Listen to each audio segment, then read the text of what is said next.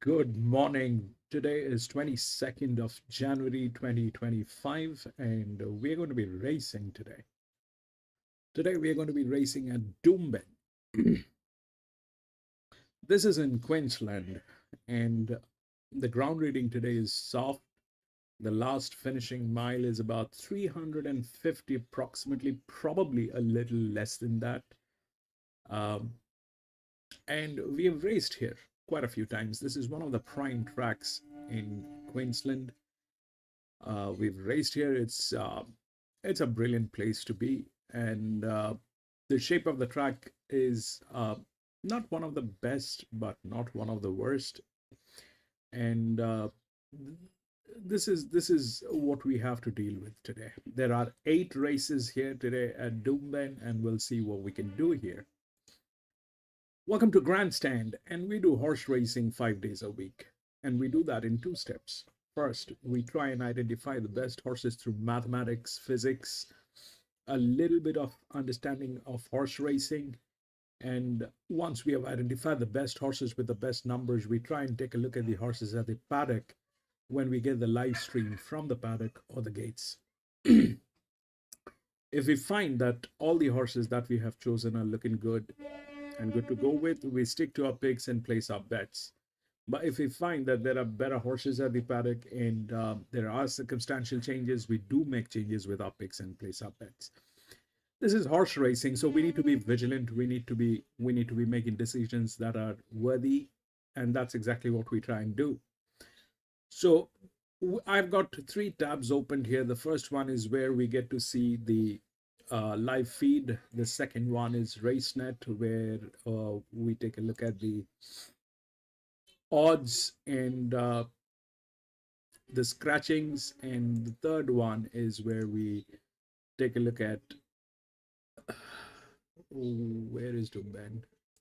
Where we take a look at the winning numbers. So this is Top Sport.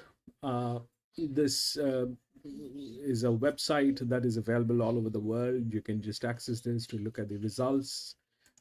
RaceNet is also available all over the world. You can access to look at the odds and scratchings, and that's what we have to deal with. And we'll see what we can do. Without any further ado, we'll get on with the first racing today and see the number of scratchings. 2, 4, and 6 has been scratched.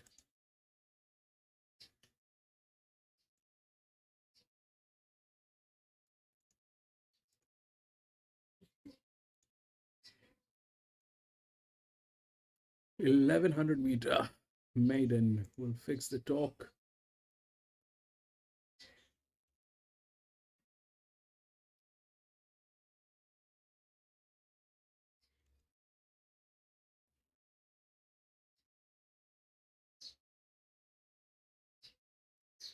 And the PR value.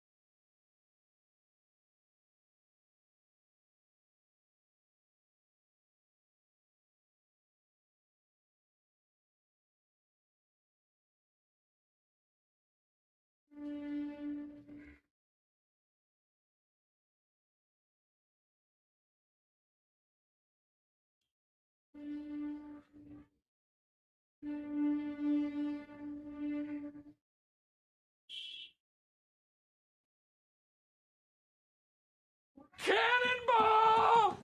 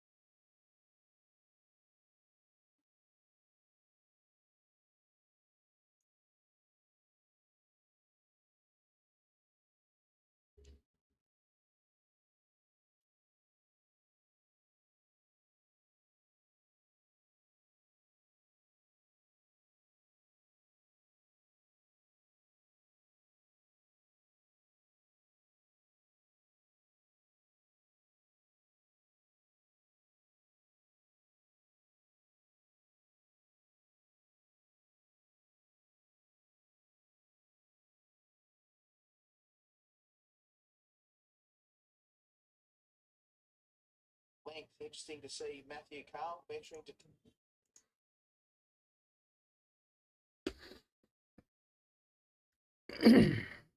Thanks. So that 5 is the only one that we've got some numbers. It's a neutral one. It's got the handicapping. 10 is in the best hands. 10 is in the best hands.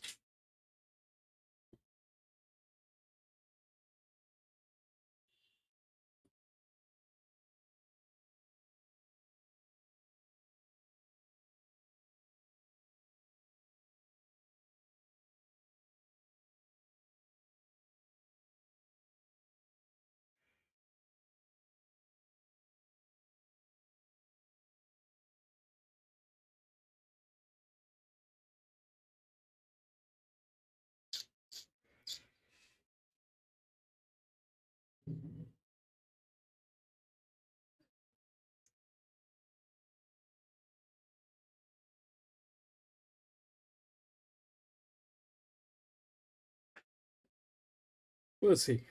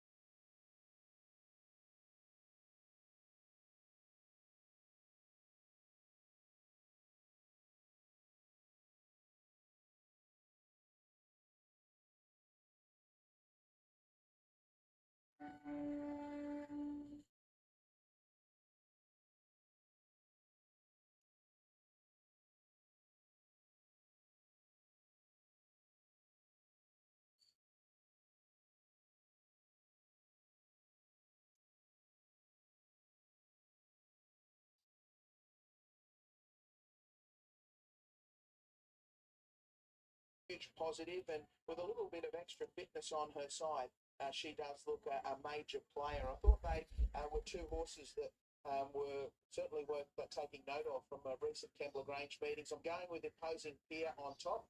I'm just hoping that his upside will carry him through. As I said, I am a little bit concerned. I think he's probably better served over a little bit further, but at this stage in his career, I couldn't see any reason why he couldn't get away with this. 8 Unconquerable was the one that I thought was at the best price when markets first went up. Comes back in grade here. She sort of brought herself undone last time out at Randwick in a pretty strong race behind Unstoppable. She sat up outside the lead, just refused to settle. Her effort to only be beaten less than 2.5 lengths in the small field, I thought was okay. 10 Idle Fly, we've spoken plenty about her. She goes up in distance today, which is a big positive. And also worth noting that she did win second up last preparation when she got her maiden out of the way. And 7 Bella Kadaja. So 7 starts for a win and 4 minor placings. A Piarada filly who arrives here at Randwick today off a recent Rosehill trial win. 9, 8, 10 and 7 in the lucky last. All right, and recapping across the 6 races, best bets. Look, I thought the best bet on the program comes up in race 4, Sly Boots. He's up and running. He's rock hard fit, I think 1,800 metres. Really suits. And the filly back in race number 2, Gyra. Thought she looked a pretty good each way chance with that Tim Clark on board. Quaddy Wise? Quaddy, well, look, I tried to narrow it down a touch. We're going to get a change from $100 here. There were a couple of legs where I thought maybe we could get away with just having 1 or 2 in. First leg I've gone 8, 3 and 6. Second leg 1 and 3. In the third leg I've gone 8, 6, 2 and 4. And fourth leg 9, 8, 10 and 7. So $96 for 100%. I was spending a little bit less than that originally, but just started to get a bit nervous and threw 1 or 2 extras here. All right, well played. Well, Tyler Schiller's our $3.20 favourite. I can honestly say I have not seen a jockey challenge market where a jockey with 3 rides has been favourite for some time. Not at the Metro midweeks. Anyway, Tyler Schiller, $3.20 favourite. So he's on Fiddler's Green, BR Bay and Imposing Pier, and really can't afford for much to go wrong. Then we've got Jason Collett on the second line at $3.50. Sensational Win, Ben Brock, El Hudson, Malabar and Tap and Run.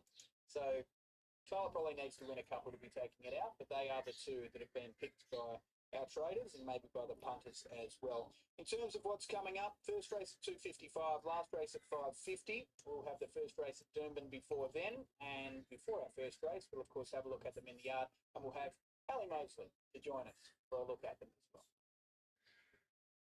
Thank you very much, Ben, and thank you very much, Mick. Looking forward to the small but 6-race card there, but some very nice young horses, especially in race number 1 by the looks going.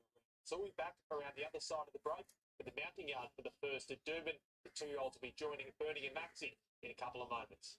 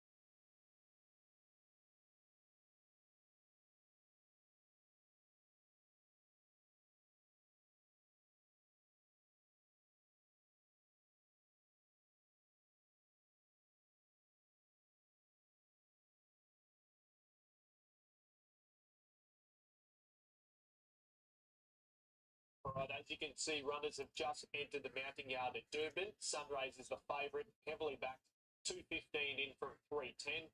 Cool Moon for the Edmonds and McLean stable, 6 out to 7.50, back into $4.80, as profoundly $6.50 into $5 firms. What a mission is the latest 2-year-old to step up. The Birchley team is having an outstanding 2-year-old season. Lewis, welcome back. Has been 2.70 out of 6.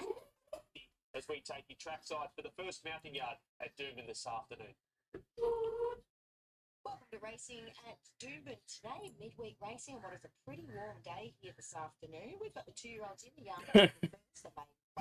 We hope for that every day, Lewis.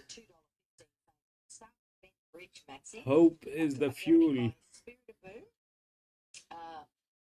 from the Bo Gorman stable. Jimmy Orman aboard. Yeah, the Spirit of Boom gelding. He's had one public trial. He ran second at Gatton just before New Year's, beaten about 1.8 lengths. He settled last in the field at 5. It slowly run. But I thought he finished quite well, but just happy to watch him at his first start today. Tribesman is number 3, Belinda Mayer and Benedict Kennedy.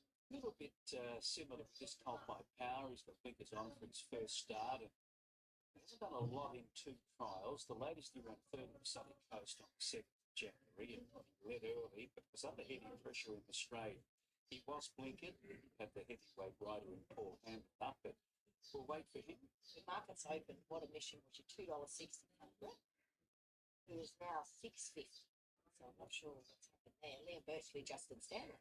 Yeah, he went to Mackay for his first start and was beaten 5.5 lengths. He didn't do anything at all, and then started at a big price last time at Sunshine Coast when second in the maiden, the Midnight Spirit, $21 that day. It was much better than Mackay, so an improved performance. The horse since was due to race on the 2nd of January, Ipswich Burning, but got away. They scratched.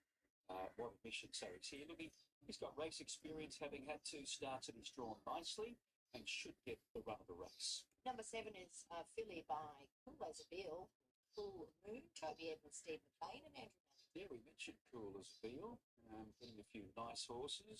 Cool Archie, the one of Chris Muncis, goes nicely. And I thought this filly looked good in her only public trial. She ran 4th to Profoundly, who's lining up here. She jumped okay and then lost the plot over the 850, got back, but finished under her own steam. And I like it here having the first start over the 11.10. She'll just sit behind them. She should be strong late.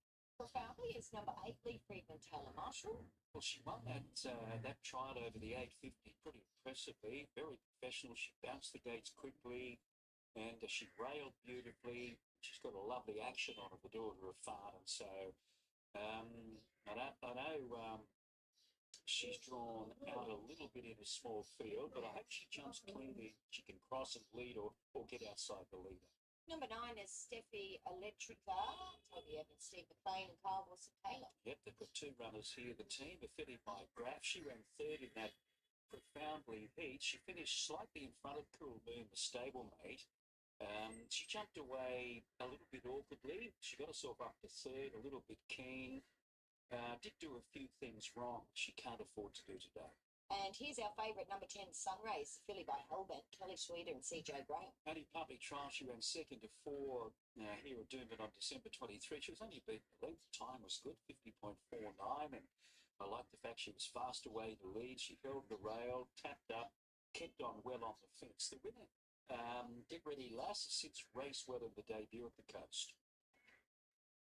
Rightio, that is how the 2-year-olds looked in the yard. Gosh, they keep coming for Sunrays, Maxi. Now odds on at $1.95. Next best is probably Cool Moon. He's been 7s. Oh, so it's been 7s into 460. What's wrong with Profoundly? 480 to 650. She's gone the other way. Yes, the 2 that you mentioned are only the firmers, aren't they? Sunrays and Cool Moon. The rest of them are heading north in terms of the market. I'm with number 7 here, Cool Moon. I like what I saw in that Profoundly trial. I just hope that the galloper's strong enough up front to come from a couple of lengths off the lead. But I do think she can finish strongly, Cool Moon. I've got to Profoundly in the mix as my second choice. She's got to be hard to run down here. There were 2 trials for 2-year-olds on the B grass over 850 at the coast that day, and Darnhog Lady almost got up, didn't she? She kicked clear and was run down by a Mosu late in the debut. Now, she won the other heat in smart time, but I see where they've credited Profoundly as running a faster last 600. That's sort of hard to imagine when you look at the times. The trial was only over 850. nevertheless, she did control the tempo there profoundly, and I just love the way she strode up the straight there as if she had time. So I think she's hard to run down despite the. Then Sunrays has only had that one public barrier trial, and it was good enough and draws nicely. And then I've got What a Mission in. Now, this is the one that has been a big drifter. She got out to as much as $8.50, or he up to $8.50. It's back into $8 now. He's a gelding by the Mission. So, yeah, one-time favourite. You now pretty much write your own ticket about What a Mission. Yeah, that's so interesting. $2.60 favourite yesterday afternoon, and now he's $8. Excuse me. I'm sticking with my pick here profoundly. I thought they all looked immature and leggy, and like they all got a lot of finishing to do. But I thought she was the best of them, to be honest. So she, as you said, led that trial, bounced out, and was slightly leisurely in the early stages. So I feel as though that Taylor will have to really give her a bit of a giddy up out of the gates, but majority of them are first starters, so they're a bit all in the same boat. Love her demeanour, she's cool and calm and having a nice look around, taking it all in, and I thought she was strong through the line, giving a bit of a chase up, extended nicely, and should have more to offer today. So 8 to beat 10, Sunrays. Let's get a look at her. She's a little bit more compact, looks bright as a button and ready to go here today as well. And yeah, I guess she's a bit more in proportion than everybody else. She looks less leggy and gangly. She's a perfect sort of looking early-ish 2-year-old, isn't she? Then I'm going to 5, What a Mission, and 7. I think some areas have posted. No, it's got a soft 5 there on the toe fluctuations or the 10 prices. So yeah, soft 5. I thought they might have got up prior to the first up to a G4, but obviously they're waiting to see what times they return here. These 2-year-olds over the 11:10. Yes. Okay, they should start loading soon. $1.90 now, Sunrays. Best backed, along with Cool Moon, 7s into 5s. Profoundly's been $4.80 out to 6. What a Mission, we've mentioned him a couple of times, $4.40 out to $8.50, the big drifter in this market. All right, let's get upstairs to David Fowler for the call of race 1. There's been very warm support here in race 1 for number 10, Sunrise. A big go for her. $1.80 with tab now. Trolled up well. Raced by Peter Moran of staging and Dewport fame. This filly by Hellbent, trained by Kelly Sweeter and CJ Graham riding. So Sunrise the clear favourite. Now What a Mission about to go in. $9 with tab. It was $2.70 at one point. So massive drifter. The other one firming up with Sunrise has been number 7, Cool Moon. $7 give or take with tab into 4. 5 is getting tailed. I don't know what 5 will do. Well. One or two But runners from the Edmonds McLean yard. The other being Steffi Electrica. But some money for her as if well. 5 trails 9 Profoundly drifting is late. What a Mission. Not a bean for him. So waiting for Tribesman. Hero of Sunrise, our favourite, about to move in. And Profoundly, Steffi Electrica look like they'll be among the last ones to move forward. So really intriguing affair. This first race of the day, with number 10 going off odds-on favourite, heavily supported Sunrise. Now here's Steffi Electrica about to move in, and Tribesman and Profoundly will complete the line. Just back to 195 late Sunrise. Cool Moon down to 420, so good support for Cool Moon as well. In the same interest as Alpine Edge, looking at those colours. Now Profoundly about to move in for Taylor Marshall, drifting late in the market. And Tribesman looks like it'll be the final one to move forward on debut for Belinda Mayer with Internet Kennedy riding Tribesman. So the field nearly right. Sunrise the favourite, drawn in close with What a Mission, Bentbridge. 11:10 the trip on this warm day. Plenty of blue sky and sunshine around. Tribesman not overly keen about moving forward. It's about 150 to 1 here. Now there's one just up in the air in the barrier. Might be Profoundly just reverse Tribesman back a few metres from the gates now. Yeah, Profoundly rider Taylor Marshall. has taken evasive action and jumped out of the way. So it looks like Profoundly playing up in the gates here, number 8. 550 chance for tap, so that's some support for this runner as well. Sunrise is back to 210. Cool Moon down to 4. Profoundly, who beat Cool Moon in that trial at $5.50. And let's have a look. They've taken Profoundly out of the barrier. Would assume the vet will take a look. This will confirm. Josh here. Yeah.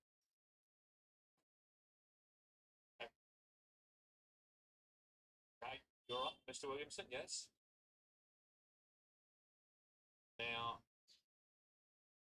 I'm about to hear from the horse's mouth, so to speak, whether this is running on not number 8. Yeah. Late stretching 141, it's now thinking comes. Number 8's out Profoundly. 141 on Bet's advice. Number 8 got caught up a bit in the barrier. 8 scratch. Profoundly, unfortunately, 4 connections is scratch. Number 8 is being withdrawn up the barrier. In the meantime, now Tribesman going in. So now we're right for the first of the day. Red light turned on. Sunrise, our favourite, in green and white. It is still blinking. 11:10 the trick, bit of gear out the back. Now we're right racing. What a mission began well. Going forward quickly. Sunrise up the outside, up into second now. Going forward as well as Stiffy Electrica. Further back to Cool Moon. That's the inside bent bridge. Last of all is Tribesman. So working forward in front now is Stiffy Electrica. Second the outside Sunrise and What a Mission third on the rail. Further back to Cool Moon. Then we've got Bent Bridge and second last of Tribesman. About 6 lengths away, so Stiffy Electrica in front by a half length and second Sunrise and third the inside What a Mission. Further back to Cool Moon, 50 inside Bent Bridge and struggling Tribesman is last of all at the 450. So just in front Stiffy Electrica by the outside second Sunrise travelling okay at the moment. Easing out as Cool Moon, further back to Bent Bridge, and it's the inside of What a Mission. We've got Stiffy Electrica looming up as Sunrise on the outside. The favourites grab the lead now. Cool Moon trying hard, further back to Bent Bridge. In front, Sunrise here. The outside, Cool Moon. But Sunrise in front near the line. And Sunrise is 1 second, Cool Moon. Third, Stiffy Electrica. 10, 7, 9, and 5. Bent Bridge further back and Tribesman has seen them all safely home. So the well-back favourite takes the opener here at Doomben, number 10, Sunrays. Kelly Sweeter and CJ Graham up handy throughout. And they were there, sort of, if they were good enough, but not today. Cool Moon tried hard. They held on. Genderfake, welcome back. Who did a fair bit of work through the first 200 or 300 metres. And then maybe What a Mission was getting a nice run just behind the lead. So there it is. The 5 got tailed, bro. Those colours back. I haven't seen them for a while, but gee, back in the 90s and 2000s, they just kept winning races after races. The colours of Peter Moran. This fella is by Hellbent. She's a mare called. All right, that happened. 10, 7, 9, and 5. Lewis, Randwick 1. Next to Doomben. On the QOP at one point. Back to $2.15, her official starting price. 9 runners, no scratching. With Profoundly, I'm going to feel sorry for the connections and Lee Friedman. She's got herself hot and bothered today. Red got a leg up.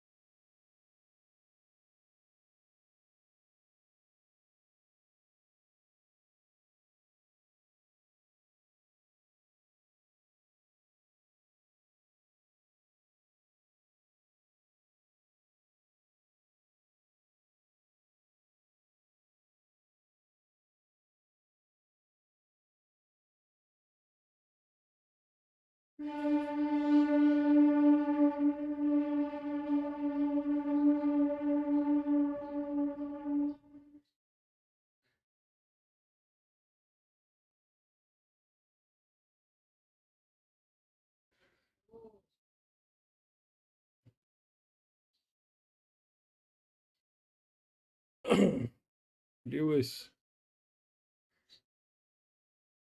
Oh, okay. That's great, Lewis. PC, I don't know. PC, Probably he's got stuck with his bank, or might be coming in a little late.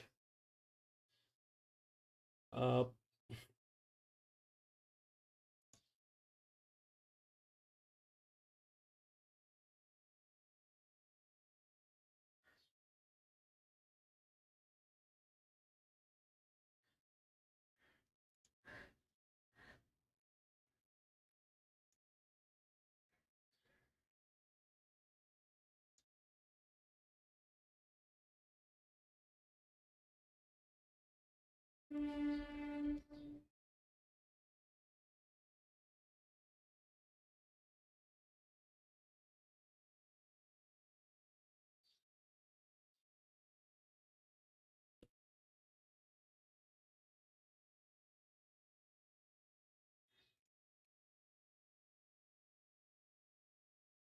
Right, we'll talk about it after this race at Randwick. Pretty much friendless at this stage. Look, Marlowe is calling for us today, and it looks as though the loading process is underway. A pretty small field, so we should be getting going soon. So let's head his direction. Here he is. The track rating, but I think we'll get to a good at some point with this wind. Perfect Justice is now moving up 5 metre rail on the Kensington today. $1.85 King of Dragons in the first.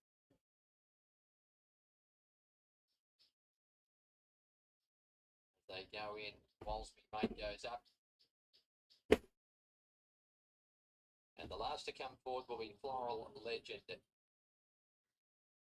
Welcome everyone to Kensington Action, just the 6 race card here. We're all set. Ready for race 1. Emberley bouncing around a bit. They settle. Off and racing now, and King of Dragons began brilliantly.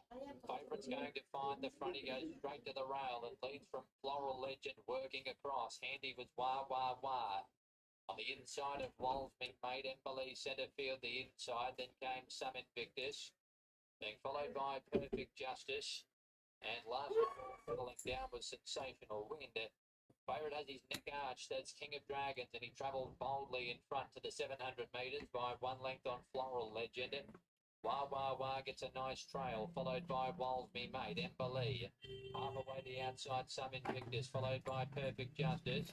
And Sensational Wind eases wide to start a run. They're coming up to the home turn, 4.25 out. King of Dragons travels pretty well. He leads by a length and a half on Floral Legend. In behind those, Wah Wah Wah, Walsby Mate's being called on. Sensational Wind wide out inside the last 250. Walsby Mate's coming after this favourite here, King of Dragons.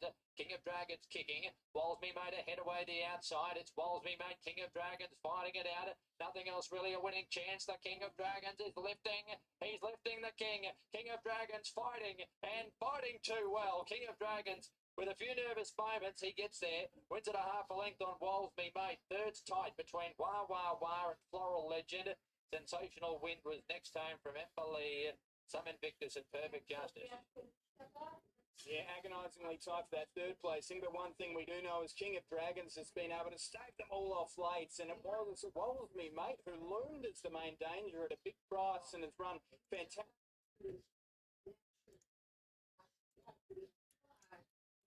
Right, this is what I have. That one is the only one which has got some numbers. Other than that, everybody is pretty much without any numbers. It's a mixed sex, but colt and gilding. That number 6 is a colt. It is well within the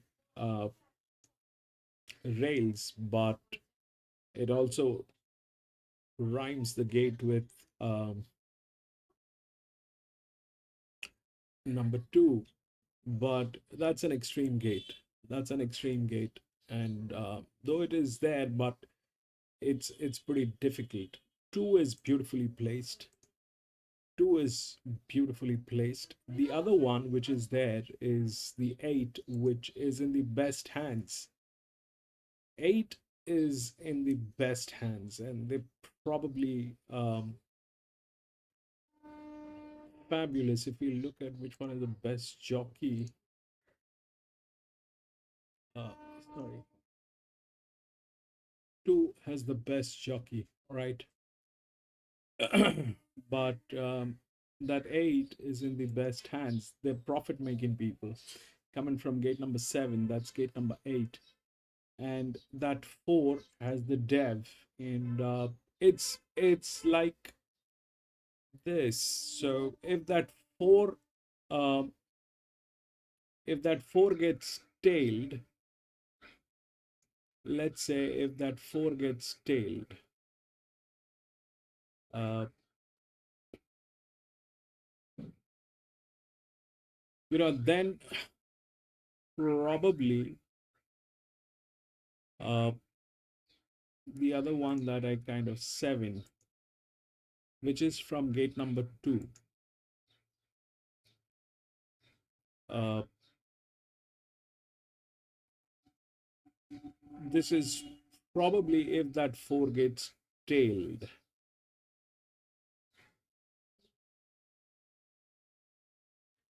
But that's more or less what I have.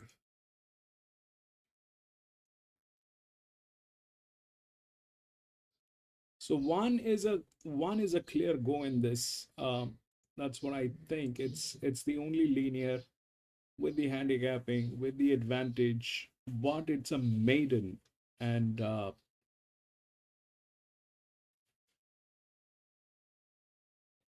that's the only one that we have some numbers, but that's the only linear 1200 meter gate number 1. All is good, but 2 is the best maiden, by the way. 2 is the best maiden. That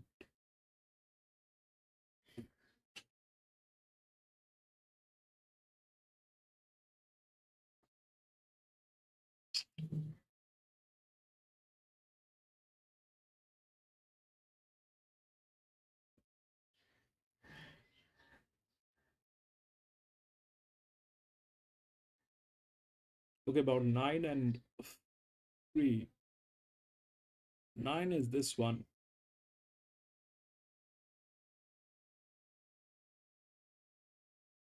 I am not too sure what they will be able to do. They do not come up on the top for CNF. Uh,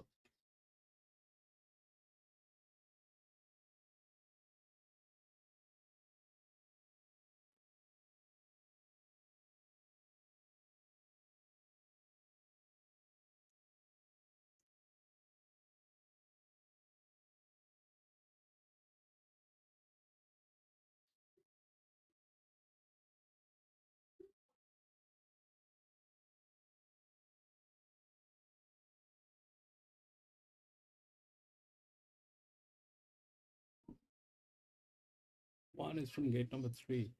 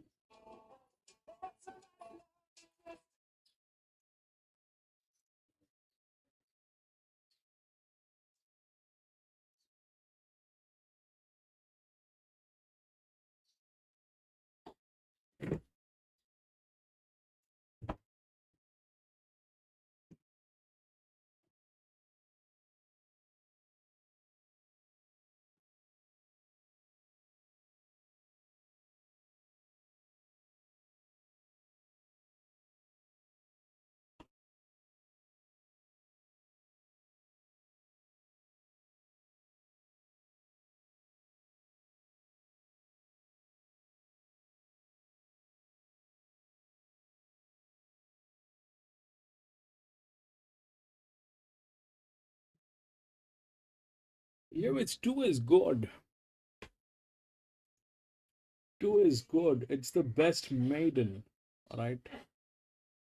With the top jockey within the rails, and it's the uh, lowest after this one. 1 and 2. That's the linear, and that's the other one.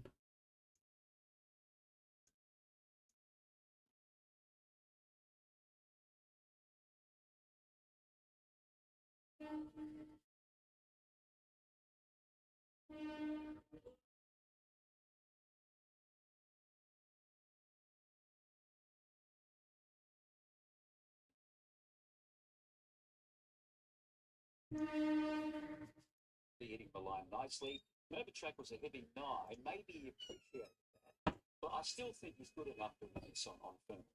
Busker is number 2, a well-educated debutante from the Rob Heathcote stable with Emily Lake. He's by Trapeze Artist. He won a trial here in November and won another one here recently, December 23, beating one Green, who lines up here.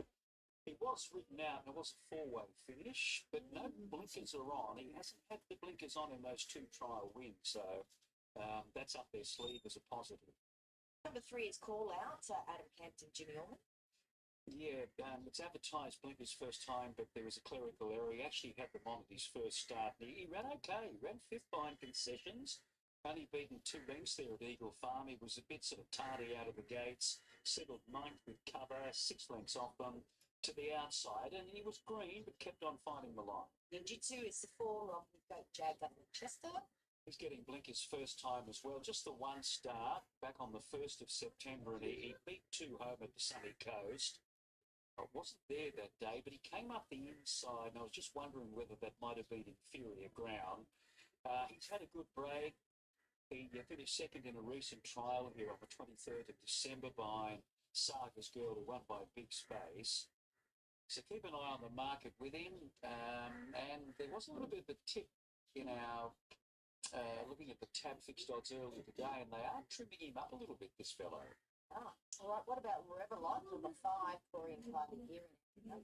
Big drifter in the market. It first started by a horse called Tarango, and he just hasn't done enough in 2 official trials so far. 10 good reasons from the Jack Duncan stable, Michael Rod. There's been a few slipping away at this colt by 10 sovereigns. He ran in a Sunny Coast trial on the 7th of this month over the 1,000. He was pushed out, and he had blinkers on.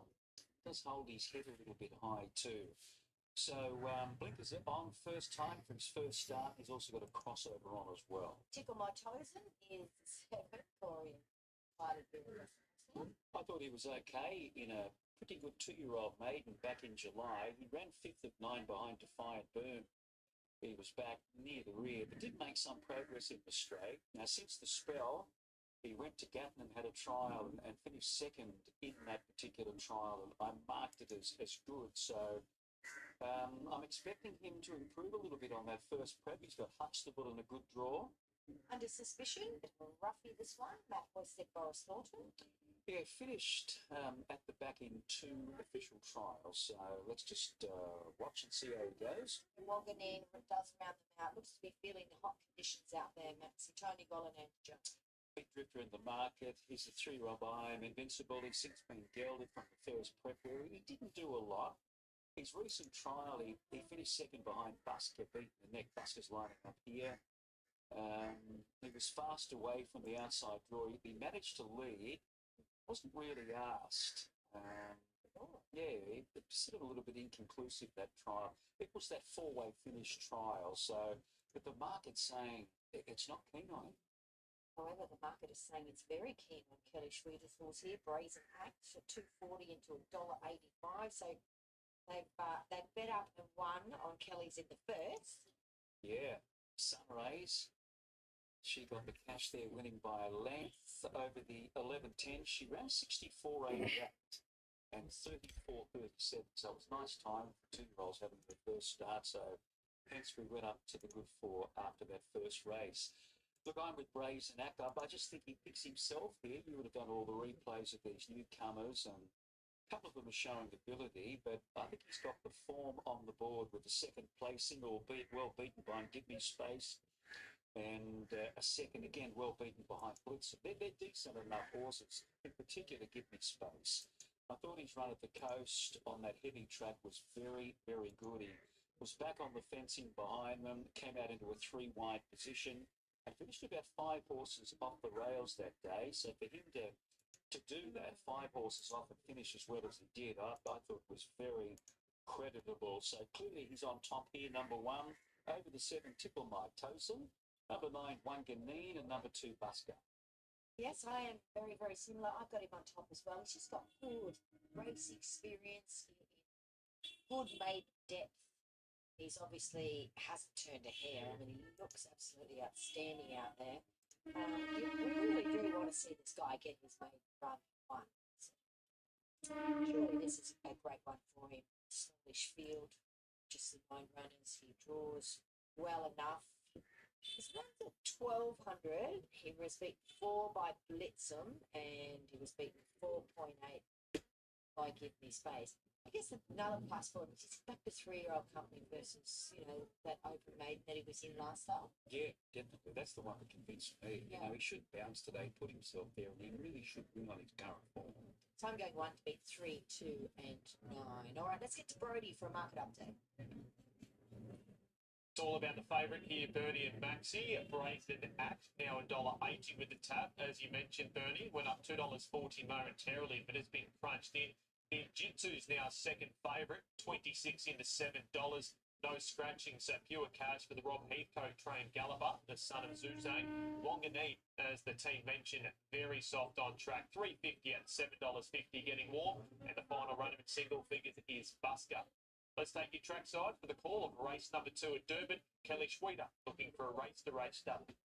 So temp's about 34, so it's a warm day, particularly for these younger horses, and one's having their first race day experience, and 10 Good Reasons has got itself a bit worked up at the barrier.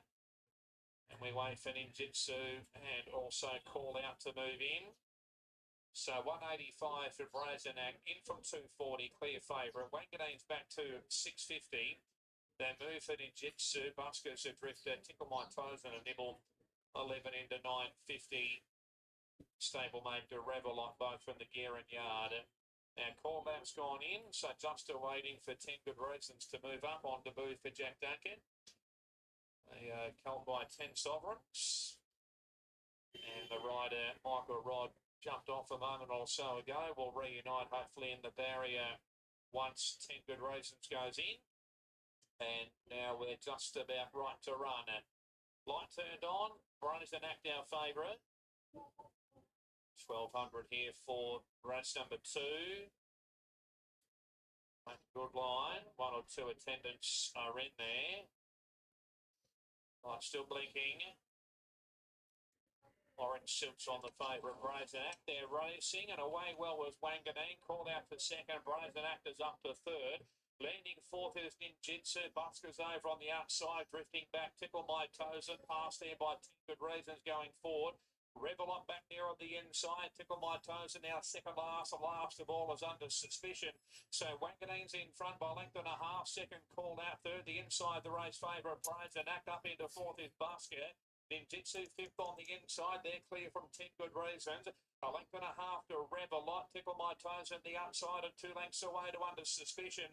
So Wanganeen in front down the side. Second Call Out getting a little bit closer now. Third is Brazen Act on the inside, going forward Basket. Away from the fence of Ninjitsu. Wide on 10 Good Reasons inside the 350. Wanganeen in front, fell for second. The outside Call Out trying to get on terms. Brazen Act on the inside looking for the way clear. Trying to come through as Ninjitsu. Weaving home, Tickle My Toes, making ground. 10 Good Reasons down the outside. Fish, In man. front still Wanganeen, the 100-metre market. A length in front, closing strongly Ninjitsu, but Wanganeen in front, and Wanganeen's won. Second Ninjitsu, photo third, Brazen Act, Tickle My That Toes. jock is a joker of the highest order. Under suspicion, Basket 9. and Revelot at the rear.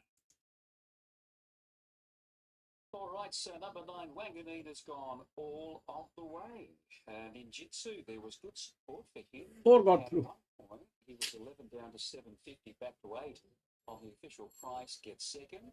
And then Brazen Act, I don't know whether he wanted to go through that gap or does he go better on wet tracks? Every possible chance there by Brazen Act. What is he And he's in doing, that man? photo for third. Call out just dropping off a little bit towards the end. You see the chestnut fella in Jitsu getting into second late, and then on the outside, Tickle My Toes, and in that photo for third with Brazen Act.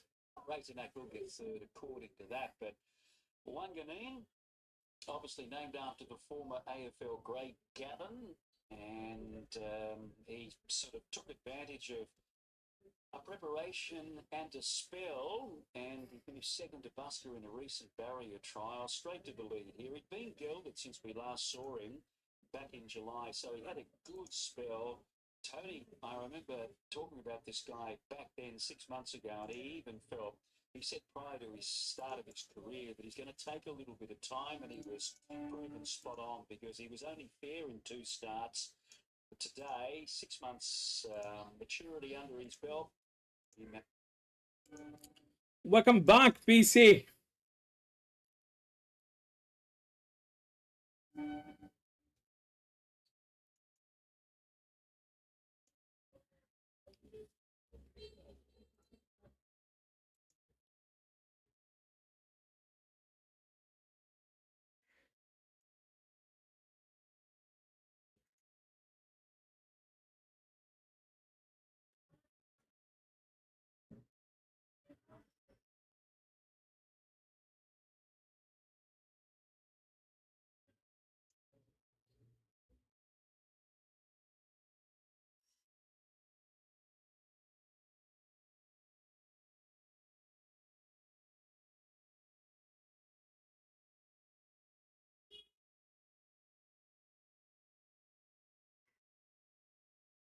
Okay. What was she writing? I don't know what was she writing.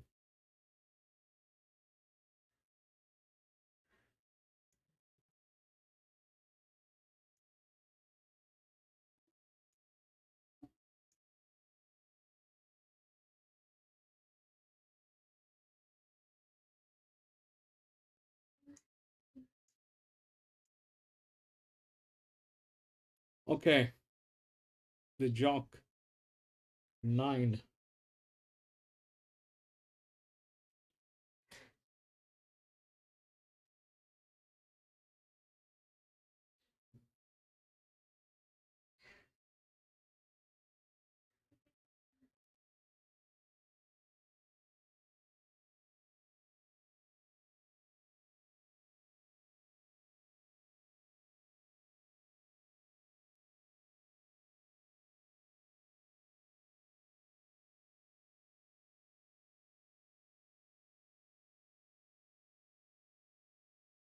Is the third one.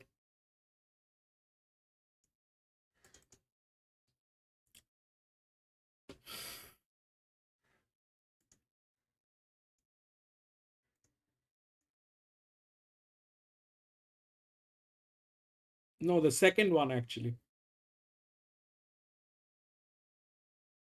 6, 9.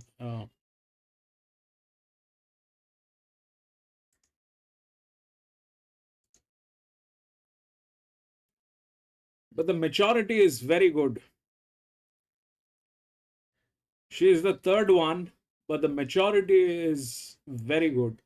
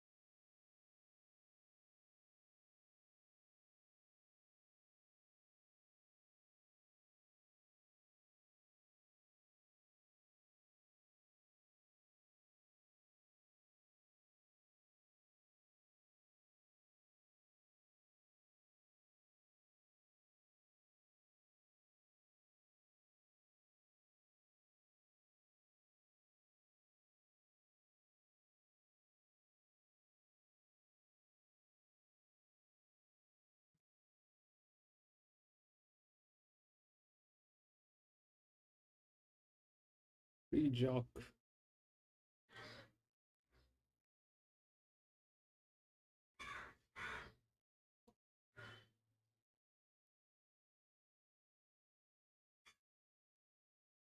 Yeah, so I'll explain how PC this thing works. I'll explain.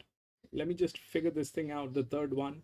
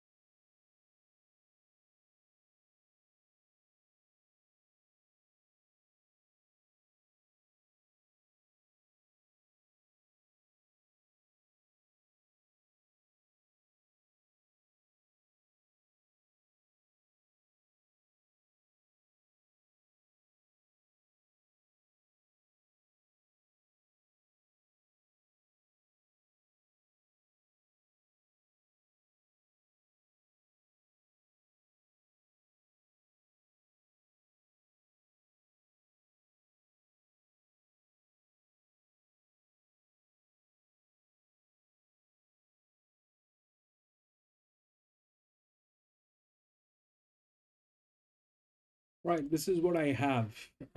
So if we look at how the placings are, that's these three horses are within the rails.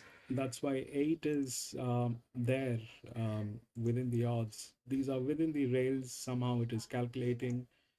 Now, this is exactly how the handicapping belongs. The 11, which is gate number 7. Now, PC, here is the thing. So, uh, we are calculating jockey in two ways. One is how the jockey has been. It's not exactly two ways, it's more than that, but the easier way to understand this is you can consider the performance that includes the track and the track performance, and along with the distance performance. All right, so that's what this guy is on 11. And this section is basically the maturity as in, like, you're looking at the allowances. When the allowances are being allotted to a jockey, it calculates that. So if there is an allowance on if there has been allowances on the jockey on the distance, and they have carried it out, so this is maturity, this is performance.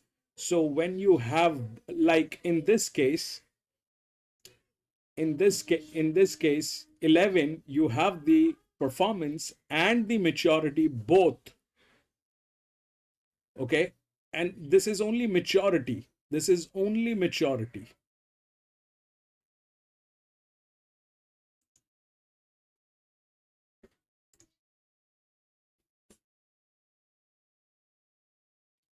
Yeah, Lewis.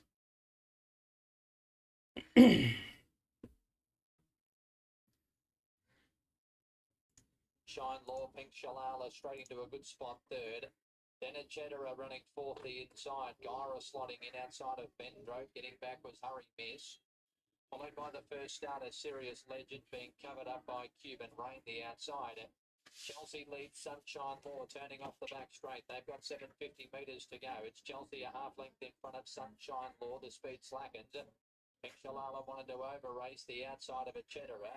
Behind those horses, Gyra, Bendro railing up from Hurry Miss, Serious Legend. And Cuban Rain is the last one. It's Chelsea coming past the 600 metres. He's just off the bridle here. Berry's had to work on him. Favourites hanging Sunshine Law around the turn. Not getting around the bend at all here. Sunshine Law had lost ground. And Cheddar got a dream run. Comes after the leader. Pink Shalala Gyra's back near the inside in the straighter. Chelsea and a Cheddar, they're fighting it out. Sunshine Law trying to pick up the pieces. Then Pink Shalala, Hurry Miss ran up behind them. A Cheddar led 150 to go. Pink Shalala trying to close. Sunshine Law still there. It's a Cheddar of the roughie, leading by a length and a half with 50 to go. And a Cheddar is going to keep kicking here. A Cheddar, aided by a beautiful run, wins from Pink Shalala. Third in, that might be Hurry Miss ahead of the path.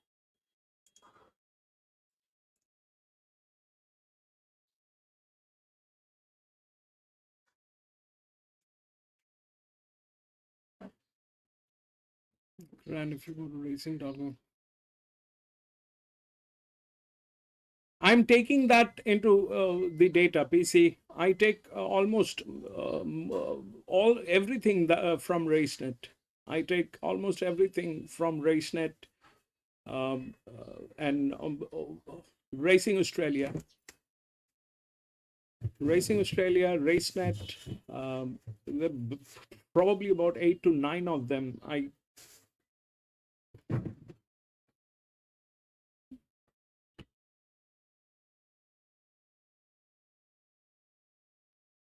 I'm taking every possible, stones, and it's like more right now. There's probably more than 3,000 channels, which has been shortlisted to about 50. So racing.com. Okay, all right. I think we do that as well. Racing.com, I mean, top tier, all of them are um, listed. Top tier. I will still check, PC, but thank you so much. I'll still check. I'll still check.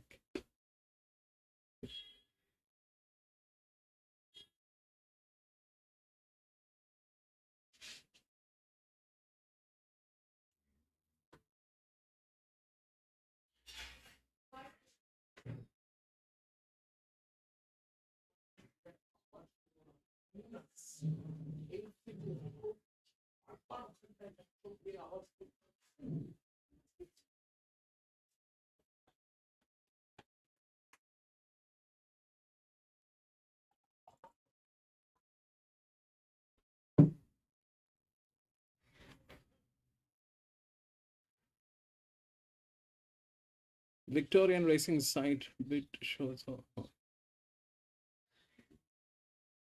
Yeah. I mean, Australia horse racing Australia. I'll tell you horse racing.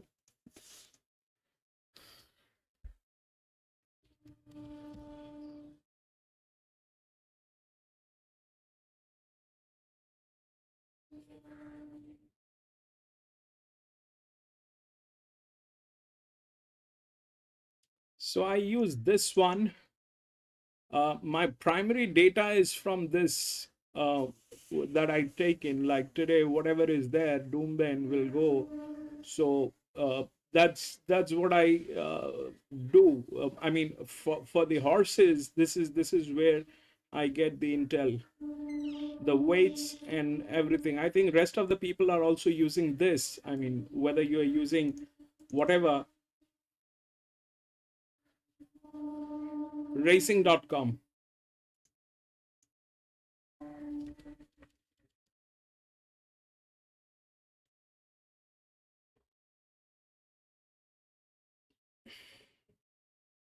Yeah, that is also there. PC, I have that thing.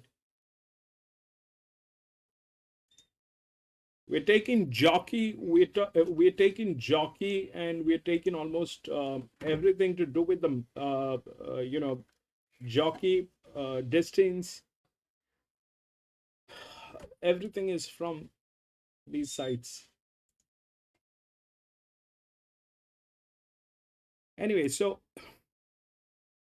here is what I have. All right, so that one is the favorite. It is probably in the best hands.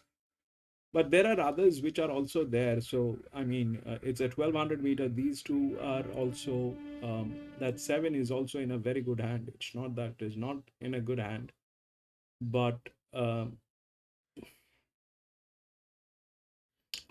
it's there.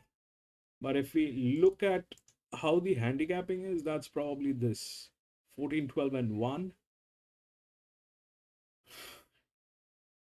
And this 7 because of the maturity. This 7 because of the maturity and the jockey, which connects 12. 11 and 12 are sharing gates. 14 and 1 are sharing gates. 12 is the best maiden within the rails. The other one which is within the rail is 8. So we'll take a look at that 8, how that 8 is. Because if that 8 is good, then we'll have to look for, that also is tailing. 1, 5, and 6. So it's either, I mean, 1 is the favorite. So ideally, this is the tailing gate. 1 is the favorite. So ideally, this is the tailing gate. We'll put this into consideration. Check.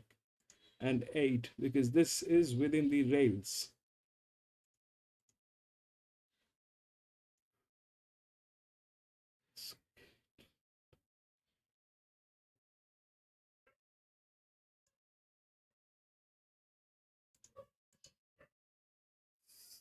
That 7 is in a very lethal position with this guy.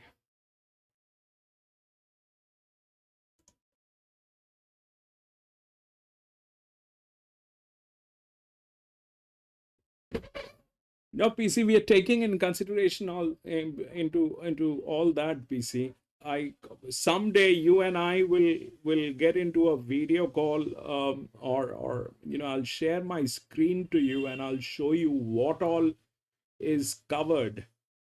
What all is covered. Someday I'll show you.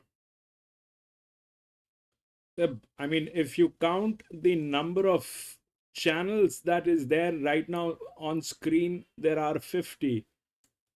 Back end, there are about 500. Hidden, there are, I mean, on this spreadsheet itself, I think there is more than 1,500 channels. And the back end has got immense amount of stuff, PC. Immense amount of stuff.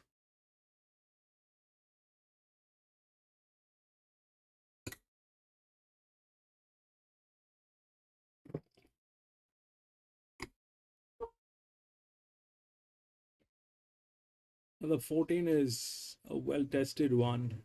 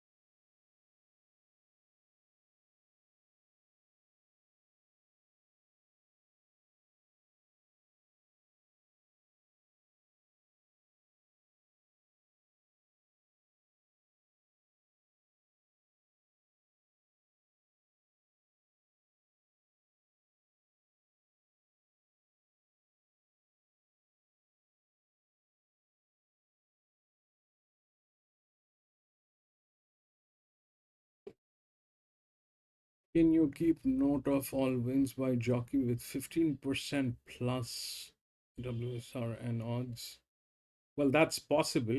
It's not impossible. I'll have to check, PC.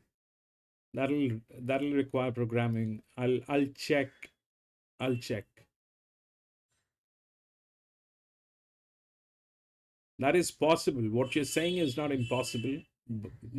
But how handy I am with that, I'm not a programmer, but I'll check. I'll check what we can do with that.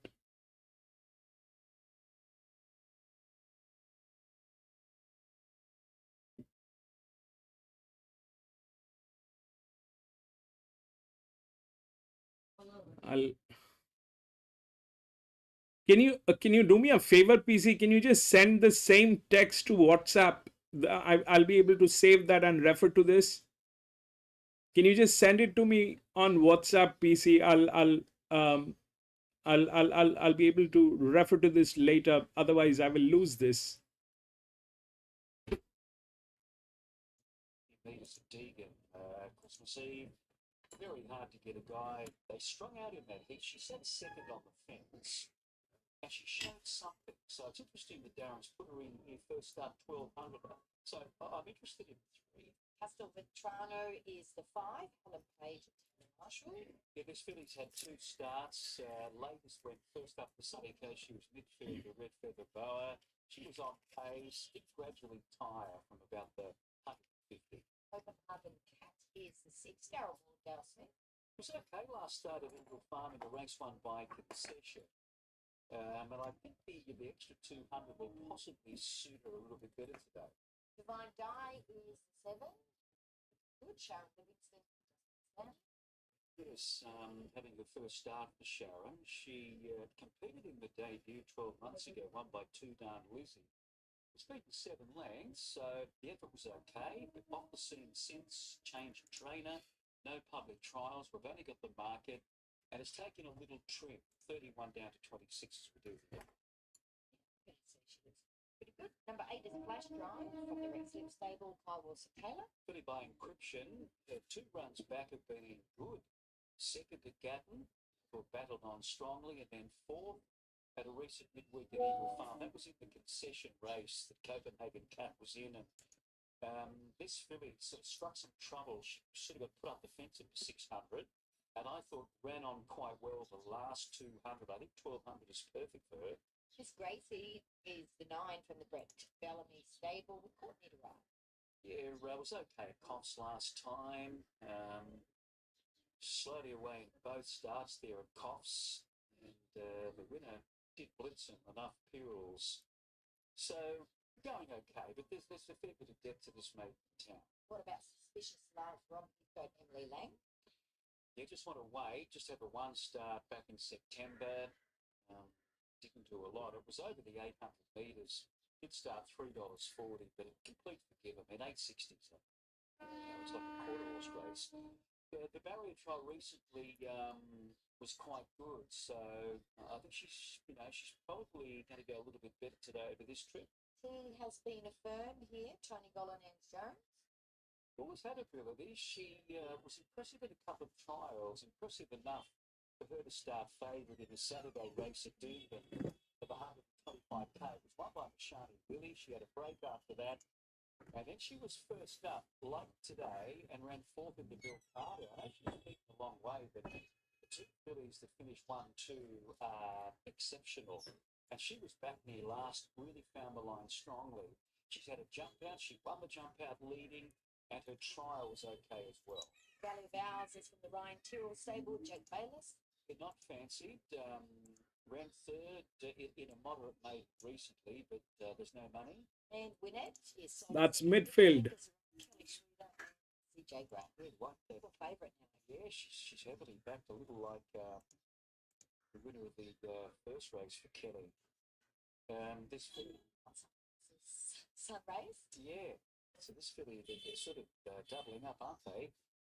Winnett's had 3 races. They were back in July, August, September for 3/3, mostly at the midweeks.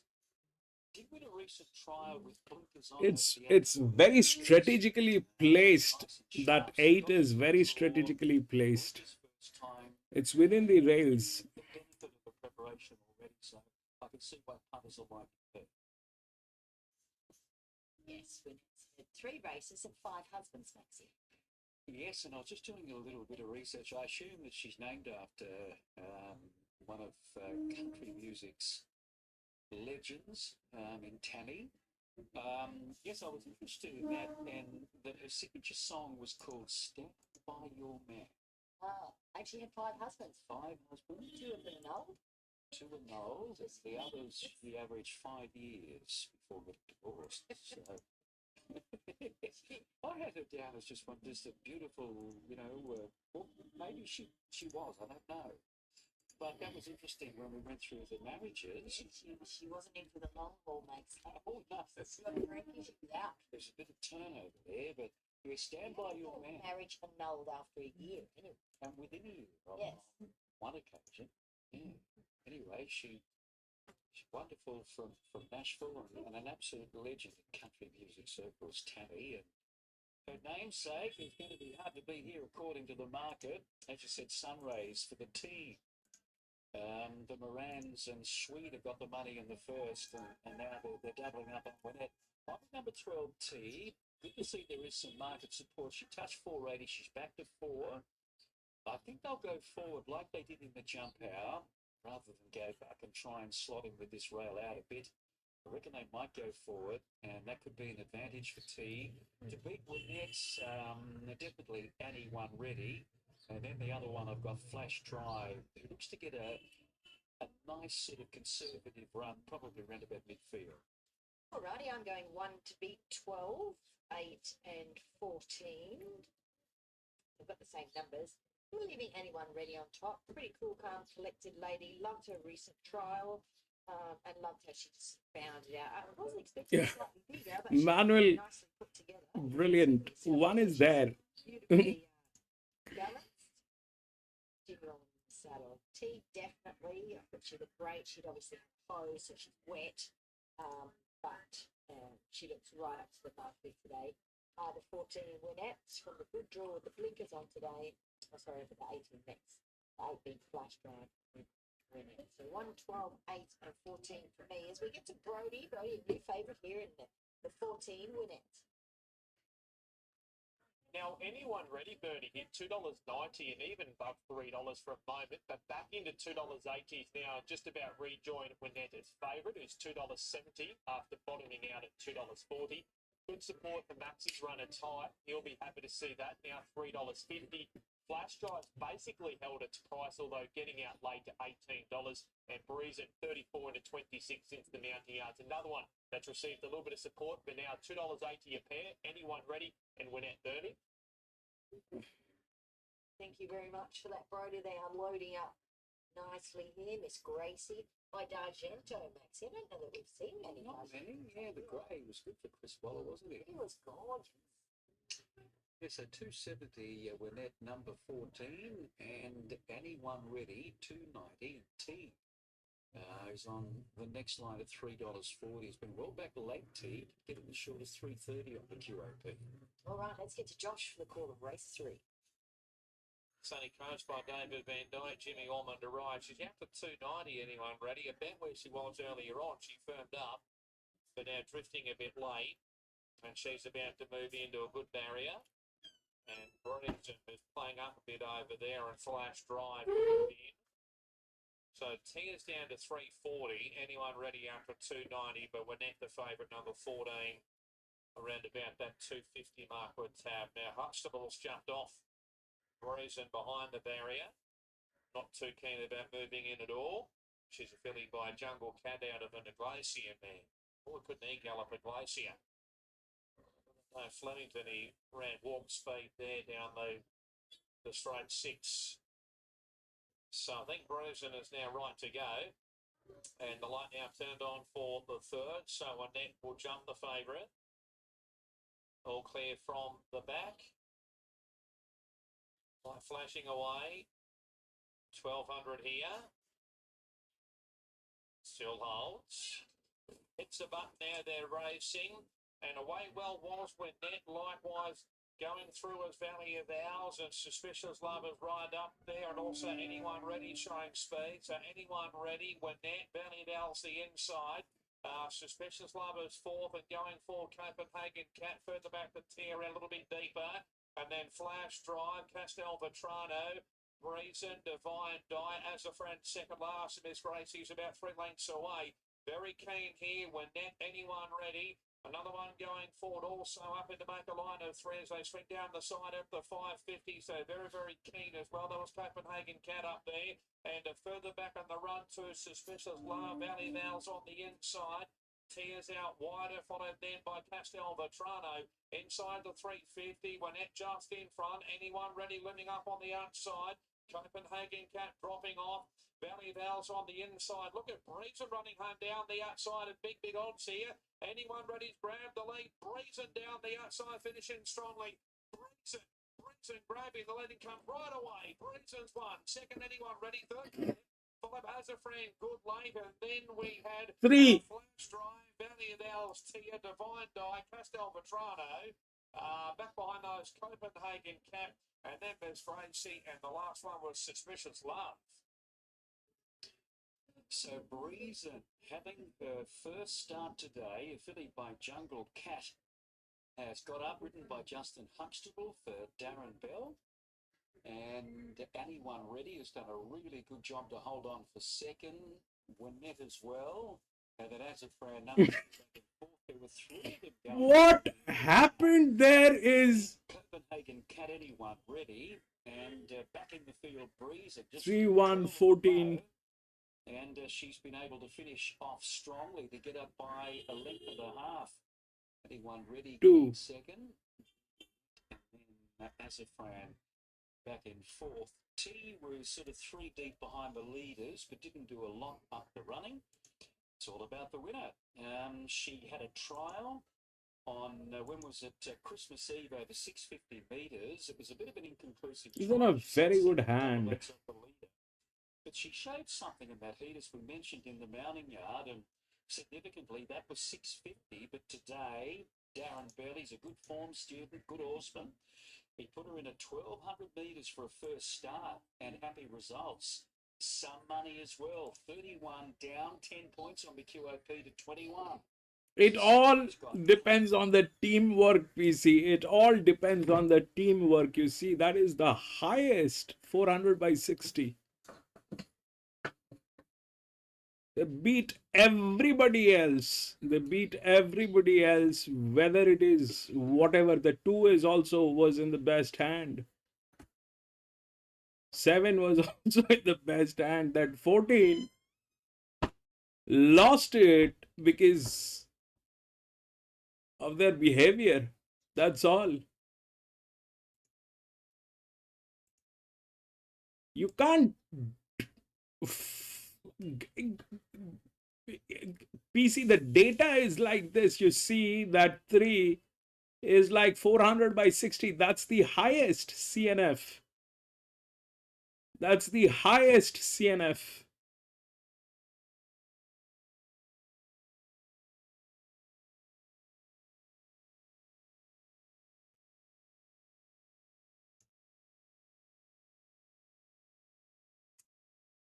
They basically overshadow everything else. The teamwork talks.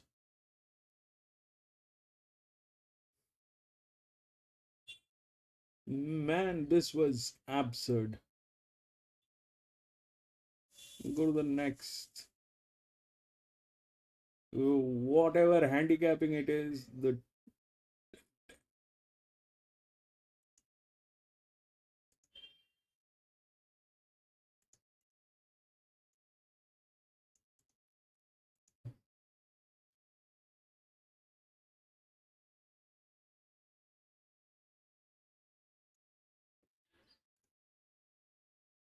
I mean, the professional people, they run things professionally, not like morons. These people are absolutely morons.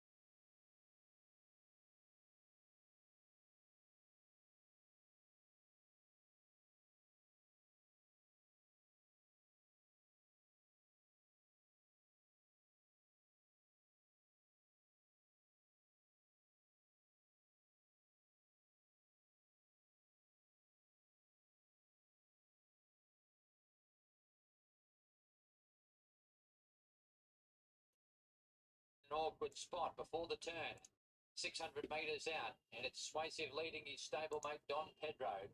Behind them was Malabar, Moritz Girl, Fiddler's Green, Saving Ground, and last on the outside, King of Florida. They're coming for home now, 400 metres to go. Suasive led by half a length, Don Pedro closing. Behind them, Malabar, Moritz Girl, Fiddler's Green. They're starting to open up a bit for him, but he's 3 or 4 lengths away still. Suasive kicking, 2:25 to run. He's just in front of Moritz Girl trying hard. Fiddler's Green is out, but he's still 2 lengths off the lead. It's Suasive. Moritz Girl won't go away. Suasive fighting. Moritz Girl within a half. But Suasive, you can't stop the Baker Express. Suasive wins by half a length on Moritz Girl. In for third was Malabar and Fiddler's Green, unsuited by the tempo, you'd have to say. Behind those, Don Pedro and King of Florida. Yeah, they're flying, no doubt about that. 13 wins in 45 runners. Make that 46 runners with the 2 going around here today. But well done to Ali Mosley. Pick of the yard salutes up on speed and keeps on going. Moritz Girl was the other one that kind of kept on going, but was beaten, 3/4 of a length in the end. As for the Beaten Brigade, the 5, Malabar, has run well on the 3, Fiddler's Green. Forgive me, Ali, that was your pick. I've given you credit where it wasn't due. Anyway, I'll take it then. numbers across the line. Well, Suasive 2 good, 8 second, 5 third, and 3 in for fourth. We'll catch up with Glenn in a tick, but Mick, we might get your thoughts post-race quickly. Yeah, Suasive continues his love affair with the Kenzo track. He just travelled so sweetly out in front. Moritz Girl launched and made a bit of a challenge there at the top of the straight, but he's done a great job to really kick in under his big weight, and he's at the peak of his powers, third run back from a spell. I don't think Moritz Girl would have lost too many admirers, and a better effort from Malabar back in third spot, but the Björn Baker train just keeps on rolling. Certainly does. Suasive, fantastic. And you mentioned that form on the Kenzo. That's now 3 wins and a minor from 4 cracks at the track. Loves the Kenzo. Some love it, some hate it, but Suasive certainly enjoys it here. Yeah, I think most leaders love it, Ben, especially when you can get away with cheap sectionals. You know, he hasn't got a real good turn of foot, but he does just keep going, and Josh sort of wound him up.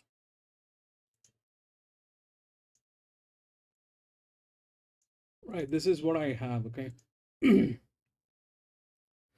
So that 6 is the favorite. The 6 is with all advantages which is there, but it also depends on just one race. It's been to just one race, and it has been given a very strong handicapping which is there. It has the highest dev. It is with all best numbers that is possible. That's there. Now, if that 3 fails, the 12 will get in. If the 3 fails, that 12 will get in. This 12 is also good. 7 is the best maiden. 7 is the best maiden. This thing is absolutely remarkable, which is there, right? And the 1 is a neutral one. And the 1 is a neutral one. If you look at how things are, then that's how 631 and 7 is here. But this is the best. The jockey is on 5. The best jockey is on 5. But it looks like there's been an issue on this distance or with the weights that he's carrying. But 3, the management is like that. They're pretty high.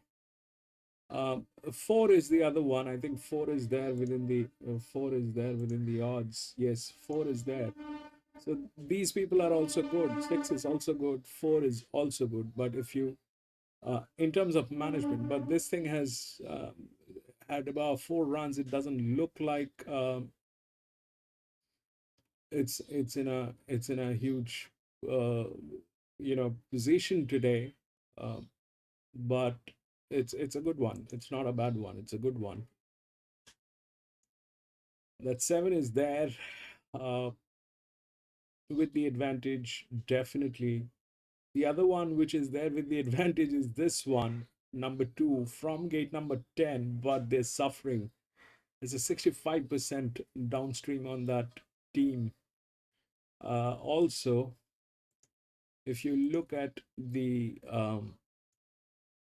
neutral, if you the neutral horses must have a very high HT. So if they have the highest HT, that's with 1. So it also rhymes. These two gates also rhymes. But if the 6 fails, then 12 gets in. If the 6 fails, then the 12 gets in. And there's a 100% chance of this thing going absolutely disastrous, because this entire thing is based on just one race. We do not know how this thing is going to behave today. But we've had a few maidens that we have lost miserably. So if that's something we can deal with, we can deal with that. I'm going to be back from the washroom in a jiffy.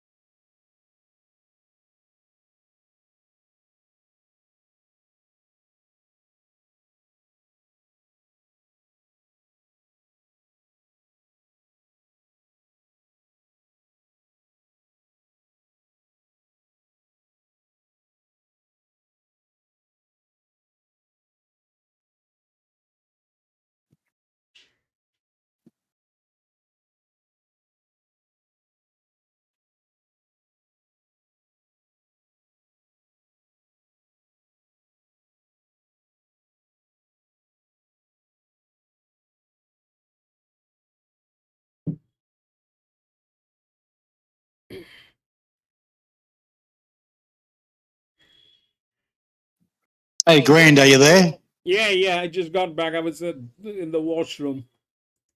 Waiting for Just that last race in Sydney. Right. Sydney?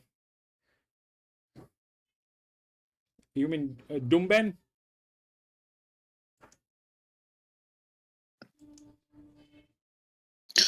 Kieran McAvoy, last start, had barrier 12. He got it over to the rails and sat second and won. Today he had barrier 4. He went back to third last and ran second. How can you work that out? Well, PC, honestly, it all depends on how the management is working. You see, there are 2, 3. Well, it's same horse, same trainer, same jockey, and they just do the complete opposite. Yeah, because there is a thing called duality. If you can understand, some of the terms which are there. There's a thing called duality, and on a racetrack you have duality. That means there's going to be one set of horses with performance, the other set of horses which are the challengers. Now, 14 definitely was with all the right numbers, but if you look at the arrangement, this 3, if you look at their management, this is top class management. You're looking at a company that's very new. Yeah, but I was talking about the last race in Sydney. Sydney is in the result. Which this is the last one, third in Doomben. No, well, I was talking about the last race result in Sydney, Randwick. Okay, Randwick I don't have Randwick. Yeah, I was just making the point that the horse that ran second, which I backed, okay, had barrier 4 today. Okay. Same jockey, barrier 4, and he ended up being 5th, which was actually second or third last, and ran home to just miss for the win. But the start before that, same jockey, same distance, it had barrier 12, and the jockey rode it across the entire field to sit second, and it won. So it just goes to show the mentality of jockeys on the day determines the result, because he did the exact opposite today from a much better barrier than he did last start from a very wide barrier and won. So you can't work it out. It really annoys me. It is annoying. The performance of jockeys and the way they handle the races, PC, that is very disappointing. I do not have words that can actually express. No, it's just a frustration. It is a frustration.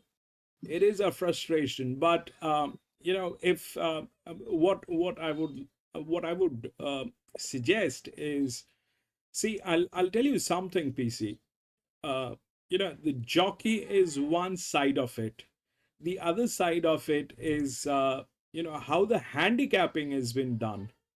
So this particular section that I have, it is basically I am considering this as the way handicapping is, because if you look at the results, we get most of the races out of this particular section.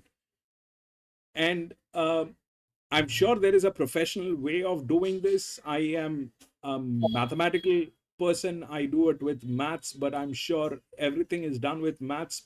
They have names for all these legends. I just call them B plus and all that. That's me. But if you look at if that 6 is the favorite, that's the lowest linear, all right? That's the lowest straight linear horse with the dev, with the handicapping, everything. But when you in this race, this is in this race. So this one is the favorite. But the problem is, this is all based on just one race. If this 6 fails, the 12 is the one that will get in, because that's the next in line. And if 12 gets... Yeah, well, I have to say the 6 does look way above the rest, to be honest. Very short price, but yeah, in Doomben. Yeah, in Doomben, on papers, it's the same thing, PC. On papers, it's the same thing. It is looking like unbeatable. That's that's the normal perception. That's what the data says. That's what our experience says. But the con side is this is all depending on just one race. Let's say if this is a very strong handicapping, all right, this is a relaxed one. This is a relaxed one. Both of them are linear, but this is a relaxed one, this is a strong one. This one is a pressure.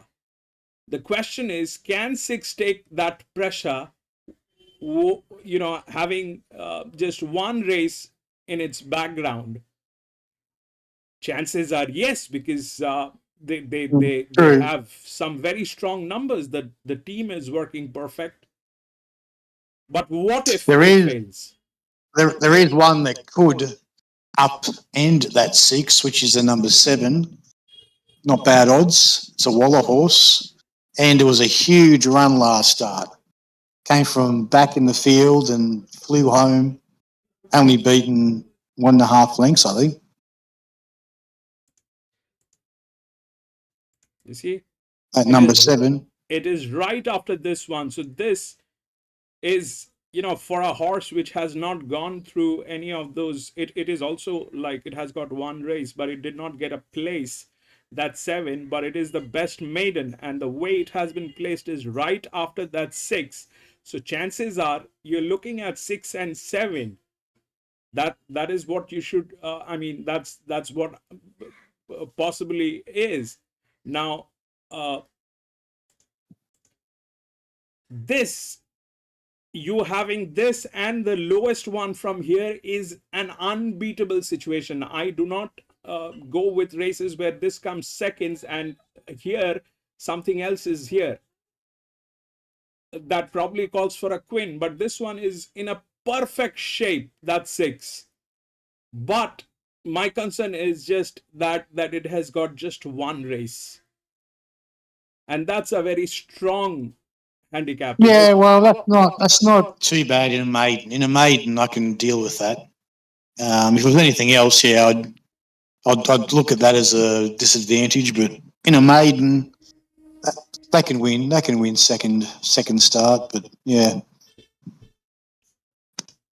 let's see. We'll go with test win 6. But if it fails, 12 will get in. Oh man, I'm sorry I was not able to place that bet. My windows got closed. yeah, well, I backed 6 and 7, so hopefully 7 wins. Better odds. Yeah. 7's back there. Saki 3 wide, even wider Ruval. So Ruval's in front, second Brickman and Saki. Going for Cricket and Marley up into third. Headhunter now fourth and 50 inside, a little bit vague. A length and a half through Shadow Cruiser. Possibility. Murmur. Shabush, the last on back now. And Gartan's last of all. So the inside Ruval and Marley the first couple. 2 lengths away third. Brickman and Saki, the favourite. Headhunter fourth on the outside. One further back, a little bit vague. Possibilities. 1 out 3 wide going forward there. That Shadow Cruiser. Shabush right out off the track, followed by Murmur, second last, and Gartan a length and a half away. So Ruval in front, second and Marley at the 450. Headhunter going to third, 3 wide. Shadow Cruiser 4 wide onto the scene as well. Come on. A lot there. Bring that Saki further back to possibilities. Here comes our favourite Headhunter, quickly looming up the inside Ruval, but Headhunter's grabbed the lead. Shadow Cruiser's out wider, weaving home possibilities. Late Shabush down the outside, but Headhunter's in front, ducking back towards the inside. Possibilities is thundering home. Won't get there though. And Headhunter's 6-12. Possibilities in third, Ruval, followed by Shabush 6 and 12, you see. Pulling up with a little bit vague. Bringman, Saki, Murmurs, and Marley, Shadow Cruiser, and Gartan pull up at 6 and 12. See, James Orman was on that 7, and he just did nothing on that horse. Whenever James Orman comes to town in the city, he's absolutely hopeless. He's pretty good in the country and provincial races, but he just shits himself when he comes to town. Yeah, there's a reason for that. There's a reason for that. You see, PC, what happens with these, so, if you consider yourself in a school, in class 1, whatever you're going to study, it's not going to be the same in class 2 or standard 2. It's going to be difficult than the first one. So the jocks that they, who do very well in the country tracks or in the rural tracks, when they come and handle the handicapping here at the prime tracks like Doomben and Randwick, it is very difficult for them to handle, because if you look at the data that is there with tracks like, let's say, any of those tracks, Sunshine Coast for an example, they do not have stock, they do not have horses. They put the same horses, with different odds each time, and the handicapping is absolutely nothing there. The horses, they win because of the jockeys. And when those jockeys, they come here, it is not the same situation. Here it is a very competitive place. There are the handicapping has been done in a way where you need to have the acumen of real racing, not just riding a donkey. True. I also do look down on, I must admit, Queensland racing. It's just, I sort of equate Queensland racing, which is like Doomben today, similar to provincial New South Wales racing.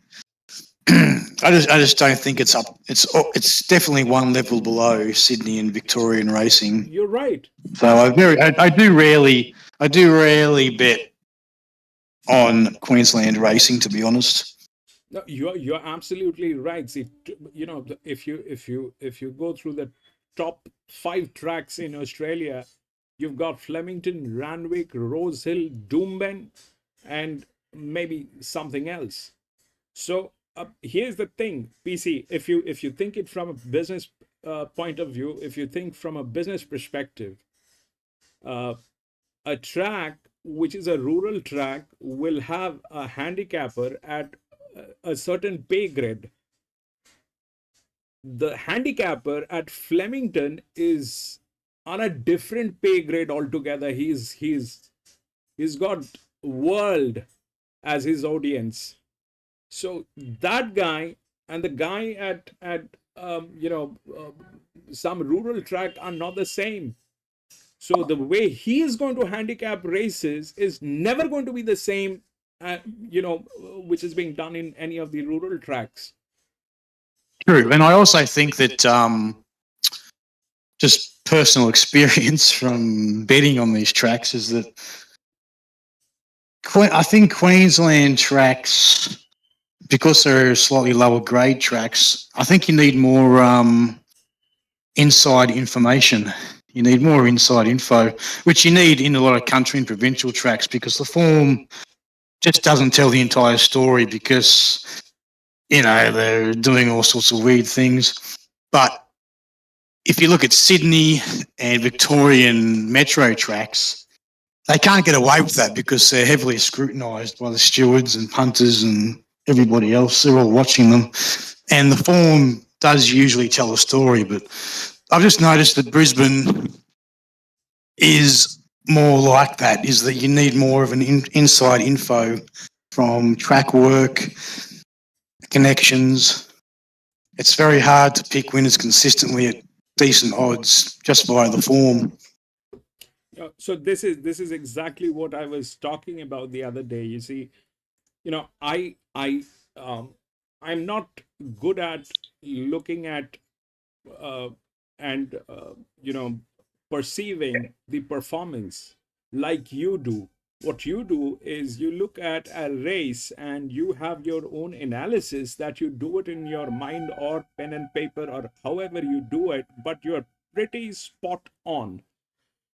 Now, the second step is, once you have identified the right horse, the second step is to look at the advantages and the disadvantages that horse has in that race with the entire arrangement and the duality. Why I keep saying, I mean, the portion where I say, or I mark as resistance here, it basically is duality. There are two Yeah, sets from of, my perspective, that I probably would miss Queensland racing, but from your perspective, you just using pure data, you can find like a honey hole yes, which can predict a winner at decent odds because it's pure data, whereas I'm looking at the overall past performance form and I sort of dismiss a lot of things and move on. But you could find some good data points. So, yeah, you could possibly do a lot better than I would. no. You see, I'll tell you, PC. It's not about whether you're better or somebody else is better. You see, PC, this is what I believe, PC. And, the thing is, whatever is happening at a race course, that has been arranged by top professionals. That thing has been arranged by top professionals and they work as a team. Whether you talk about the acceptances, declaration, applications, choosing the horses, putting them through the gates, that is a teamwork. Nobody is working alone. We are working alone. You work alone. I work alone. Lewis works alone. And that is the weakest point that we have. Yeah, that's true. If we club things up, if you bring in the picks, if you choose the races and you bring in the picks, I cross-check them with the data. And then we come to an understanding of what might happen and what are the dualities of that race. We are going to be, that would be a different edge altogether. Yeah, well, I think if you want to go that way, you'd probably have to, like, I think Lewis would agree. You'd have to probably concentrate on Sydney and Victorian racing because that's what I do. Like Brisbane racing is just a bit of a side thing, really.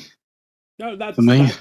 I think that, see, at the end of the day, PC, what matters is where is the best possibility to not incur losses. And since you sort of can't get Victorian feeds, probably best to stick with Sydney racing, just because,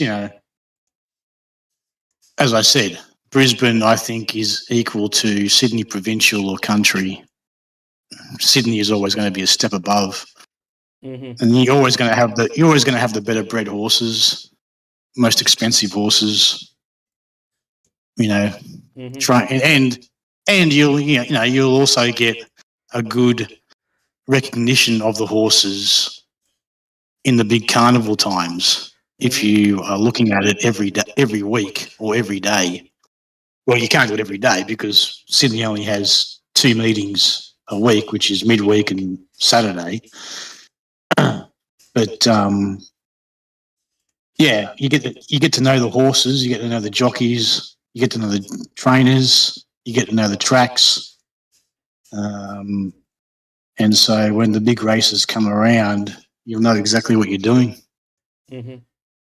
Because the country racing, to be honest, I think you're wasting a lot of time on country and provincial racing because it just doesn't tell the story. These horses are like in kindergarten. They're like practicing, and the trainers are practicing, the jockeys are practicing, It's not until they get to midweek, like a Wednesday meeting, like a 50 to 60K race at Canterbury, Warwick Farm, midweek. Then if they perform well, they'll move on to Saturday, Randwick, Rose Hill, whatever. Same thing in Melbourne. It's the same program in Melbourne, in Victoria. They'll go from Sandown, what are the midweeks in Sandown? You've got Caulfield Heath now, and then they move on to Flemington, Caulfield, and Sandown as well. And you get to see the progression of the good horses, the well-bred horses, the horses who have a future. You know what I mean? I know. And I think like from my perspective, I think that if you look at too much of the country and provincial races with your data, you could actually mess your data up. Because those provincial and country races will mess you up because it just doesn't perform the same way as it's like having high school basketball and comparing it to the NBA. It'll mess you up. It's not the same thing. You're absolutely spot on, and that's exactly what had happened. You know, that what it took me so much. It took me so much of time and effort to optimize the data because I was racing everywhere. I was racing almost every track that was available to me. And, you know, then what I did is I started building up the data based on, 3 or 4 major tracks. Randwick, not Kensington, just Randwick, Flemington, Doomben, Rose Hill. Yeah, Randwick. If you want to specialize completely in a database, Randwick is the most beautiful, perfect track ever. It's better than Flemington. Randwick is absolutely beautiful for form data. The horses have every chance from most starting positions. They have every chance. Perfect straight, perfect track, shape. It's better than Flemington, I reckon. Randwick is beautiful. Randwick, if you have multiple meetings after each other at Randwick, you can find some beautiful wins, beautiful prices because that form is just so good. It just perpetuates through. I know what you mean. We'll just have to, I think what needs to happen is probably once, I have a little more clarity and I start avoiding some of the tracks that we've been racing, things are going to be way more concrete than what it is right now.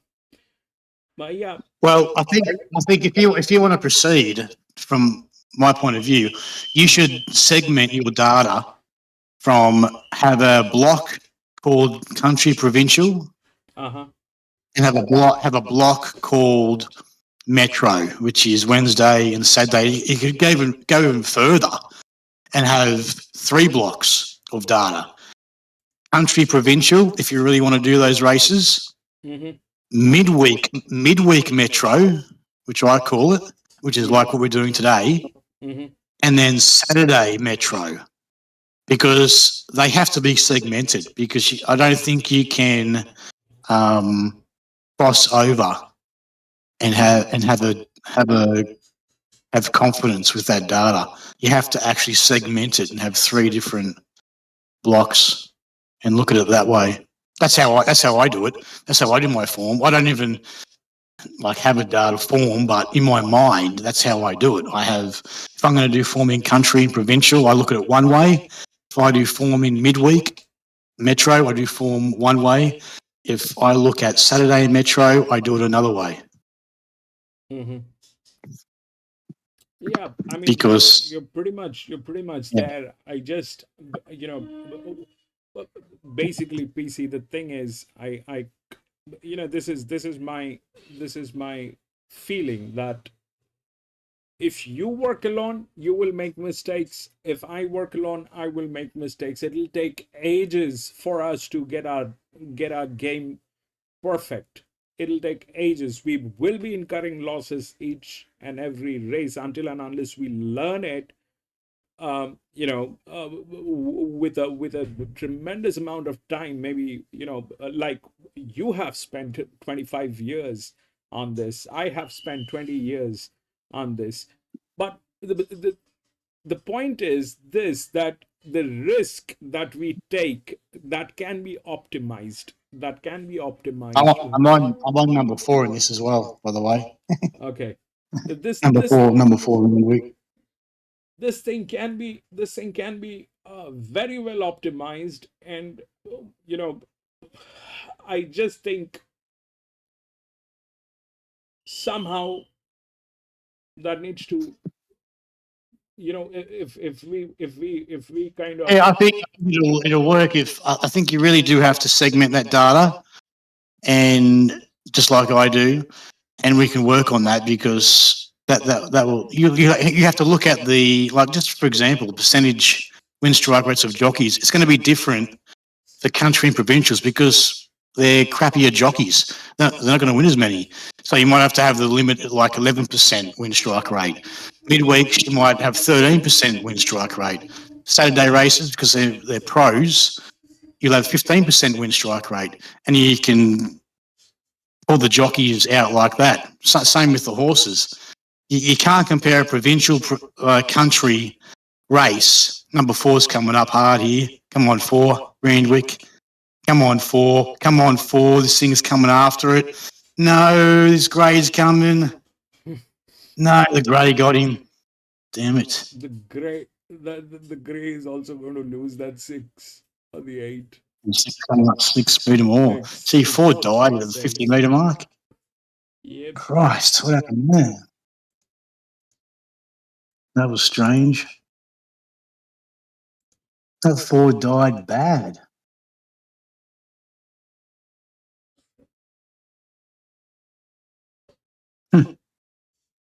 Yeah, well, that number 6, it did win last start in the provincials, but it was a 1600. I mean, in the midweeks. Mm-hmm. Went from 16 to 18 and won just as well. Never heard of that jockey, Joe's Severo.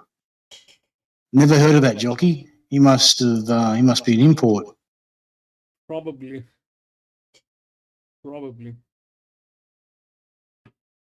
Like, the horse is pretty good. It's pretty consistent. It's got an 80% play strike rate, 10 starts. Very consistent animal. But I didn't think it could repeat that over the 1800, to be honest. Because it came from Taree. It's a bloody country horse, for goodness sakes. Very rare do they win in town, but it did it.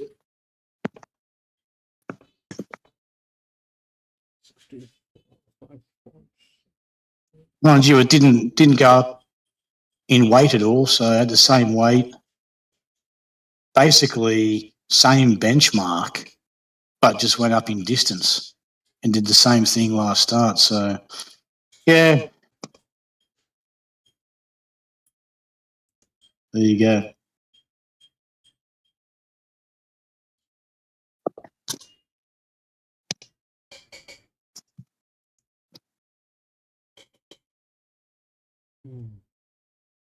Louis is saying it was a British jockey. A British jockey's come over. British jockey.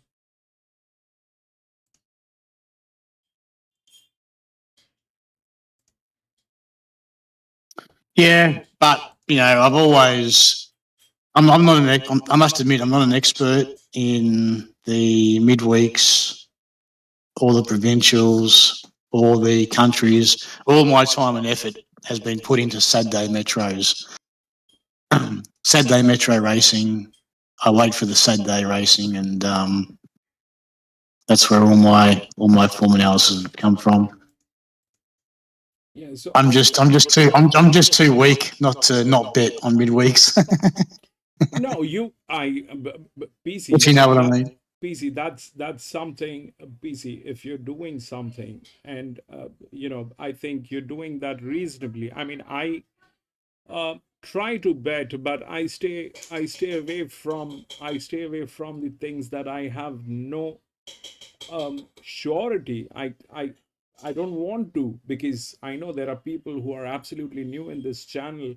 They're looking at what we're doing, and I do not want people to follow and get into losses. So most of the time I stay out of the races, whether, if I do not find a very clear shot, I stay away most of the times, apart from Saturdays and some other days maybe that happens. But Yeah, I agree. You should, because they suck you in. yeah, they do. They suck you in. They suck you in, and it's not usually for the best. I mean, I just think that we need to. But what it can do, I must admit, even if you don't win, if you break even or you lose a little bit on the midweeks, sometimes you can. If you're watching the races, you can see, or if you're doing the form, you can find something which does then progress to Saturday, and can usually be decent odds, and you can back it then, and you can get your money back off the bookies that way. Just because you have that familiarity with the horse and the racing and so forth. Yeah, that's there, but at the end of the day, what it boils down to, BC, is I think if I mean, from my side, honestly, PC, I want to create an environment, a space for people to understand the racing and whether they should be getting into it or not. Yeah, but what I'm saying is that if you do watch the midweek racing, yeah, I don't agree with the provincial and country, because the provincial and country horses never go to Saturday Metro unless they're like going to a highway racing, class 2 or class 3 in Sydney, which they specially put on to try and give the country horses and trainers a chance to win big money in the city. But that's like an exception. That's what those highway class 2 and class 3s are in Sydney.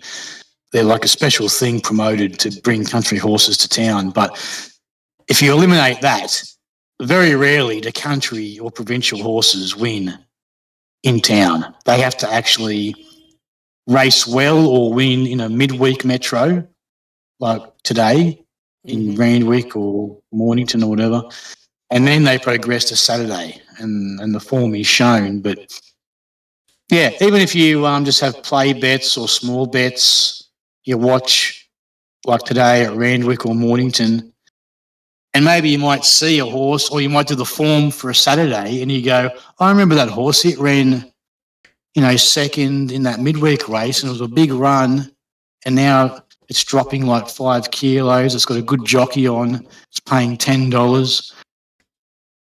There you go. I might have a bet on that each way or whatever, and it gets up, it wins. And that happens very often. Just because you have that knowledge of watching it and seeing it with your own eyes and doing the form, it can allow you to pick a winner. Instead of just looking at the paper, black and white paper, and not having any actual knowledge yourself, experience yourself of that horse. You know what I mean? I know what you mean, and you have a very strong point there.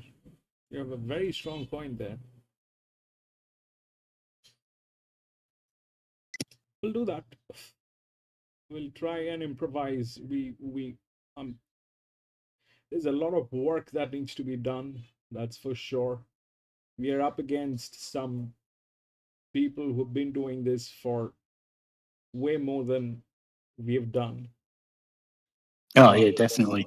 Now, I'm just watching Mornington here. I know you can't get it because you can't get the stream, but Louis is on number 3, and it's travelling up very well outside the leader. It's paying about $4.50. Is it good enough? There's a few horses coming out wide. It's hard ridden. I think it might have the edge. It's trying to chase down the leader. It's running second. Oh, the leader's kicked. No, he's going to sit second. He's going to run second. The leader kicked. Yeah. See, that's another thing when you watch enough races like I have, you can almost ride the horse better than the jockey. You can see when, like, for example, that race there against the favourite, he was sitting behind the leader, who was a favourite, and it had an easy lead. He gave it a length and a half, the leader. He sat behind the leader, a length and a half. But he didn't push the button early enough. Like, you just cannot. I don't think the jockeys understand how hard it is to make up a length and a half, 2 lengths in a slowly run race. Like, when they're jogging and they sprint, it is so hard to make up a length and a half or 2 lengths at the turn. Because they're sprinting at full ball. Like, I know when I used to run as a young kid, it's very hard. If it's a slowly run race and the leader sprints and you have to try and chase him, it's so hard to pick up that leader. You just can't do it. You've got to push the button early. You've got to say, I'm going to take this race. I'm going to win. I've got the best horse. I'm going to go past this front runner and I'm going to make him catch me. But the jockeys don't do that. They just sit there. Here is my side of the story. So that actually, when that kind of a scene happens, it basically jeopardizes the entire race. Why? So, each and every, this is what I believe, that each and every horse is differently abled. They're differently able. They're not one better than the other. They're differently able. So that's true. That's true. One has a speed and the other one has the perseverance. So when one has the speed, now let's say it's a distance over 1600 meter or 1800 meter. And if you are a young jockey and you are inexperienced and you press the button from the gates, what will happen is you are taking a lead. Now the other horse, which actually has the advantage of winning that 1800 meter, depending on the handicapping that has been assigned to it, if the jockey follows you and press the button from the gates, it will lose. It will lose. It has to stay calm. It has to take the advantage of the last 400 meters. It has to take the circumstances into consideration, that the one which is leading is going to go out of gas at the last 400 meters, and that is exactly when he needs to kick in. Yeah. That's why I have a big problem with jockeys changing the way. Like, if I back a horse, I'm going to back a horse who has shown form. Okay, it may have sat, I don't know, 7th at the 400 meter mark and it flew home and ran second. Or maybe it led all the way. It was out in front by 2 lengths and was just run down on the post.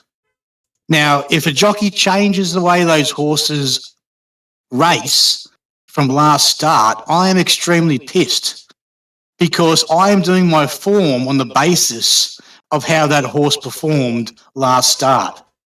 And that is the biggest grievance I have with jockeys, is that, say a horse sat 7th, flew home, ran second, and the jockey decides to sit second the entire race. I'm like, well, no, you've just gassed the horse out. It has nothing in the end now. So you've just stuffed that horse's chance up. Or if a horse led all the way and just got run down last start and the jockey goes back to 6th, I'm like, well, no, you've completely stuffed up that horse because you've taken it out of its rhythm. It's a front runner. It thrives on being in front and striding big and making other horses chase it. You've completely stuffed it. So that's when I get really pissed. I know that is frustrating. That is frustrating. Like in So this, that's why I get really pissed with jockeys. I don't know if they don't do the form or well, I can't really see it in the replay as the horse isn't really doing what he wants it to do. But most of the time I can't see that. All I can see is the jockey just makes a dumb decision, and I'm like, well, thanks for that. You're an idiot. now in this case, you see that 5 is the favorite. It's it's a horse with the largest outer drift. Now, what does this means? This means that this is an outer drift. This horse is capable of coming from the back. If it takes a lead, it will lose. If it takes a lead and if it takes a lead from the gate, it'll lose. It is the largest outer drift.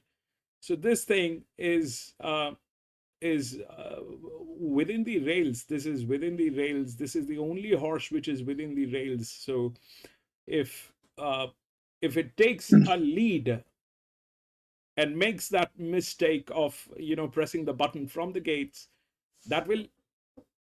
it'll be very difficult. Yeah, well, I just had a bet on number 1 to win at Doomben, but I'm afraid of number 5. It was a huge run last start, but it's had 32 starts. I sort of stay away from those horses. But number 1's only had 5 starts, great record, and looks like it should go well, really. That's the smallest linear. This means this is a leading horse. This is a pace horse. This horse is on pace with the highest dev. It'll take a lead from the gates. But the question is, will it be able to survive? The last 1300 meter is what it needs to survive. The last 350 that it needs to survive. Yeah, well, it sort of ran on in the 1400. It came from 6th into 3rd and was held up at the 150 metre mark, and then kicked again to get closer. So if it gets a clear run, it's got a different jockey on. That Collis, that C. Collis is a good claimer. He's got a really good record, like 16% win strike rate. He was a 2 kilo claimer, which is very, very unusual. So, yeah, I got my money on 1. Let's hope. Yeah, that 1 is probably one with the highest torque. Everything is good. It's that should do the job. That should do the job. But yeah, but the other side is, if this guy fails to press the button at the last 600 meters, then it is. Yeah, well, I hope he's a bit handier. The horse looks like it could run handy. It could run a lot handier than what it did last start. What are you on? Are you backing something? No, I stayed out of this one. Both of them are very dicey horses, PC. The 5 is the drift. This is the linear. Both of them are very dicey horses. This is totally depending on the jockey. And look at these guys, they kind of absolutely no clue about the track. So they kind of dicey. I would have gone in with a little management if I had. Yeah, that Collis, I must admit, he has probably the worst record at Doomben. He has a better record at Eagle Farm in Sunshine Coast. But hopefully from that gate he can't do too much wrong from gate 4 or something.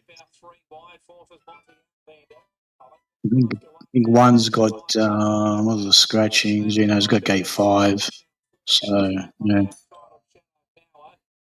Good record, like 5 starts, 2 wins, a 2nd and a 3rd. So, young horse. A length and a half to Monty Outlander, and further back to Archer's Game. 5 rings on the inside. There's that grey. And then clear from Shadow. Oh, God, he's going back to second last. You idiot. A length and a half away on Sacred Bull. So simply funds in front. Second last on the fence. You moron.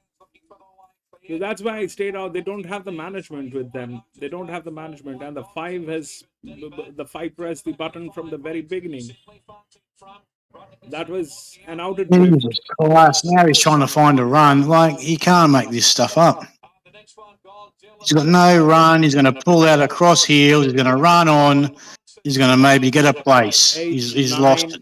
Look at it storm home. Look at this thing storm home. Yes. Look at this thing storm. Bloody hell.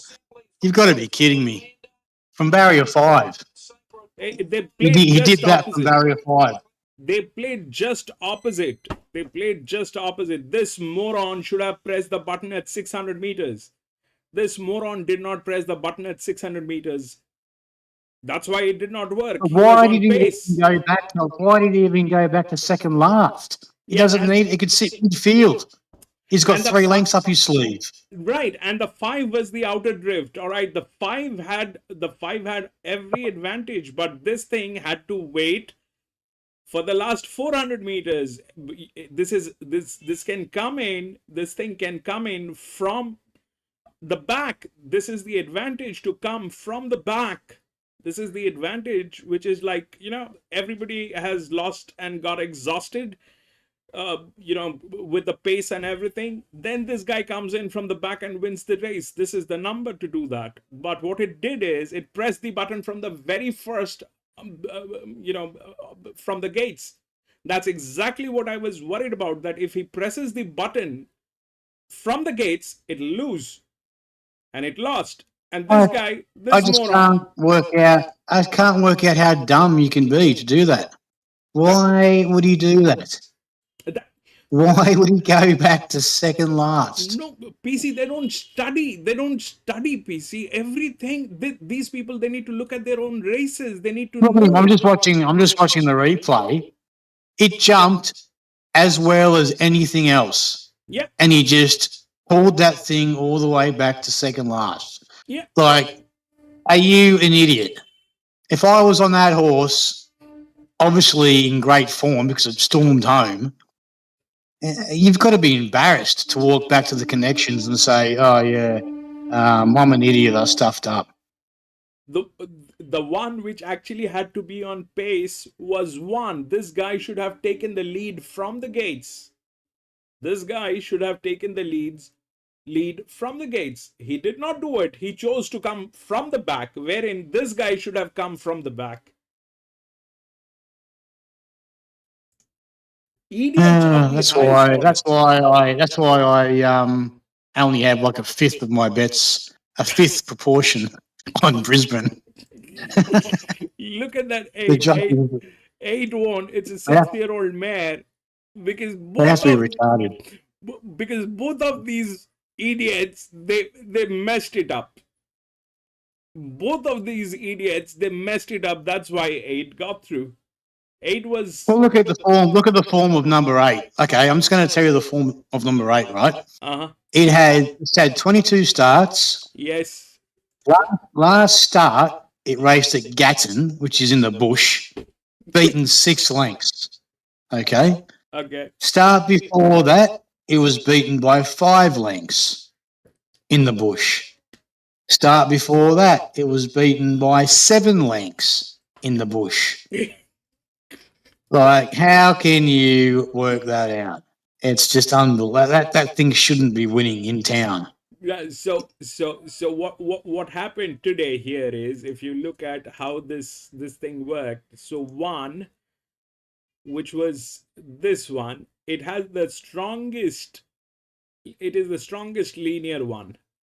This is a relaxed one. Because of the age. It was given a relax. So how.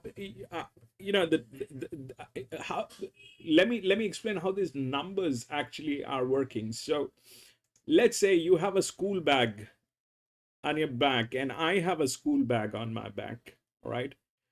we both have the same weight. You have a school bag that weighs about 10 kilograms. I have a school bag that weighs about 10 kilogram.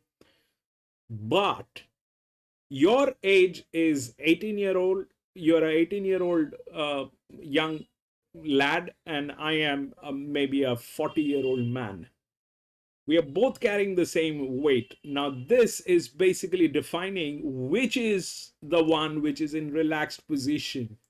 So you see, this one is a 6-year-old mare. So this is in a relaxed position. This is a 4-year-old gelding. It's in a stronger position. Now, what he should have done is taken the pace. He should have taken the pace because of the age and that number. Run like nobody's business. Grant, here's a suggestion, which is what I've always wanted to do, but I haven't had your expertise, is to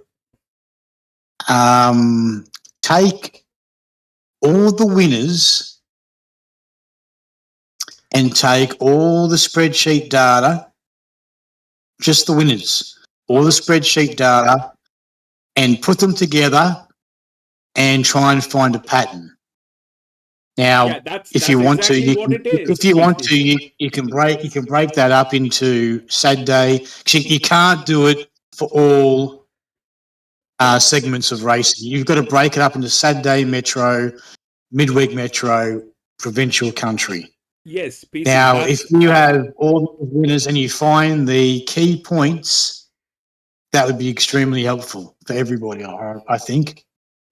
PC, what you're saying is exactly what it is. You see, every track. But is that for every race you've done? Because that won't work, because that'll fudge the numbers. No. You've got to segment it. Let me explain this. So, when I was each track, is it? No, so I will show you when we were racing each and every track. If I can show you here, let's say I go back 6 months, and this is probably 6 months. Let's go here, Sandown.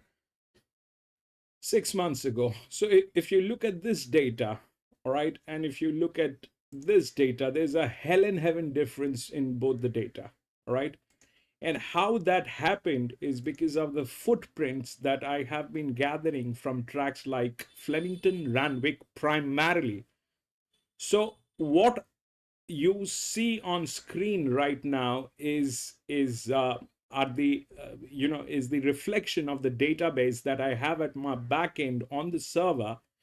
And this is taking in all the possible considerations and then showing the data depending on the okay, but is that for example, if you're doing it today, is that only taking into account Queensland Metro, midweek Metro? That's how you've got to do it.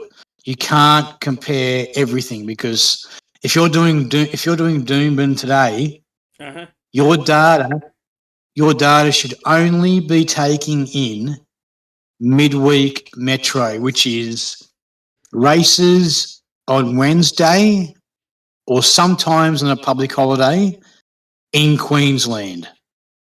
Not Sydney, not Melbourne. No, it is not doing that. What it is doing is it is taking the track data. So the last time we have raced at Doomben, that data gets updated. Like this one we are racing today.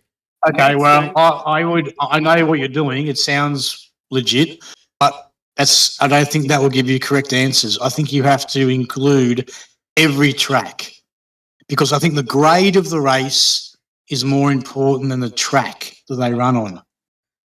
The grade is more important than the track. So, for example, if they had Eagle, I think that's a very valuable input, PC. I'm going to do that. I think that's a very valuable input. We'll get that incorporated, PC. The best thing is if you could just type it down on the WhatsApp. I will have a track of what we discussed. Okay. I know it's a little painful to type, but if you could do that, I will just have I will have a track of what we discussed, and I will make But those that's changes. basically that's a pretty simple point. There's no other points apart from that. That's just from personal experience. Is that the grade of the race? I believe is always, you know how they used to say horses for courses. Well, that is true to a degree, but I think the grade for horses is more important because that separates the wheat from the chaff, if you know what I mean. Yeah. Like you're not going to have, you know, you look at Olympic sportsmen compared to people who F around on the weekend. It's not, they're playing the same sport, but they're nowhere near each other. They're nowhere near one another. It's the grade. It's the grade. The grade. The grade always will determine, or what was I thinking of? Separate. The grade will separate the best always. Never the track. Never the. Not even the weight. I've gone away from weight. I do when I do my form in the way I do it, but I use grade as my primary aspect. Then I use the weight. It's secondary, but grade will always trump anything. And you can see it in humans, whatever they do. Mm-hmm. No, that's a very I valid think point. it's That's a very valid point, and I think I was missing out on that, and I'm going to incorporate that. I'm going to incorporate that. We'll get that thing sorted. because I myself would like to see some good, strong data, especially comparing horses in the same grade, because I think that will give a very good indication of future winners. When you can compare horses in the same grade, Mm-hmm. and then from there you can go to barrier, to jockey, to weight. They're secondary as opposed to the primary cause, which is grade, and then you can really work out which horse has the advantage over the others. Yeah. So there is a way, but it is not as concrete as what you're saying. What I'll show you the data. Hold on one second. Let me just finish this. Yeah, it's very hard to do that. I do it just out of my own brain, but it's never perfect. But it would be beautiful to see it in data form. Yeah. So see, I'll show you. I'll show you, PC. Just give me 2 minutes. I'll show you.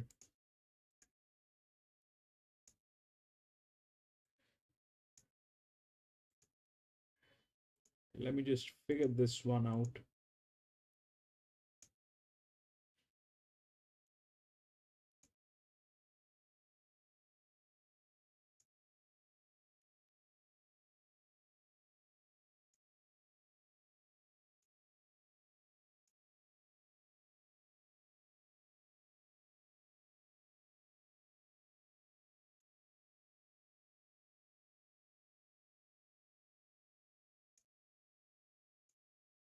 I backed 4 at Randwick too, by the way. Randwick. I backed 4 because I think it's overs. I've got $10. I'm not 100% on it winning, but of course that's why I back it at $10 each way. Number 4 Outback Angel. We'll see.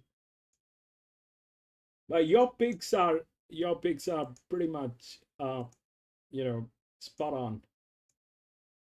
I mean, I don't know what you do, but I don't know what you do, but what is commendable is the conviction that you have. That is unbeatable conviction, and I mean, that's something that you're born with, PC. Not everybody is in the same position. Probably. I probably would have died at 25 back 500 years ago if I was going to war. You went to war? Yeah, I'd probably think I could take on some enemy and get my head cut off.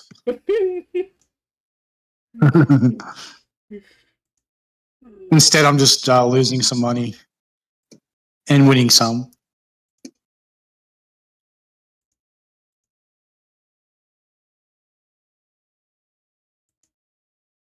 Now, where's 4 here? 4 is up there. Okay, it's too wide. It's a 3 wide, is it? Can't quite tell. It's not great if it's 3 wide. Could be 3 wide. I think it is 3 wide with no cover. That's not a great place to be. If he's 3 wide with no cover, that jockey should straight away go forward. That has to be in the handbook. Yeah, he's 3 wide, no cover. He hasn't gone forward yet. He's sitting there. He should have went forward. He should have went forward at the 600, and now the horse is tied. He's got no chance. No. Yeah, no, he's not going to win from there. It's not going to work. And so that is the dumbest ride you could ever do on a horse, sitting 3 wide, no cover. See how that winner sat 3 wide but had the cover of the horse I backed? Dude. What a run on that horse. That was a brilliant one. I'm sure that was out of drift. He waited for the right moment. He waited for the right moment to press the button. That was that number 2. Yeah, that number 2 was the best horse. Like, I didn't back it because it was too short for what I wanted to do today, but it came out of a $200,000 listed race, and that's what pricked my ears up. It's coming out of it. It did nothing, but it came out of a $200,000 race, and it's in a midweek race. So that's always a good point, but it was $3.50.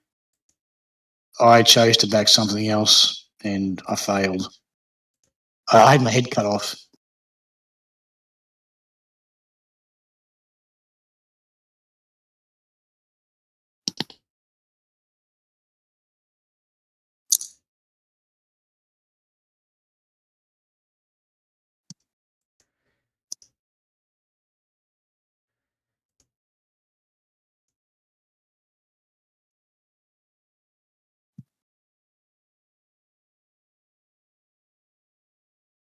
Anyway, I didn't do too much damage. I'm just, as I said, that wasn't one of my main bets, but that was a good. That was a good win. It came from a higher grade race, and it really hit hard. Look at it hitting hard in the last 50. Look at that hitting hard. That really came home strong. That higher grade horse. So that can show you the class of a horse. Like when the trainer puts it into a high grade race like that, a 200k race, and brings it back to a 50k race, it's always a good indication. Even though the form looks crap, you can tell that the trainer has a high opinion of that horse, and that's why it was favourite. Yeah, this one here at I'll show you what I have. This one looks like a disaster. I don't know what to do. This we go with this that is there. 6, 12 is the other one. 12, 10, 10.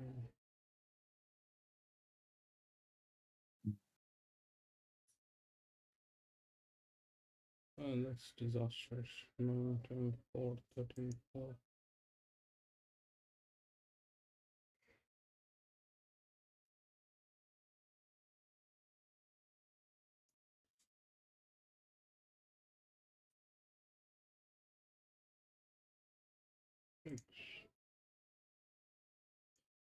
Okay, so here is what I have. 13, 6, 7, 11. Let's see what is there.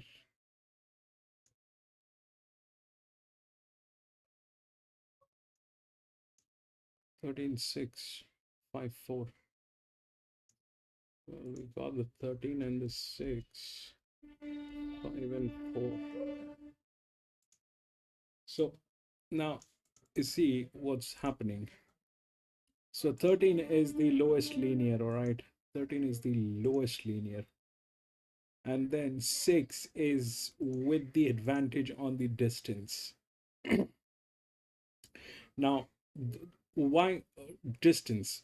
And how is it measuring? So it totally depends on the weight which has been assigned and the gate which has been assigned. Plus, it is also considering the factor of what you say as grade. Now, I'll tell you how the grade is working. You see, this that I So call, you see the grade of that race. It's a benchmark 70, yeah, 38K. Now 38K means it's a midweek Queensland race, because midweek Sydney or Victorian is 50 to 60K. So 38K is midweek Metro Queensland. Anything less than that is a provincial or a country race. okay. Okay. Just for a bit of info. All right. So, you see, I'll tell you,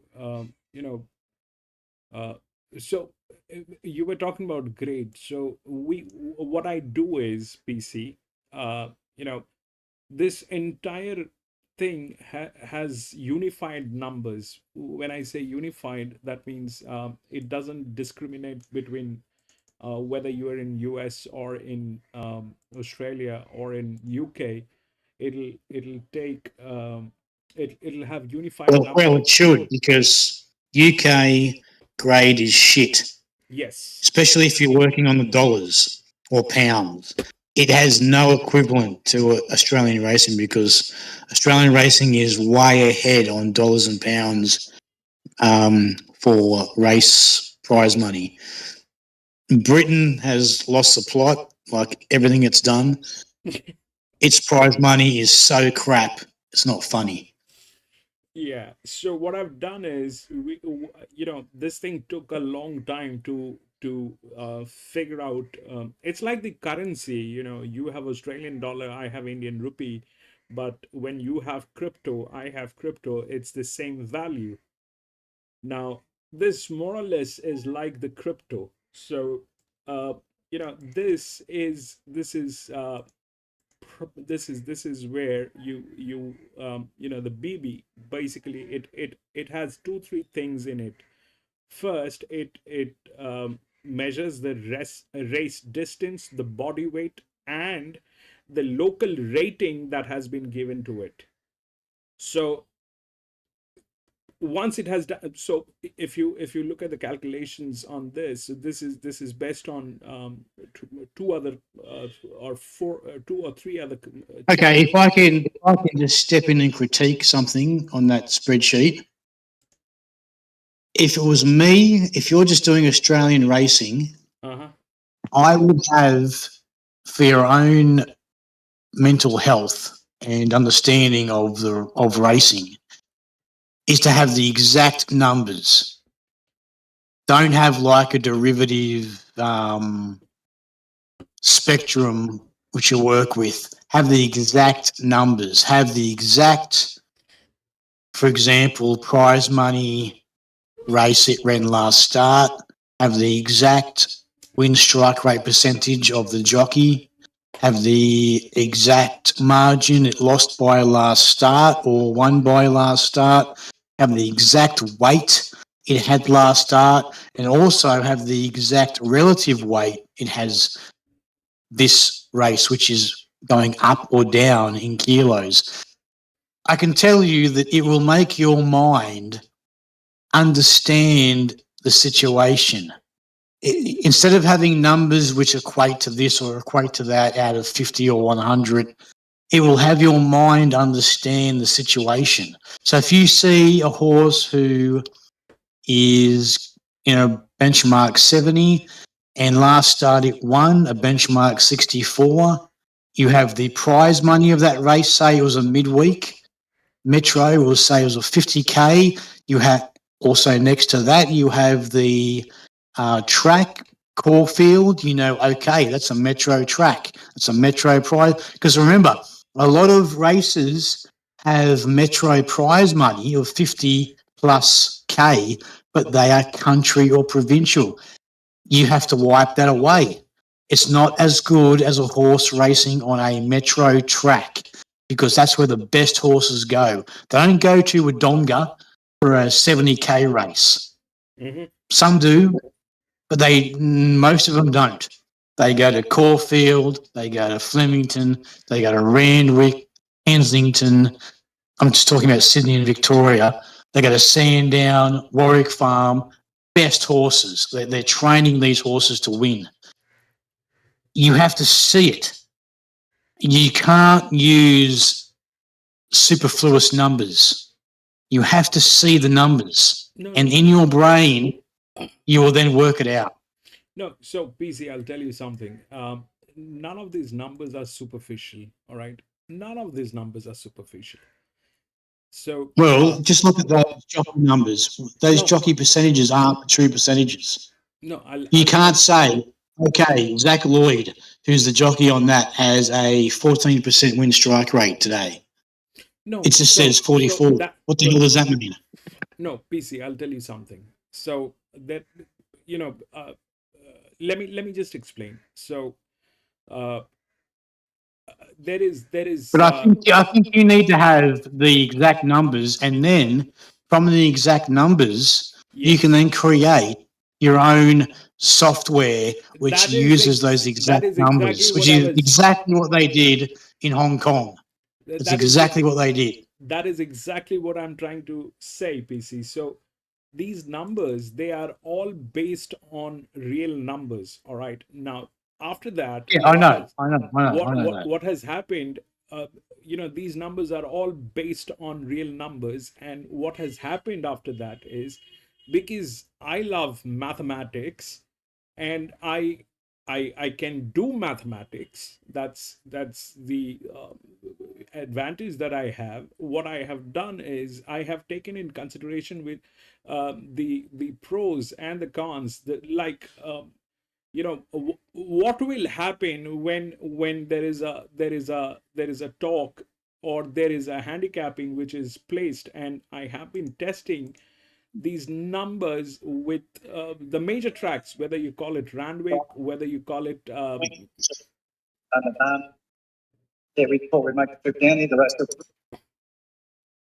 Yeah, I just think that you need to have the exact numbers because it just makes you familiar with the sport.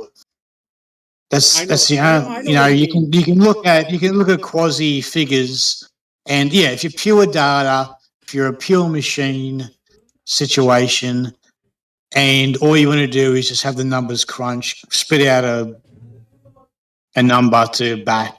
Fair enough.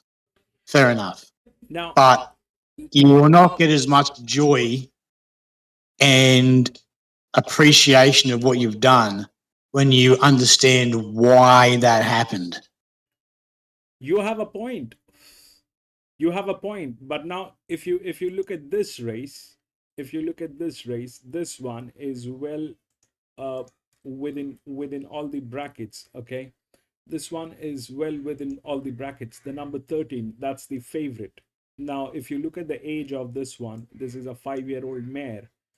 And if you look at the handicapping which has been given on a 1600 meter is a very strong one. Now, that 7 is a 5-year-old gelding. All right. They both have won league races. Look at the relaxation that has been given on that horse. That is also within both the rails. That's 7 probably. But also you have to also understand, if you want to grow the channel, other people don't understand that. You have to.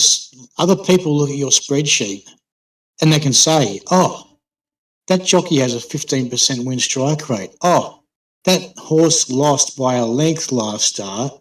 in the same grade, benchmark 7. They can go along that line and go, you could have your own number at the end of everything after you've done all your calculations, which allow you to make a decision. But if you show all the data along that entire line as it is in reality, then have your own numbers crunch at the end, that would be far better for everyone viewing and understanding what you're doing.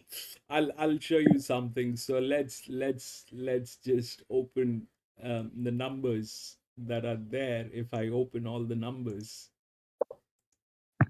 okay, it is a never-ending spreadsheet that will come up, and it is not possible to go through that. All right, it's a never-ending thing. It's a never-ending thing, PC. Right, but maybe you do have to sort of. You can't have 100. I know. In Hong Kong they had 150 blah blah blah variables, but you really don't need that. Hong Kong's a different story. I believe in Australia you only really need maximum 10 to 20 variables, and to understand them correctly. If you understand them, not only data wise but experience wise, I think you can make some informed decisions. Absolutely, PC. Well, I'm not telling you how to do your thing. I'm just putting some things out there. You know what I mean? No, it is basically that the suggestions are the ones that basically is going to improve the entire thing. So your experience and your way of looking at things is very strong.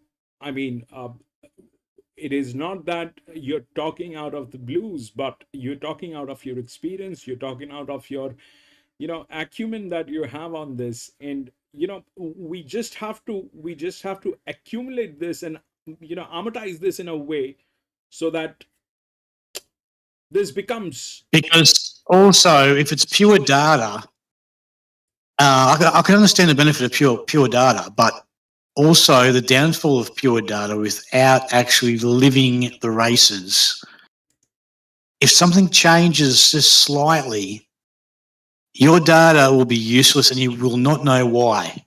But if you have the experience of watching it, understanding it, seeing the numbers in front of you, exactly what everything is telling you, you will pick up day by day if there's, or month by month, year by year, if there's slight changes which are affecting it, and you can change it as you go.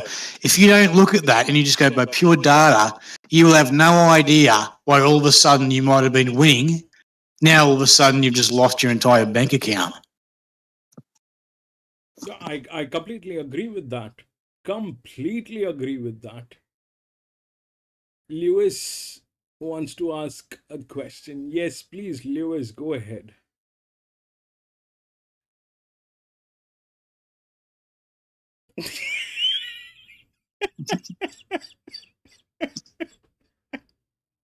Well, I'm a professional gambler. No, I am a part-time gambler. I actually run family businesses. Sure am I. This is part-time. Sure am I. But every day I think of becoming full-time punter. On the inside and wide round is Sharp Dazzler inside the 450, looming up as original glaze. The inside, wow, it's Willy Wonka. Counter is the next one. Tahinga out wider. Banana Sliders trying to get into the clear, and now she's making some ground. Back to the inside as the second of Port Samba, grabbing the lead as original glaze. Banana Sliders running home. Sharp Dazzler, Tahinga, late Javita, stretch right across the track. Banana Slide sticks ahead of Grubs. Banana Slide ahead. This was a disaster anyway. 13. 13 got through.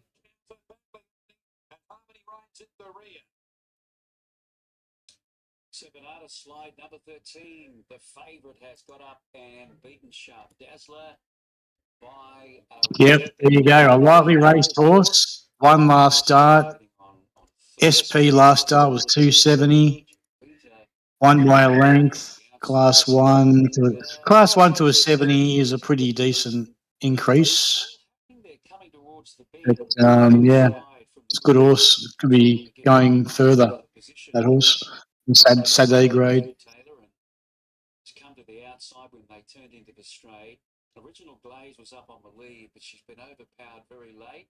Good old Carl Wilson Taylor rode that thing, and I think I backed that jockey last start, was it, or the start before that? One gets fourth. 13-14. You completely slaughtered it. Only about 2 lengths covered the first 6 or 7 horses there, but so now I'll show you the explanation on this. You see, that was well within one. This is a performing horse, all right? This is a performing horse. This is well within the rails. Now, these rails, they are not very straightforward as in just rails. They're very complicated mathematics, considering the width, considering the weight, considering the position of the gate, everything. So that it is doing. Plus, it is also one of the best fit. That horse is one of the best fit for this particular distance, depending on the number of the attempts that it has made on different distances. So that is what it is. Yeah, Louis. Orman has some serious brain farts. I don't know what's going on with him, but he must be, what do they call it? What do they call it? What is it? Polar something? Bipolar. I think he's bipolar. James Orman. He rides great races and then rides absolute shockers. I can't work it out. That happens. That happens. And if you look at the 4, let's see what are the other ones. 4, 13, 4, 10, and 9. 13, 4. So 13 was the lowest.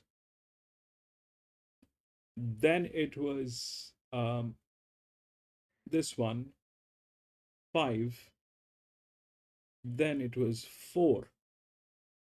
But it is just double in relaxation, wherein if you look at the number of races that it has done is pretty much close by. So I mean, if you want to win a race with 100% surety, you need to spend at least an hour before the races to do this.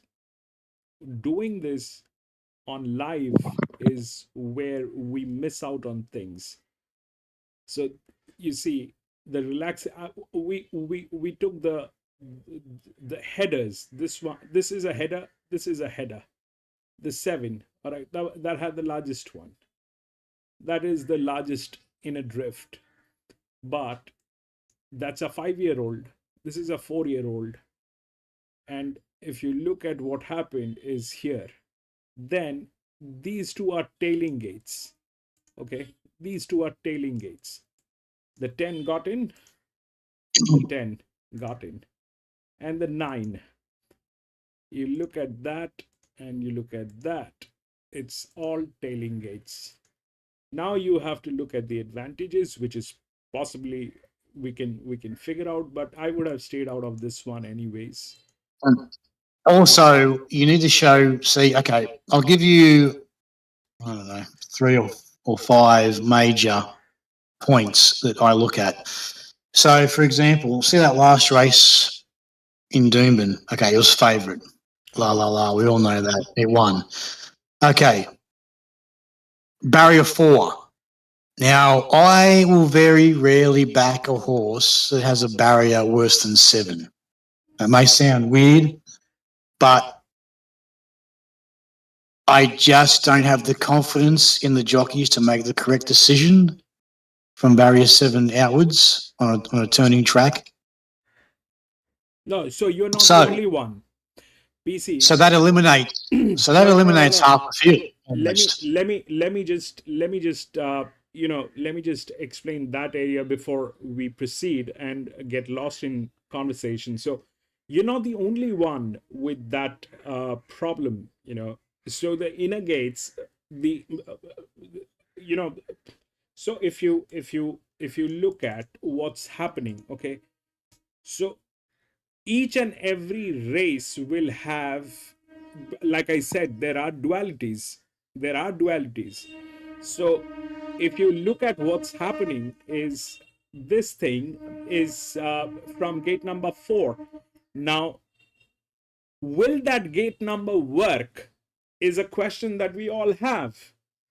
Will that gate number is going to work is something that we all have. Now that's why the rails, I have the rails. When I have a horse within these rails, this essentially means that gate number is going to work. And that's exactly how if I do not have them within the rails, I stay out. I stayed out of this one. So I use basically barrier 7 as my max everywhere, unless it's a strange occurrence. Right. Now that might sound very restrictive for a lot of people because they obviously do win from wider gates and they can win quite well, but it's a small percentage in my opinion. Now the second thing is, I will never back a horse. Well, I won't say never, but 90% of the time, who has been beaten last start by more than 2 lengths. Okay. Now, I know horses obviously win beaten more than 2 lengths, but that's sort of a hard and fast rule when I'm doing form. So they've got to be in form to a degree. Also, with that, they have to be within 1 grade of the current race. So that means you have to learn the grades. You have to learn the benchmark system. Yes. Usually it's 8 benchmarks is a grade, and then you have to learn Open Plus, which is pretty basic because you got Open listed race, Group 3, Group 2, Group 1. But in the benchmarks, like for example that one there. Now, this is where it gets difficult. For example, in Brisbane there, it was a benchmark 70 that they raced, and the winner came out of a Class 1. Now, you might think, well, that's going up too many grades. But, again, you have to familiarise yourself. Now, in New South Wales and Victoria, they don't use Class 1, Class 2, Class 3, Class 6 form. In Brisbane, unfortunately, they still use the amalgamated class and benchmark system, which makes it very hard for form students to understand the grade differences. And it's annoying. It's very annoying. I don't know why they do it. It's stupid. It really makes it difficult for people doing the form to understand, okay, it raced in Class 1 last start, now it's in a benchmark 70. What the hell is the difference there? Well, there is, if you Google it, you can get some graphs which show you Class 1, Class 2, Class 3 up to Class 6 equaling the benchmarks. I don't agree with that. From my own personal experience, I believe those graphs have to have the benchmarks as slightly higher than what they have. But again, that's why I don't bet a lot in Brisbane, because it's just another thing which makes it difficult to understand. It's not straightforward. But for example, that Class 1, which is usually what you do after you've won a maiden, is probably equal to a benchmark 64. Now it went to a benchmark 70, so I would grade that as 1 grade up. But again, that's what I mean. There's all these little nuances you have to understand. The third thing is that I don't like backing horses who go up in weight unless they're dropping dramatically in distance. And that has to, again, be a personal thing. So Banana Slide, he won last. That is, you're mathematically absolutely spot on. Mathematically, you're absolutely spot on. So if you that, this is where you, so certain things, PC, what happens is that certain things that we do, but we may not have the right explanation or expression to express what we just did. What you said is, if it has gone up on weight and it has a smaller distance, you prefer that horse. Only when that's the circumstances, you will not prefer that horse over a larger distance. No, what I said was that only if it drops dramatically in grade. So, for example, if it's the same grade and it didn't win, say it lost by a length and it goes up a kilo, I would prefer not to back it. Mm-hmm. Say it, I don't know, say it lost by 2 lengths. Well, no, probably basically that. I'd stay away unless, say it dropped like 2 grades. Say it went from a Group 3 to an open race and it goes up 2 kilos. I would think about it, because I would still think that maybe the 2 kilos, especially if it's won before with the same weight, because again, you've got to see if the horses can carry that weight. You can't just go by pure data. You've got to see, can the structure of that horse carry 60 kilos and win? Can it actually physically do that? So if you go back in its form, like 5 or 10 starts, and it won something, maybe it won a midweek race, you're doing the form for Saturday race, and it won with 59.5 kilos. You go, okay, well, that horse can carry weight. Some horses can't carry weight. Some horses can only win if they're carrying 56 and under, just because of the structure of their frame. But, that's just the thing you've got to look at. But usually I will not back a horse if it goes up in weight unless it dramatically drops in grade, because that just means it's a higher grade horse racing against a lower grade horses, and they are possibly just too classy and they will carry that weight above those other competitors. You're right. So, whether that horse is able to carry that weight, I'll explain that as well. Just give me one moment.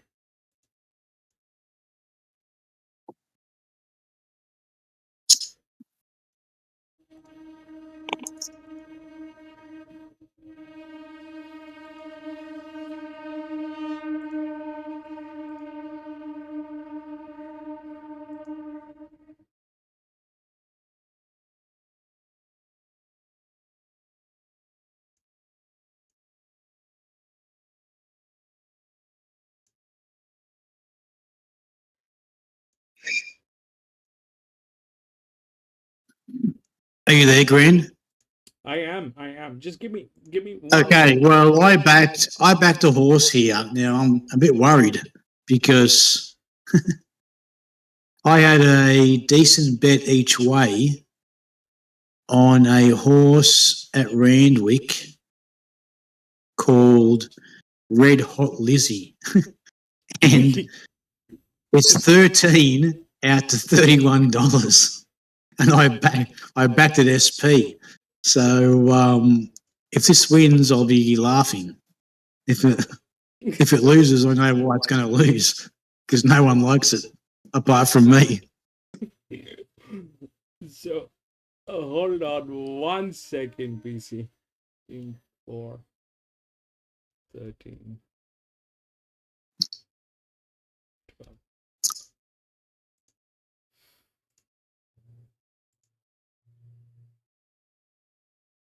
13s out to 26s is never a good sign. 5-12, 15, 4, But they do win. They do win. I've seen them win.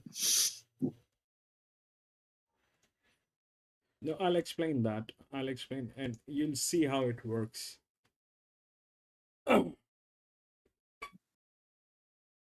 We'll do this after this race, but whether that horse is going to be able to carry that thing is now certain things that I have noticed, and these are the footprints that I picked up from Flemington and Randwick.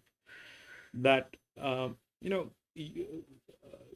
certain things that are done during the racing. One of the major things that we all know is handicapping. None of us are handicappers. Now, handicapping is a science. It is a scientific way of what they say making each and every horse equal. It's a very scientific and I believe that doesn't work anymore. That used to work. We may or may not have worked. I really don't think it ever worked, to be honest. Okay. I think it was a nice theory. Mm-hmm. It sounded correct. Mm-hmm. I myself did that. Mm-hmm. I don't believe it worked correctly. It sounds too good to be true, and I don't think it works like that. I went from that to sectional times. Mm-hmm. And if you can get, it's very hard to get correct sectional times, and that's the problem. Sectional times are beautiful, mm-hmm. but it's very hard to get them. Mm-hmm. Like last 600, last 200, whatever. Mm-hmm.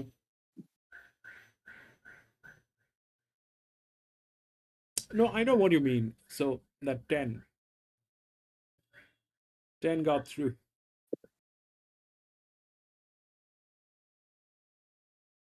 Okay, so now I'll show you what, we know 15, 4, 5, and 12, that's what they're talking about. And how did we get the 15? If you look at how the 15 is working, is the lowest linear.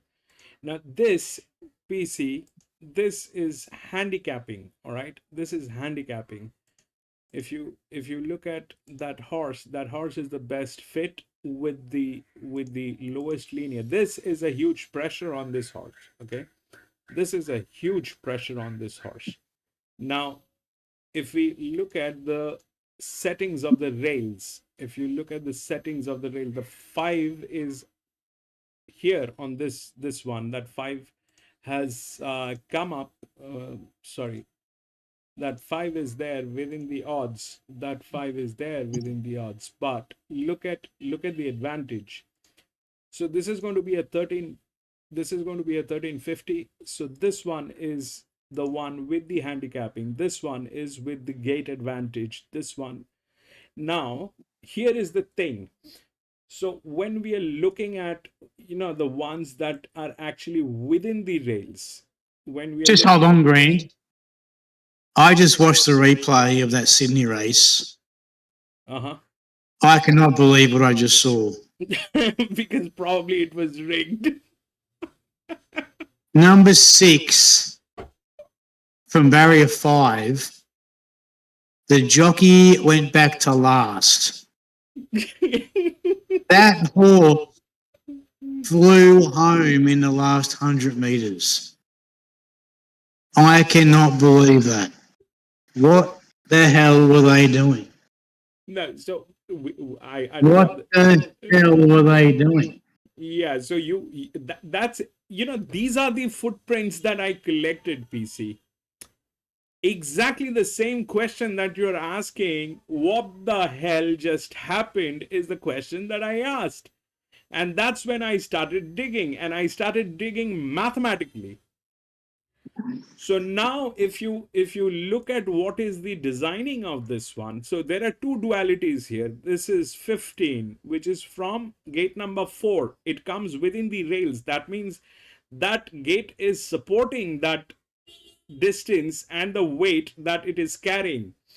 Now, if you look at the this is why I always get so pissed at everything apart from Saturday racing. That, if you look at your own feed and rewind that back, I can't do that. have a look at it right. Have a look at it right now. I can't do that. It'll not go back. Oh, you can't rewind it. Yeah, okay, yeah. That's just unbelievable. That's unbelievable. That horse had so much potential. They've just what we call in Australia, they rode that dead, ready for next start at big odds. Well, it was big odds today. So that's what I don't understand what they were doing. Had the best trainer, Waller, one of the best jockeys. What the hell are they doing?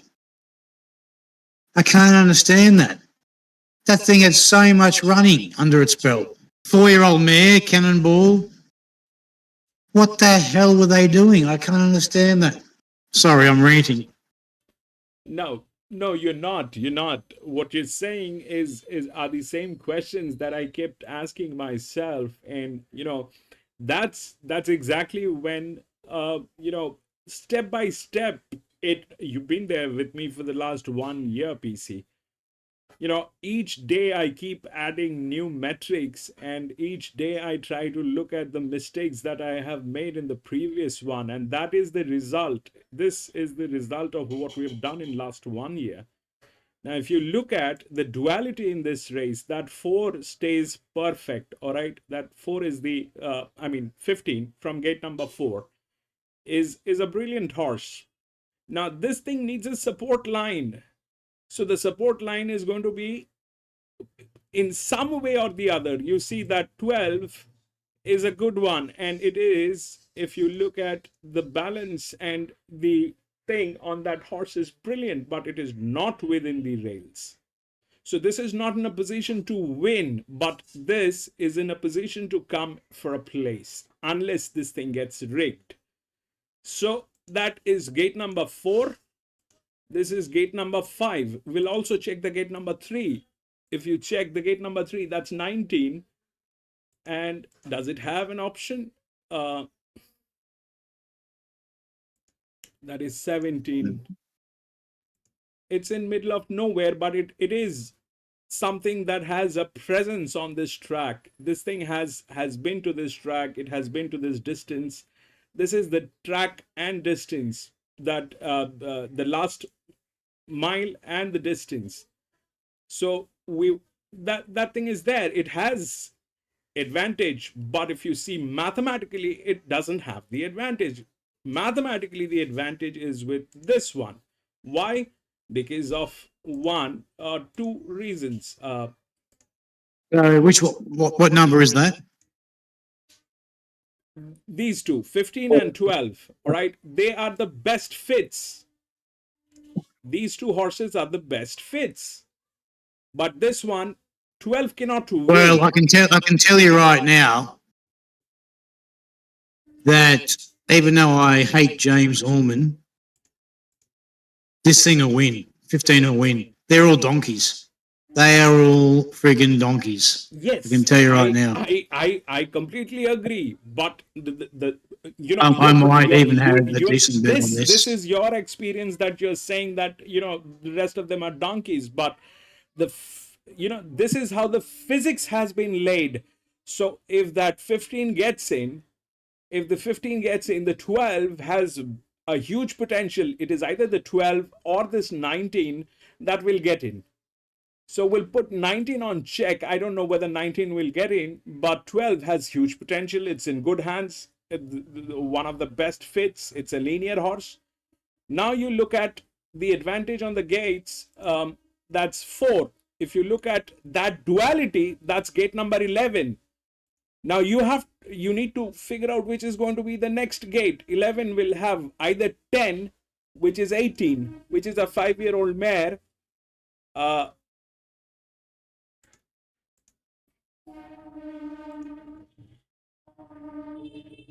18 is here. It's a risk that 18 might come in. That 18 might come in because of the drift. There is a drift on 18. But 4 from gate number 11 needs a support line. So it is either going to be this 13, which is gate number 12, it's within the rails. You see how they have placed this? This is within the rails. This is the box where they are in. The only risk here is that 5, and it lacks this side. That means it needs a support line. So 15 needs a support line, which is going to be either 14. Gate number 14 is this one. Is it good? I don't know what will happen. This is a neutral. And that's an extreme gate. That's an extreme gate. So 15-4 is absolutely spot on. You see, 15 is like this. 4 is with the rail support. So if we take these two dualities, we need the support line. The support line on 15 is 12, either from gate number 5 or 19 from gate number 3. 12 looks better. Super action. Racing. Jumping in a good line by one of the bolters that came out in the home straight though. Shark the ball led the way from Andy Don't Care. Flat the gift between them, not doing enough. Autumn Gill out onto the outside, running on strongly. The favourite is descending at precisely the right time. Autumn Gill, 50 to go. Raced up in the lead. She's home. Well, I just put a big bet on 15. Yeah, but The $2.50. that 15 is looking very That'll good. get back. That'll get back a few of my losses I had today in Brisbane. I think 15 should win. 15 is in a very, very strong position. Did you see its last race? If you go to Racing Queensland, you'll be able to find all the replays. It was a very good win. Very leggy, long striding horse. You see, they all have been given a pair. They all have been given a pair. 15 has 12 as a pair. If you look at 5, which is there, comes from gate number 15, that 9 is the pair. Why? It is probably the one which is best with the distance. It's probably the one which is the best with the distance. So 5 and 9, that's a pair. That's extreme gate, but those are the pairs. 15 and 12 is the pair. I don't know if that 19 will be any good, though it has advantage, but it doesn't look like it's in great shape. But that's 15 and 12. They are a pair, and 4 and 13, they are a pair. The 18 is from gate number 10, which is there. It's a risk. 19 is a risk.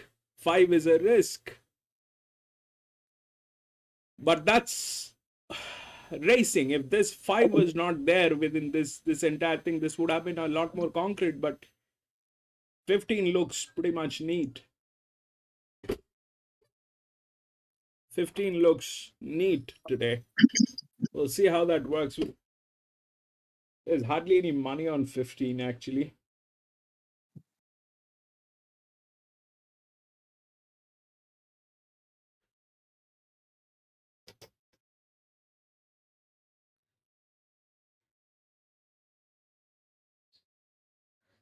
Now, these are the possibilities that can happen. If that 5 gets in,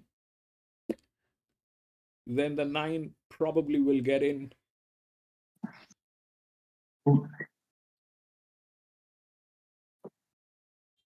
Because they're going to tail each other. They will build up the pack.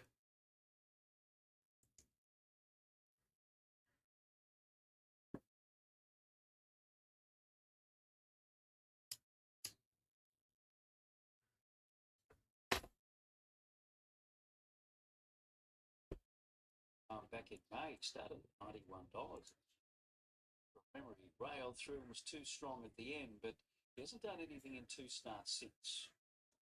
Better than ever is the 11th for the Paul Jenkins stable, Michael Rod. She deserved to get that maiden victory at Ipswich after lots of bad barriers, and she got up and she won. She dead gates 12, 13, 14, but when she won, she had barrier 1. So she got that win. Anyway, Louis, why don't you get on the Maybe 9. Discord? We might What I have on Discord? No, I was just saying, Louis, how come you're not on Discord? Louis, please get on to Louis the or Discord. Luis? I'm not sure, is it Louis or Luis? Louis is more American. I think it's Lewis. Luis, get on Discord, sir. Supply will be the 13, Rob Heathcote Bailey Wheeler. A little bit like the stablemate express payment. I don't mind this mare. He's on the chat. Too short for Yeah. her, but no matter what, I think she's going to run well. Here, let's put the favourite then. Autumn Girl, Kelly Schweed at Jim. Yes, she ran second at the first start to Defiant Boom back in July. She's had a good break. I'm just afraid because James Orman is on the horse I backed. This guy, the commentator sounds exactly like you, PC. Far too good for them, and everything suggests that she can go from that winning a maiden to a class 1. That shouldn't be a problem. Sounds a lot like you. 16, the Creep and Jack Manchester. A little bit of a nibble in the It's big field lining up here. She ran 9th at Eagle Farm behind Save the Dream. She enjoyed a nice soft run that day and did fade a little bit towards it. Paul Ballard, there's the course to Sammy Cole. It's only won 1 from 9. Looking elsewhere. Derusova is the 8th. Look at that 17. What is that 17? 10 is getting tailed. 1 from 17 is here from Coffs Harbour. Easy Company is the 19, Vanessa Glennon, Jason Taylor. Hard to recommend. Only a one-time winner for 21. And Pretty Boy Claudius, Trevor Thomas, Nathan Thomas. Yeah, he's only won 1 from 52, but yeah, sometimes. Radio, that is how they looked in the yard. Your favourite is Autumn Girl. We're both keen on These are the best people here. 16 and 17 is looking amazing. By Russian Revolution. She ran a great race at the coast. Jesus Christ. Yeah. Yeah. Mother of Miss Jolene and Miss Yes. Yeah, what did I say? Are you tricking me? No, but they're half sisters. Yeah. Miss Jolene and Miss Girl. She does look like I don't remember her, but I think she looks a bit like Miss Jolene. Yeah. Yeah. So that 16 is a gamble. Yeah, I think she is, but That 16 is a gamble. It's a very strong gamble. I think Louis is at work. He can't get on. He'll get in trouble. I can't right now. Saturday, I'll get on. Okay. That 16 is a gamble. It's a very strong gamble. Well, let's go 15. I've got some big cash on this. Yeah, 15 is logical. 16 is gamble. 15 is logical. 16 is a gamble. Possibly, but Kelly usually likes them. He doesn't like to push, does he? So I'm with 15 here on top. A number 3 Express Payment, 4 He-Man, and number 12 Farino. And I think T's and C's is a good wide play, number 13. T's and C's are Switchblade is another one a little bit considered torn poorly. I go 15 as well. Now, last start, 15 came from back in the field, so I'll be interested to see what. I'll see what it's interesting to see what it will do today. This is not the race for 15 to come from the back. This is the race for 15 to take a lead. Yes, I think it should lead. I think it should lead because you should always lead on the best horse. If you got the best horse in the race, don't give it a chance to get beaten. both began well up into third, better than ever. Spirit Fox now fourth and fifth. The outside Switchblade. Autumn Girl is now 17. sixth and seventh. The outside is Influential. It's a loss of the fence and send it back to Easy Company. And then for this, the inside clear from Hangman. A long way back. The Stars, Blue Stars. And Guru Savas. Midfield. Second is Express Payment. Third, Switchblade, 3 wide. Fourth, the inside is better than ever. Spirit Fox in fifth and still Standing up on it, so it's got plenty of horse. Side, it's some Mosses on the inside. The range favourite Autumn Girl. It's back about 7th or 8th. A length and a half to Easy Company. Next, the inside. Claudius He-Man going further back to Okay, it's time to go, sir. It's time to go. It's time to go. Come on, push the button. Second, the outside is Express Payment. Going forward, Switchblade. Autumn Girl gets towards the outside. It was a bit late there. Come on, get out to the outside and blow them away. No, this guy has no idea what he's doing. He-Man grabbing the lead. He-Man's won. Second, Influential. Third was Switchblade, followed by a 1, 4. Express Payment, better than ever. Autumn Girl. Jay Allman is a retard. 4. All Finland, then we have Easy Company, Fox and Julietta. So He-Man, 1, Justin Huxtable a double, trained by Corey and Chris Munce, a recent acquisition to the stables here from Randwick.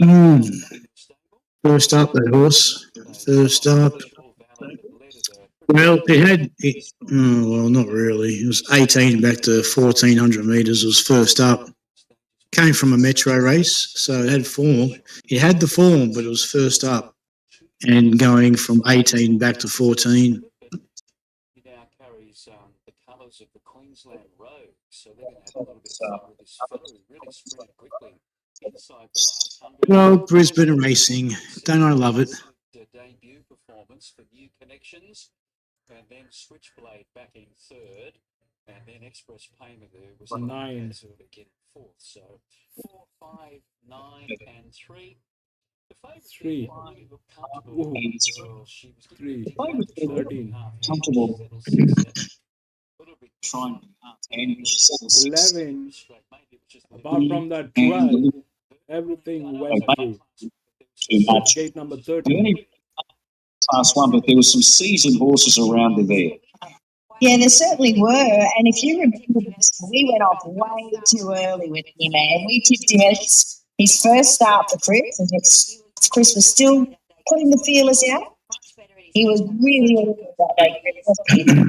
Better at his next start, and here he is getting the win today. Yeah, I think with first up, he really got a hard track. I think with Barney, he never gets out of Martin. All that on him, which sort of helped him to get through the run quite well. He said, just keep on improving, and she said he's running out of breath. The Sunshine Coast is terrific. Anyway, my next 2 big bets are at Mornington. Yeah, if he gets back, he'll get a mile. He might even get further. Justin rode him very well. He was a good, his horse probably needs an aggressive rider like Justin. So it was, it was great for him to be able to pick the line and win. We'll let you know if they win. Talk to you today. Justin, Great. Race 7 yard. 4 He-Man beats 5, 9, and 3, 119.36. And home in 34.05. Of course, he is a Queensland Rogues horse. Let's ask a couple, shall we? How many shares have you got? I'm in Rogues and Levels separately, so I'm very excited. Really with the shares? Yeah, very much so. Yeah, Chris has had a lot of faith in him, so do we. Yeah, nice work. What about you, kind sir? How many shares have you got? I've got one, but the family's got a number of shares, so yeah. So First racehorse? oh no, Yeah. the 8. Hey, Jesus. What about you, sir? How many shares have you got? I've got one in each of the TRLs.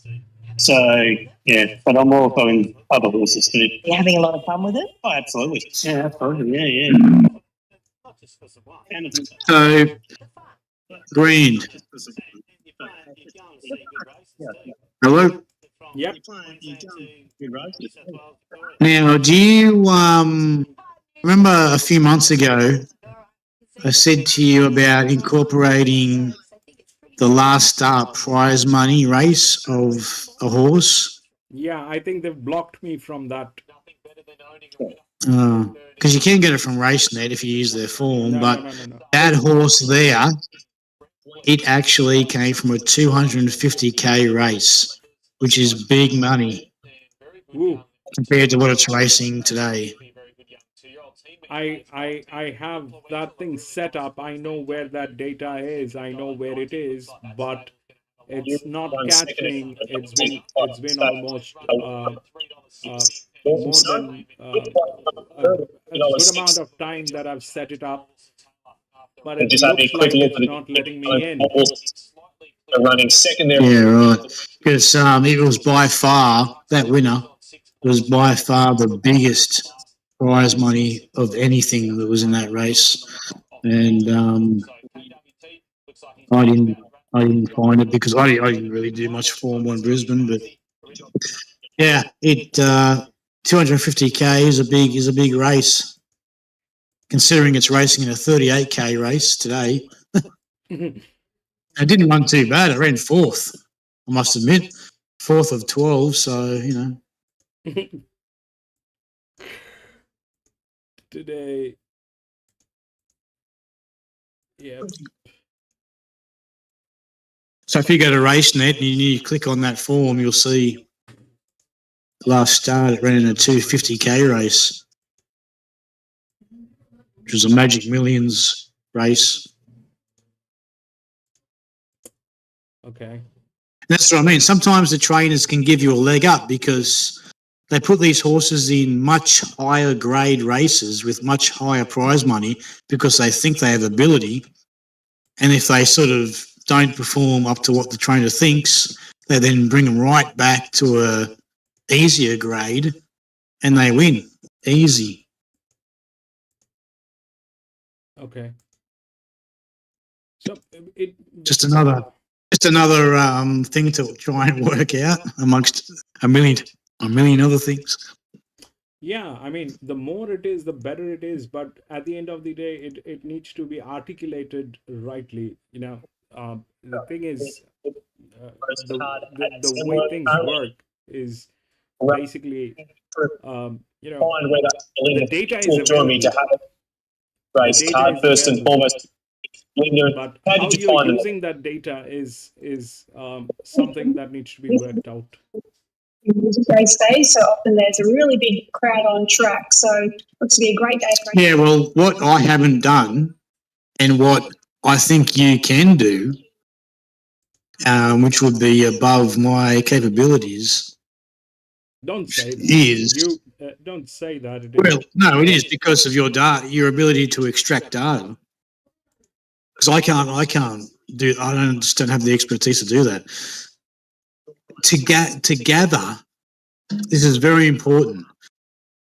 To gather the winning horse info of, for example, all Saturday Metro racing, all midweek Metro racing, separate them. And then if you look at all the winners, you can then work out patterns of data for those segmented grades like Saturday Metro, midweek Metro, even provincial Metro, provincial country.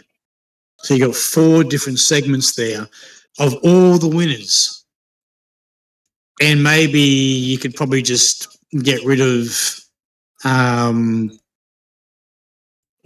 you'd have to sort of say you're just doing a Saturday Metro.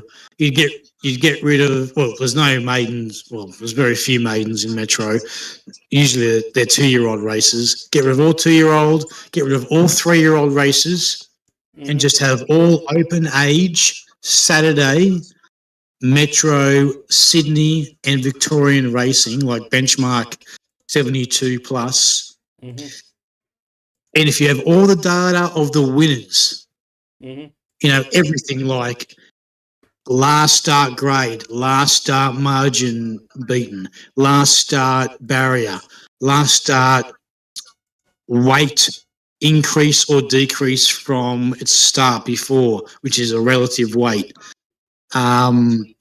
Jockey, last start jockey, current jockey, distance of last start. Because I firmly believe the last start form is the most cogent form. I know that horses can win, they do a bad run, and they win after that. It's very rare. Usually the winners come from a very strong performance the start before. And so if you have all those factors of all the winners, Mm-hmm. and you can even separate them into grades. You can say all these horses who won ended up winning a 72 benchmark on Saturday. All these horses ended up winning a 78 benchmark. All these horses ended up winning an 84 benchmark. All these horses ended up winning an open, listed race, group 3, group 2. And you can say, okay, this race is a group 3 race. You can go back to your beautiful data and say, what are the primary factors which show a possible Group 3 winner? And they're all there. And you can, to me, that's what would be beautiful data from my perspective. Mm-hmm. I know what you mean.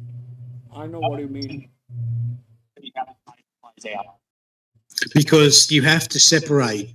You can't do a blanket. I know you want to do a blanket. I've always wanted to do a blanket, but you can't. I completely agree with you, PC. What I need, what possibly we need to be doing is, I can advise you with regard to grades and so forth, advising, because you may not be familiar. No, bro. Advising is not going to work. I think what we need to do is we need to schedule a few calls when it is convenient for you, and you explaining things, and I'll take the notes, and we'll design this in a way which is going to be a way more promising than what it is right now. So it is going to take time. It is not going to be easy, but we need to be in a position where we can do this rightly. Yeah, I agree. And you'll be amazed at how few people actually can do this. That's why I think it has great potential, because it comes from someone who has on-ground experience to someone who has the data capabilities of extracting that data and applying it correctly. It's pretty rare. That's pretty rare. That's a pretty rare thing. I think only the very, very, very top bookmakers do that sort of thing. No, yes, we can achieve that. See, PC, everything is mathematics. This is something that I have learned in last 30 years of working. Everything can be explained through mathematics. Whether it is a family problem, or going to the Mars, it is mathematics at the end of the day. If we get the maths right, we've got this thing. And that thing needs to come with inputs. And that is correct. But the disclaimer is that there is some mathematics which are better than other mathematics, and that comes down to understanding the problem. So, like in this one, you see these two have gone to the favorites. All right. Now here is the problem. You see that 3 and 14. Why? Because that 14 is with the rail work, right? That these two are within the rails. These two are within the rails. And if you see how they are, that's like that, certainly. Right? They both have. Now, if we look at the advantages with these gate and the others, then 1, obviously the next one, 21, comes into picture because they are tailing gates. All right, that's tailing gates. And if you look at that, that's not there. 21 is not there, but 21 is a tailing gate. Does it have advantage? It definitely has advantage. Now, the other one, 5, if we look at, then we have to either look at gate number 6, which is 18. Do we have a 18? We have a 18. So either we have to look at gate number 6, which is tailing to 14, or we have to look at the gate number 4, which is 2. Now 2 is again within the rails, okay? And if you look at 2 is with the largest outer drift. So 2 is in a position where this thing cannot, this thing is a horse which cannot be on pace. This thing is this horse needs to come from the back. If it goes on a pace, it'll lose. So that 2 is there. Now, having said, have a look at 18. 18. Big odds. 18. Second yes. up. Yeah, 18, 6. So that's tailing gate. 18 and 6. These are tailing gates. Is it in a position? Good jockey. Yeah. Is it in a position to win? No, it is not in a position to win. Read on very well. No, yes, it is very much in a position to win. It is very much in a position to win. But having said all this, now you look at what's going on with this guy on 4. 800 by 78. These people are money making machine. They're like mint. They're like mint. And if you look at that 40, I suppose it's 3. Like 3 is $1.40. You've got to say, well, they obviously know something. It's been backed from 2s and the 140. These guys, and it's from a great trainer. These guys have to know something. See, this we've seen this race, all right, that 3, and this was a maiden though. We've seen this race. They did that destruction from gate number 12. That 3 was the actual winner. Why? Because they were like that. Here, the number gets better with these guys. The 800 by 78. They were at what? 400 by 60. So these people are pure professional people. Now, the handicapping is one side of it. The handicapping is one side of it. If you look at these 2 horses, both of them are like in good hands. 3 is in good hands as well. They are actually. You see, 18. Yep. I'm not saying it's going to win, but do you see that before last start, it changed trainers, and it came from Newcastle. Now, yes, provincial racing in Sydney is almost equal to metro racing in Brisbane, as I was saying before. Yes. Now, it had a first start over 1,000 metres, which was probably unsuitable, and it flew home. Yes. To run 4th in 1.5 lengths. Now it drops 2 kilos from that race and gets an extra 200 metres. Now this is against, and it has a very good flaming jockey on. Very good barrier, but it's against $1.40 favourite. Yes. And the problem is, like you rightly pointed out, that it went through some changes with the trainer. That's why this side of the rail is missing. If I go through this, then that 18 comes here. Why? Because it is not in a qualifying position for the top 3. It's not in a qualifying position for the top 3 because it went through some changes, but it has the gate advantage with 14 today. It has the gate advantage with the 14 today. Now, if you look at the handicapping side, that 18 comes up right after 3. So this is advantage. 18 has advantage, but it lacks this side of the rail, which means it has gone through changes and it might fail. It's a gamble.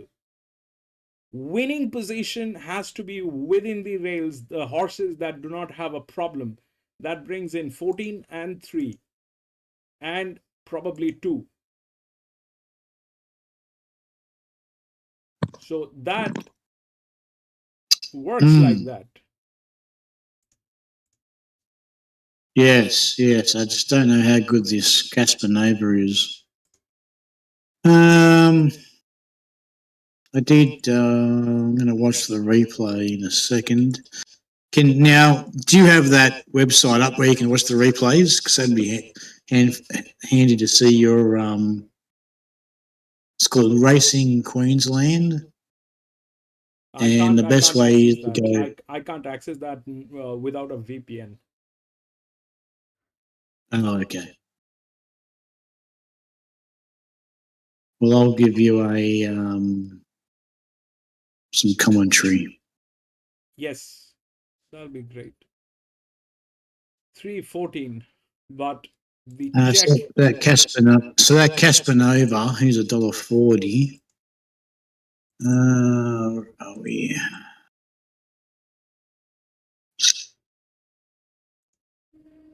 Search for that horse. Yes, Eagle Farm. So it won last start at Eagle Farm.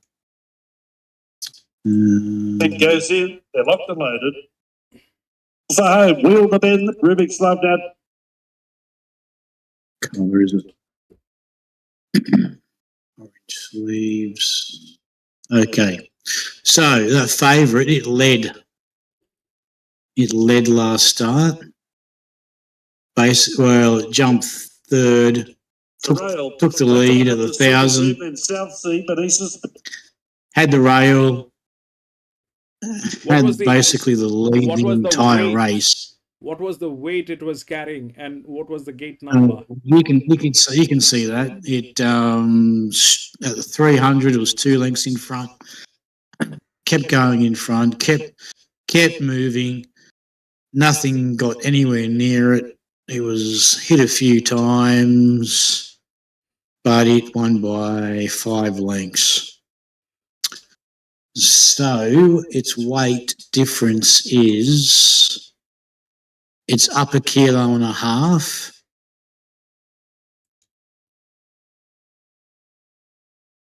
And I don't think any of the horses who raced against it are in this race. Yeah, so you probably can't go against it too much, really. Well, Extreme Spirit, I'm going to look at that replay. Again, I'm going to look at that.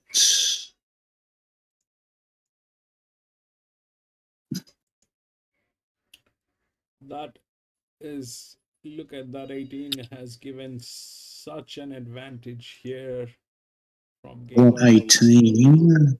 Where are we? 4. 18.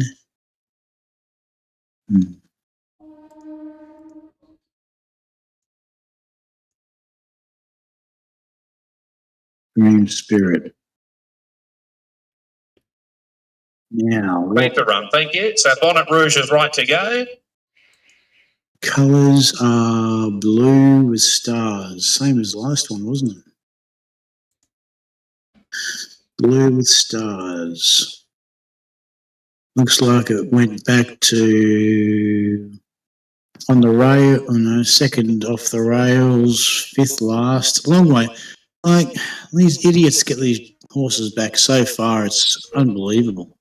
It's fucking jockeys. No idea. Okay, so now he's going to pull out. He's going to pull out. You know, PC. To go across. He's going to have to go across all the heels. The jockeys need to be trained at the 300. At the 300, he pushed the button. He waited till the 300 to push the button. The moron. The horse is trying to go, passing the major field. The jockey is just fucking asleep. Like, what the fuck are they doing? Like, just watching that replay, I can see the jockey is frigging asleep. He's doing nothing. It's unbelievable. Same jockey's on. He's got the same barrier. Now, the only advantage is that he's up 200 metres. The problem is from Eagle Farm back to Doomben. So Eagle Farm has a longer straight. Doomben has a shorter straight, as you know. So, you know, the distance may cancel each other out. So, I don't know. Well, I'd have to go with the favourite because it just showed, the jockey and horse just showed far more vigour last start than the 18. It's so sure, like it's $1.30. It's $1.30 for goodness sakes. All that's there, but now what might happen is this 4 might just topple everything else, and the four. Four's paying $41. Look at Kilcoy. Kilcoy is like in the friggin' jungle. Yes, but if you, I'm not saying that the 4 is going to win, but I'm saying if you look at the good place, pretty good place. Yeah, maybe this is a good race to pick a place. Yeah, pick a decent place, $5 or something, you know. Where is this horse from? This one, the 3 on the 3rd. Which one?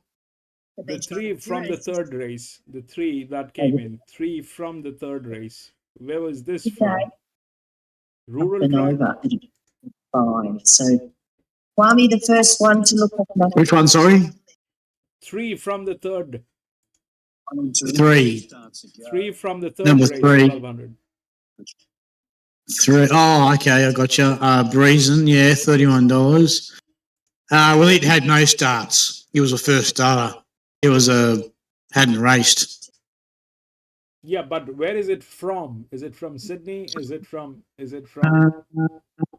I'll just have a look. Might be a second.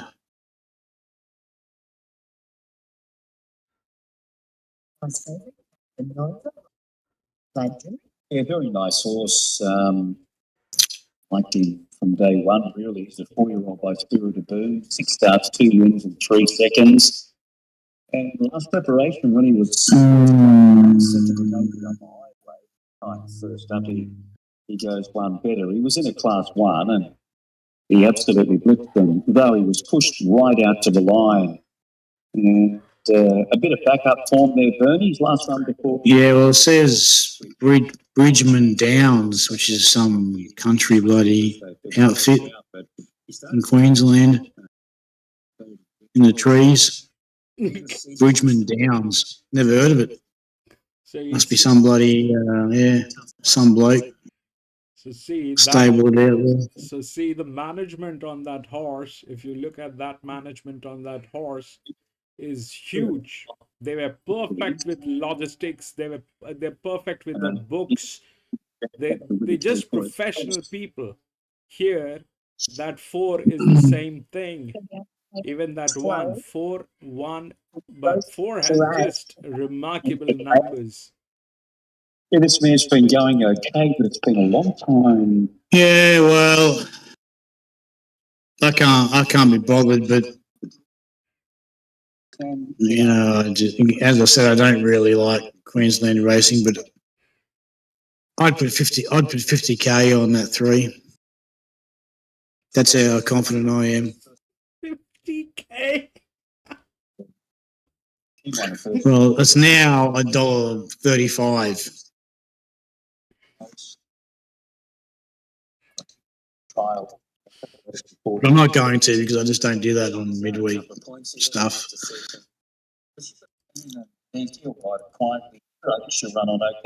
But if that was a Saturday form in relative to the other horses, I would.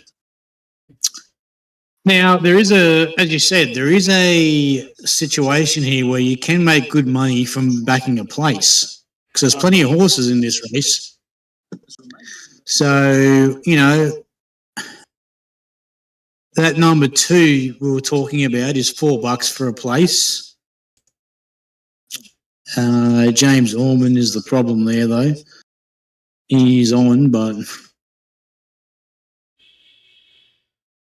this race is probably one to back a place at sort of okay odds because everything apart from the favourites is $2 plus.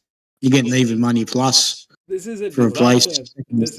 This thing is going to work very, very weirdly if that 3 fails. The 3 is in a superb position. The 3 is in a good hand, moderately good hand. I would have loved it if they had this 3. But this is also good. But when I see these 2 horses, it becomes very difficult to believe what's going to happen. Because look at the management. These people are professional people. They know their job. They know what exactly they're dealing with. They're not he races in town and is around the money. Ran 4th in a Doomben trial and since has finished 2nd in the Doomben jump out. So, the good gates, Chris and Corey Muntz, 10 position in the first half dozen. So I think he gets it. Steve Mark Benner runs and jagged up in Chester. Yeah, didn't do enough first up there at Kilcoy behind Drangatang, so just happy to watch. Rightio, Casper Noively, your very short price favourite here. Probably. Fabulous Maxie's off a pretty strong win last time out as well. What was he really asked him to find the line, and he did. He's the $2.30 favourite, running 1958 at Eagle Farm on the good form. Comes here to do it, but he's only got the 1 start here and finished 2nd behind Preeminence. But he's got decent form around the likes of Navy on the Highway and Gold Decade. So nice, big, strong horse. For the fight, this fellow. He's never been further back than 4th, and that was probably really had enough there at Ipswich that day in the race won by Golden Decade. So the good spell, trial well, won well first up, and everybody's expecting him to win here. This field was originally 16 and about 8 emergency. A lot of advantage. That 18 has a lot of advantage in this one. The 2 has advantage. The 3 is getting tailed. These people from that inside. I've got him in on top. I've got the 18 in. Now, I would back 15 each. I've just backed it, 15 each way. I've backed 15 each way because Angela Jones, Tony Gollan, and 2 back. It was only beaten 1.5 lengths by One Long Day. Now, One Long Day has come out and won a decent race on Saturday in Melbourne. So I've gone each way 15.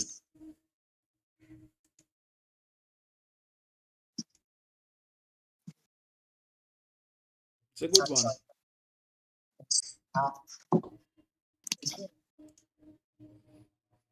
It's a good one, but this is a very dicey one. It's a very dicey one. It's a very dicey one. Just on price over Castanova. He was incredibly dominant last time out. The little things I like about him is that he's got 59.5, and that's about it, I think.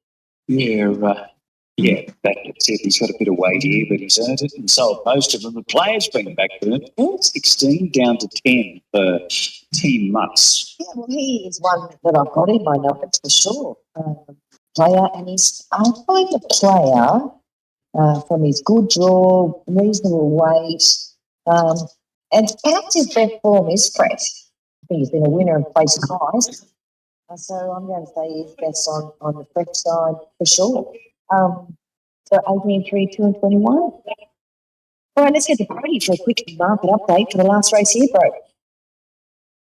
About one horse here, Bernie. That's the favourite Casanova, but out to $1.40 late. Our clear favourite in from $1.55 this morning. A little bit of money late for Extreme Spirit getting loaded away now. The one Matthew's made a good case for as danger, but it's only one horse they're backing, Casanova, as they're just about set for the final event at Doomben. Let's take your trackside to Josh Fleming. And gate number one for the favourite, Casanova. Shortest price favourite of Dragon Tank goes in. And the field is now right for the 8th and final of the day. The light turned on. All in at the 1200. Racing Casanova was away well, and Dark is going forward in front. Handy also Kwame going forward. Casanova third now. Fourth the outside Dragon Tang. Wider at speed, Matt Rose and Shiraz on the fence, and further back to Billy's Brave. A length and a half of Drone Spirit, the player. A long way back at Monash, and further back to Worthy and G on the inside of Clevey Molly at the rear. And Okay, it's leading. Yep, it is. And fourth the outside Dragon Tang. They're clear from speed, Matt. That's the inside Roger Shiraz. A length and a half, two further back is Billy's Bro of Strength Spirit. That's the inside the player. A long way back at Monash, and likewise Worthy and G. Last of all, Clevey Molly. So Kwame and Darza on the inside. Caspanova's into the clear. Coming forward out three wide now. Further back to Roju Shiraz and Speed Mappers down the outside of Caspanova. The favourite raced up and grabbed the lead. 2 lengths in front now. Speed Map runs to second, but Caspanova's going well. With 100 metres left to go. A length and a half in front, and Caspanova. Yeah, favourite too good. Second got comes in about a half the line. Not sure 13, the player or Dranger Tang, followed by Extreme Shiraz and Darza and Monash and Clevey and Molly. Kwame, Worthy and G, and the last one was Billy's Road. So Casanova given a lovely ride by Bladger from the inside barrier, presented him, and he has fought on quite well. Speed Map by around about a half a length. Speed Map on the QOP SP'd at $151. So that would have been a turn up for the books had it overturned the $1.35 favourite. But no need to worry because Casanova has won. There's a lot to like about this fellow. Was the third one? We're probably riding back a little bit further. There's no problem for him. 21. Just the way he's heading, he really wants to win. You can see there he's attacking the line. The number 23 is trying hard. And the player missed the kick. He got a lot further back than I think most of us thought. Does he get that bomb in for third? He's got Drangatang on the outside there. So 21 does get third there. That's the player. And number 4, Drangatang, back in fourth.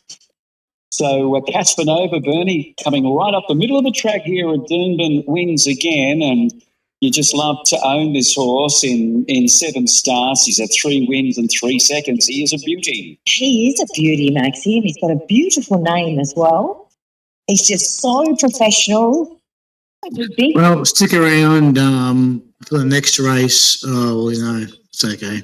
No, you can't see Mornington. It's all good. All good. Yeah, let's see what happened. 323. All right, so if I take the day, $1.30 Casanova, he's a little ripper, isn't he? It's exciting horse, Bernie. We're really happy for the ownership group, adrenaline, big supporters of us. Everything he does, it's just raw ability and just keeps improving. It's just from preparation. So I'm lucky that it's a little glad to be happy. He broke his toe last time, but he gets 2 wins now, so very happy. He's only going upwards and upwards. He broke his toe riding him last time. I knew a bit of a drop in the parade last time. He got away from the cup and jumped on Dad's toe. He's all good now, but I'm sure he's repaid it in true form. Got 9 others. Yeah, true. That's true. That's what I told him. He's been a bit of a silk. So what level are we looking at with this horse? Obviously putting together a great record, developing into a really strong horse physically.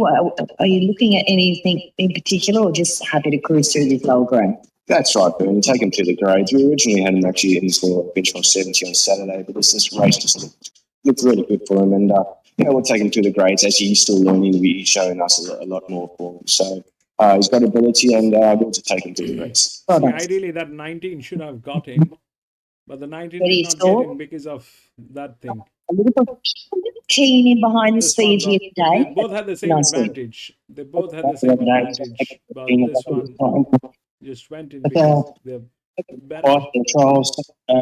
He went really well, so it didn't bother me from being in that. Yeah, now I've got my next big bet's at Mornington, which is number 8 in race 7. Mornington race 7. $12 at the moment. At the moment, 1,200. I think right now, 6 but he's definitely a horse that can come back. So, he might get 7, but I think he's more of a run-on sort of sprinting type. So, Does he sort of give you a wow factor or just cruise through the lower grades? no, look, he's like I say, he's even in the mornings. I've ridden him in the mornings. He's quirky and immature, so he's just that progressive horse that through preparations will get better and better. So I've seen horses start like this and go to very good levels. So he's got good ability, very genuine, puts his head out and tries hard. So he'll have good attributes. Well done. And there's red hot favourite. Anyway, if these last 2 bets get up, I'll be in some serious money, but we'll see. All right, let's see. Let's take a look at Mornington. Mornington is in a better shape.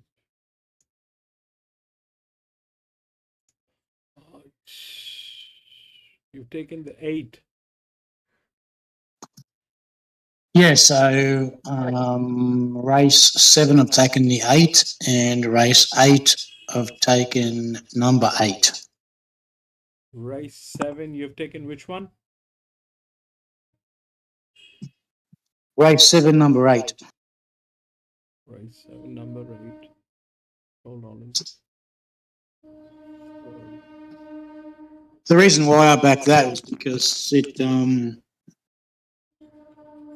ran a very close third to the horse who won, and it's also in this race, but it was sort of blocked for a run, and it gets a much better weight advantage.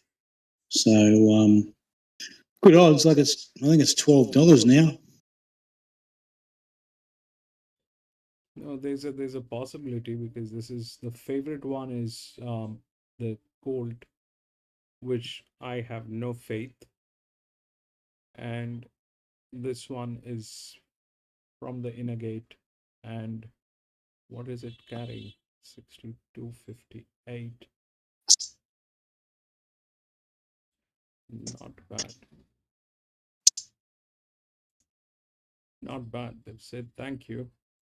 We don't have a fee. So this is the sort of horse which goes under the radar. Mm-hmm. It does everything right. It seems very ordinary, and hunters dismiss it.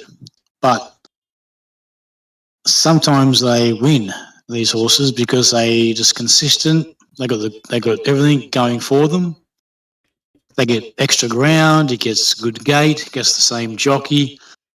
Same track, and it was blocked for a run last start. It was only beaten half a length or whatever it was.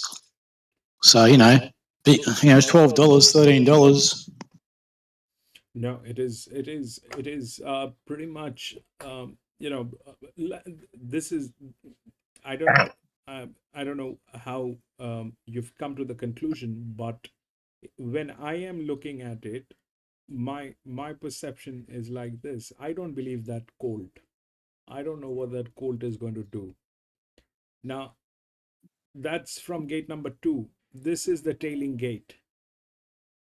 That's gate number 2. This is the tailing gate. The other one is gate number 3, which is this one. Well, see that I am suspecting from watching its previous races that number 8 should lead. I am assuming that from barrier 1, it will just fucking blow the gates and just go for it. That's what I've seen in its previous runs. Yeah, that's pretty much possible because it's you see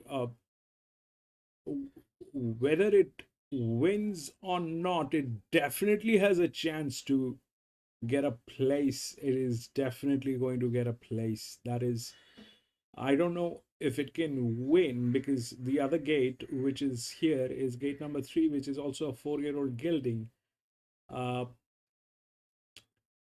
This thing came in 8th out of 11 on a 1,000-meter 4 weeks ago. But that's Pakenham. These people are genius in doing things that are not nice for racing. The only disadvantage I see with 8 is that, again, it's a horse with all the favours going for it, except they've kept the same jockey. I wish they would have put a better jockey on, because this jockey, Will Price, he's only got like a 8% win strike rate, which I don't know why these trainers put the same low strike rate jockeys on.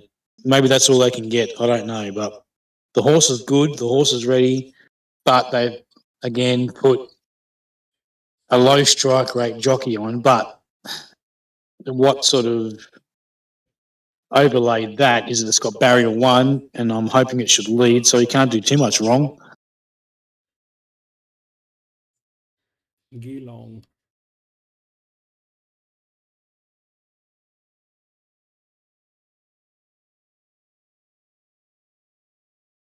It's got advantage, PC. This thing has tremendous advantage. That one. Do you see a dedicated jockey on the colt?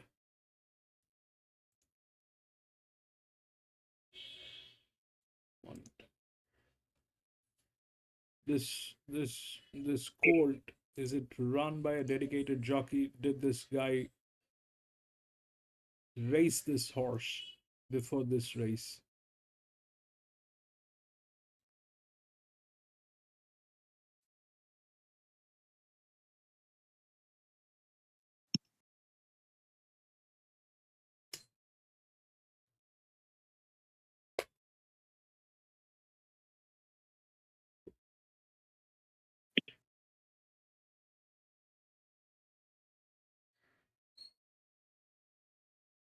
That's gate number 5, Miss Sunshine. 1, 2, 3, 4, 5, 6, 7.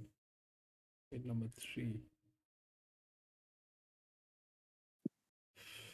This is the midfield.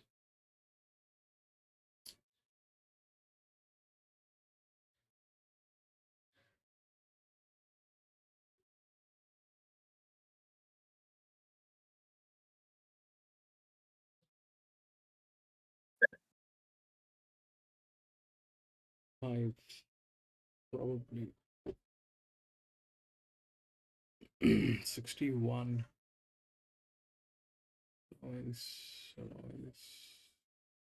8.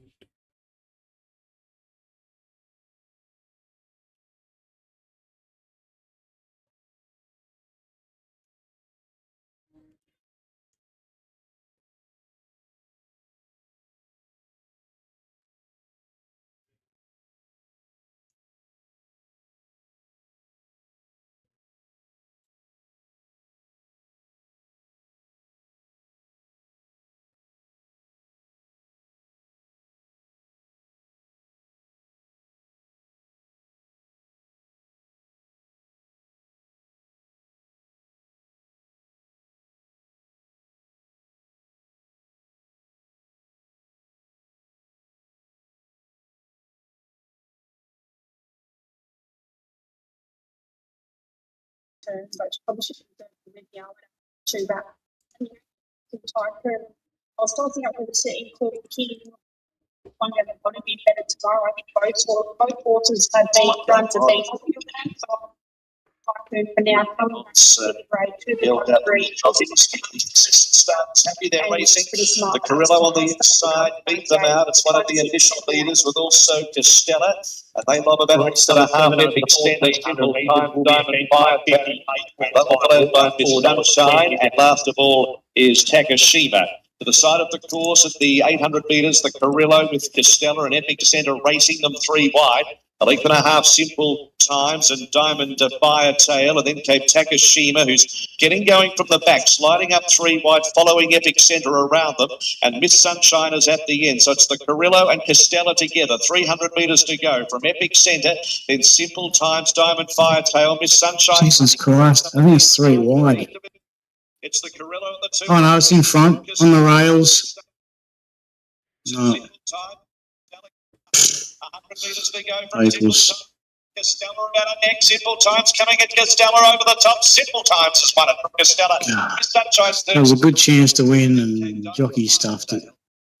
That's Simple Times because Simple Times, Tommy Preble for Patrick and Michelle Payne. The stable's going great guns at the moment. Yep. And Tommy Preble, As I thought, Will Price can't ride. 7% win strike rate. Idiot on a good horse. Lost that race. Idiot. Back from 12s and the 9s. Was ready to win. But the idiots put a jockey on with a 7% win strike rate. Like, that's just stupid. That is stupid. These trainers, sort of lower grade trainers, I don't know if they can just get what they can get, but they really do fail good horses with putting crappy jockeys on because that's all they can get. This is what I think. They seriously need to look at the numbers. They seriously need to understand their chances and the effort that they need to put in.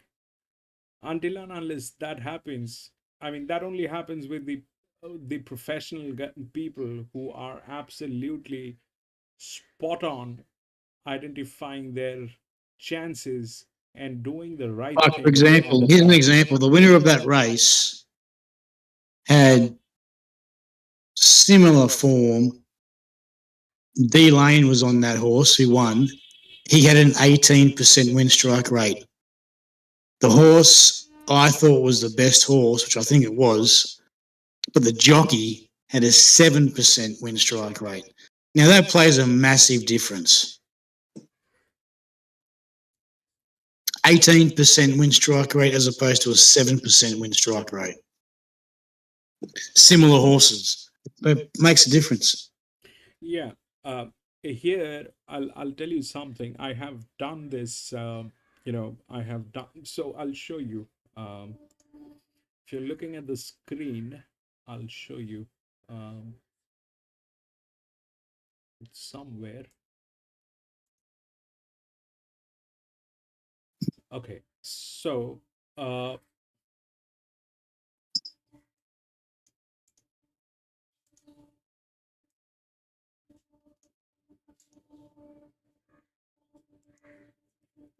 we have to get the dad. Where is the dad?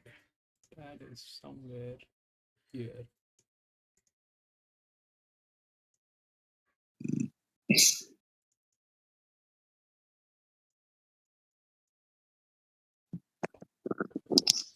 Yeah, so that's the quad. Where is the dad? Here is the dad.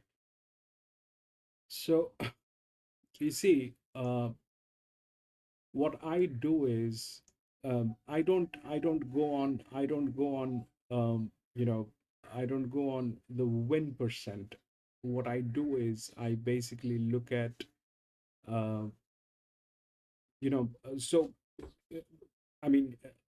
there's this thing called allowance, which are given to the jockeys who are inexperienced, and if you if you just look at what happens is these are the jockeys, right? You go through, these are inexperienced jockeys, all right? These are inexperienced jockeys. If you go through the tad will always have to work on the larger side. So that those are not there. Then 2 is there, 15 is there, 23 comes in next, all right? 23 got through. So that's how this is measuring. How this is measuring is basically, it is there are two sides. One is the tad, the other side is the quad. This is the quad. This is the quad. Quad has to be lowest. Quad has to be lowest. The tad and the quad will have to work in tandem. So you have to have the highest tad and the lowest quad, then you have a winner. In terms of jockeys, so how that works basically is like in this case, if you look at what happened in this particular race, is that 5. I had a feeling about that 5 because if you look at the number of horses, 1, 2, 3, 4, 5, 6, 7, the midfield is 3. The midfield is 3. And if you look at that horse is, that horse is 23% and 54% on place and win. So this thing has been strategically placed. And you see that lines on that horse, on that jockey. So if you look at, I don't have the data for this one, but if I had, it will show you a very low tad. It'll show you a very low tad, but at the same time, it'll also show you a very high quad because of the placing that it has been given. It is going to show a very high quad because of the number of because the gate it has been assigned with that weight. That's how it works. I mean, it's basically PC. It's physics. It is physics. How it'll if a jockey is racing, and let's say a jockey has some of the best numbers, how those numbers have been achieved versus the number of races that jockey lost is what quad and tad is. If you look at the number of races that it won versus the number of races that it lost, that is what is getting calculated here in quad and tad. And we compile that in in the entire sheet that we have. So what happens basically is, if you're just looking at the strike rate of a jockey, you also have to look at the losing rate of that jockey, and you have to understand why it lost. Winning is one part of it. Everybody is going to look at the winning part, but you also have to consider the losing part. Is this race designed for this jockey to lose? You know that he's a promising jockey. That's everybody is looking at that. He's the best jockey. I mean, if the jockeys could win races, I mean, every best jockey would have been winning consistently in each and every race. But that does not happen because of the designing of the race. That does not happen because of the designing of the race. If you're looking at the strike rate, you will also have to look at the races that it lost, that gentleman lost, and figure out why it lost. Is it because of the gate? Is it because of the weight? What worked as a disadvantage? And is that disadvantage present in the race you're putting your money on?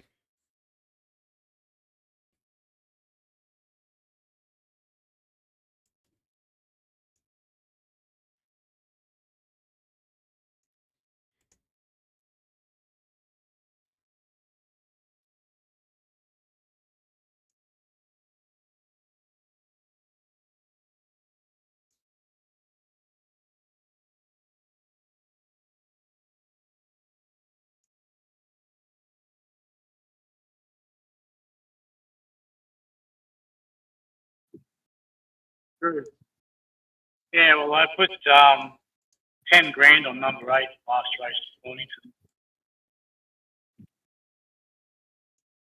Which one?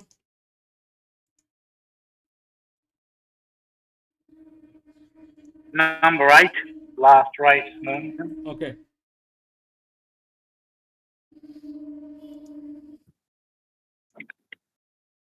Last race, number 8.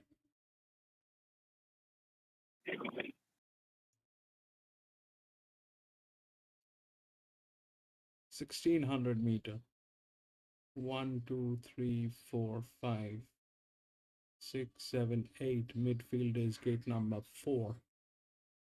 This one. And you put your money on which one? Number 8. Okay. So that's Flying midfield. ace. That's midfield. Okay. Now let's look at the advantages and disadvantages. 2 is the favorite. 1,600 meters, 75, 68.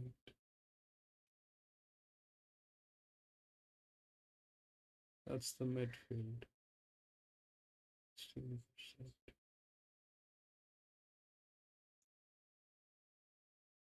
Okay.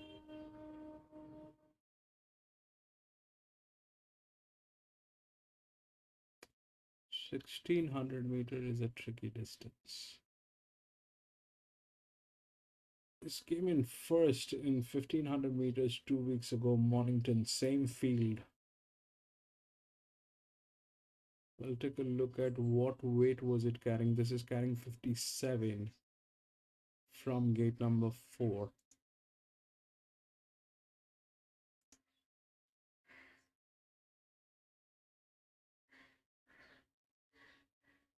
Gate number 5, 59 kilograms. So when it reduces the weight, if the weight's being reduced, you see what happens. So reduced weight is a pressure. All right, reduced weight is a pressure. So if you look at the highest weights, that's 60, right? That's a relaxed position. That is a relaxed position. The lower weight is something that won't, but it is it's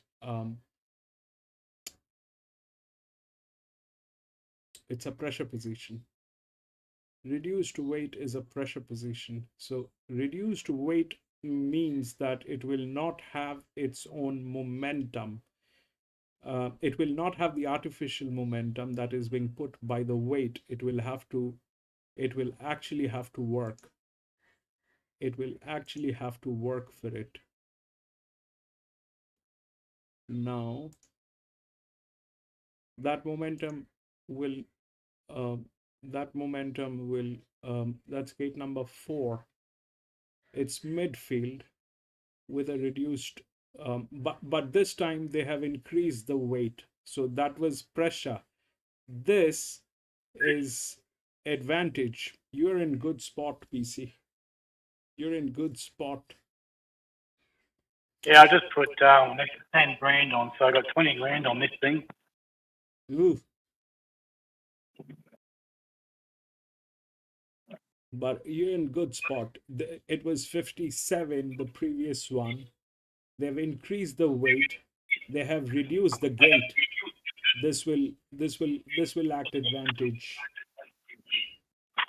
This will act advantage. Sorry. This one. Okay, we were looking at a wrong race. Are you giving me bad info? Am I?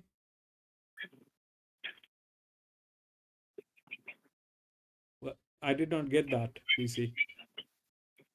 I was just joking, saying, are you giving me bad info because you're looking at the wrong race? No, I was looking at the previous one. Race number 7. This is 8, 57. So yeah, this is again advantage because it is carrying the same weight, and they have reduced the gate. This was 5. This means that it has gone up in challenge. Do you understand? This Are you means looking at number 8? yes, I'm looking at number 8. Yeah, number 8. So I backed it for 10k at 5. Now back to for another 10k at 480. Okay. So they have increased the challenge for this. This was on a 59 kilograms in the previous one. It is on a 57. This one they've reduced the gate. But here this was 1, 2, 3, 4. I don't know how many horses were present in that race. I think it's pretty well handicapped. I think it's pretty sweet. 7. So it was from an outer gate and it got through. It is now in an inner gate. Pretty much neat. Pretty much neat. Should work. Should work if unless the jockey is an absolute ass. Well, the good thing about it is a 3 kilo claimer, but he has rode it his last 3 starts, so he knows the horse. That's the only reason why I'd back a 3 kilo claimer.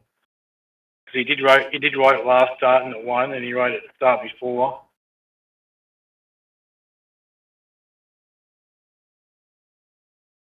No, you're in a sweet spot. You're in a sweet spot. I cannot look at all the horses, but this one is in a sweet spot at this point of time. But there's this 4-year-old mare which is there from gate number 2 on a this is a 1200 meter, right? 1600. No, that's okay.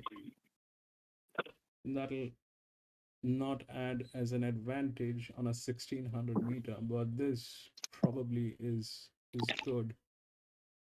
We'll see what happens. We'll see what happens.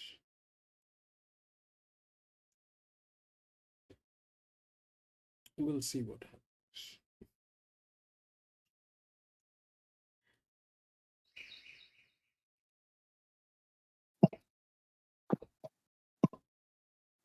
It's drifting through.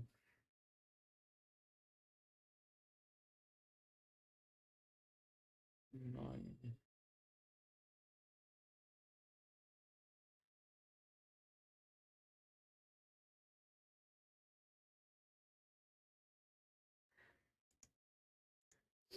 I'll be back in a jiffy from the washroom, PC.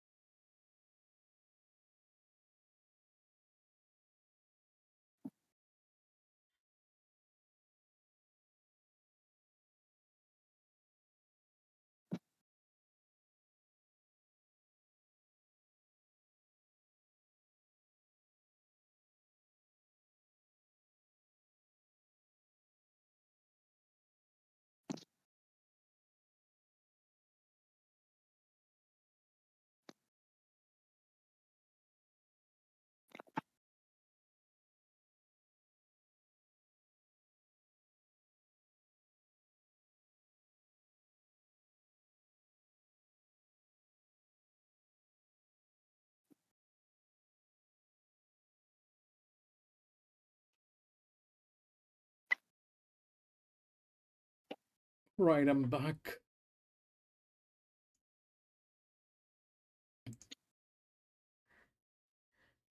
Still 8 minutes to go.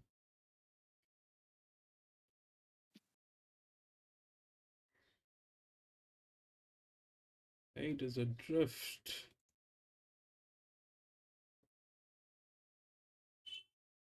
I think when the market red, these the negative ones and the positive ones. That's what they calculate. This is a drift, so possibly this is a negative one. There's the weight 57. Favorite is 60.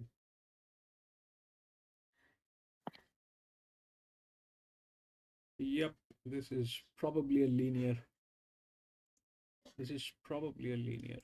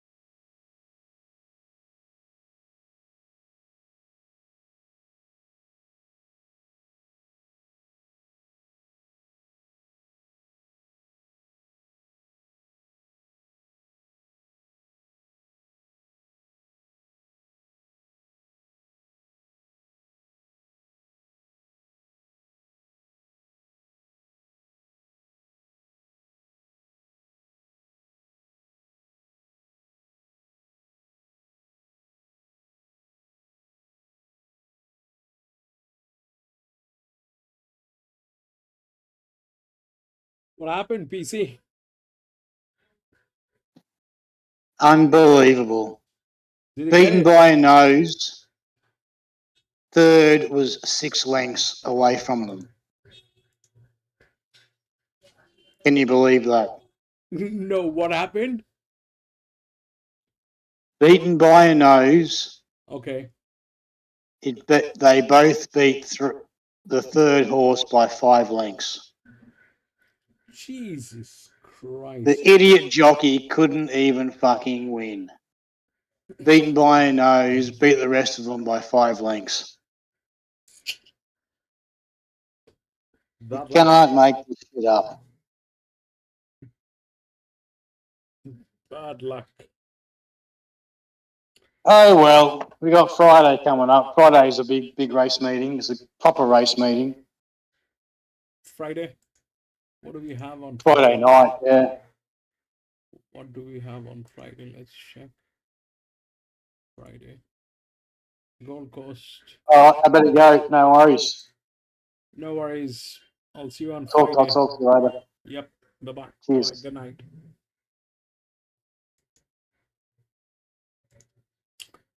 Right, ladies and gentlemen, that is it for today.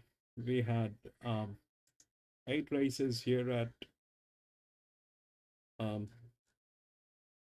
Doomben. We did that last race, but I'm going to be racing back on Friday. So if you have a little time, please come and join me. We will race together, do a little chit chat, and try to have some fun. Till then, have a great day, and thank you so much for being there. Lewis, thank you so much. PC, thank you so much. Creed, thank you for joining in. Thank you so much. Gendorf, thank you. Thank you so much, Gendorf, for being there. Thank you, gentlemen. I'll see you on Friday.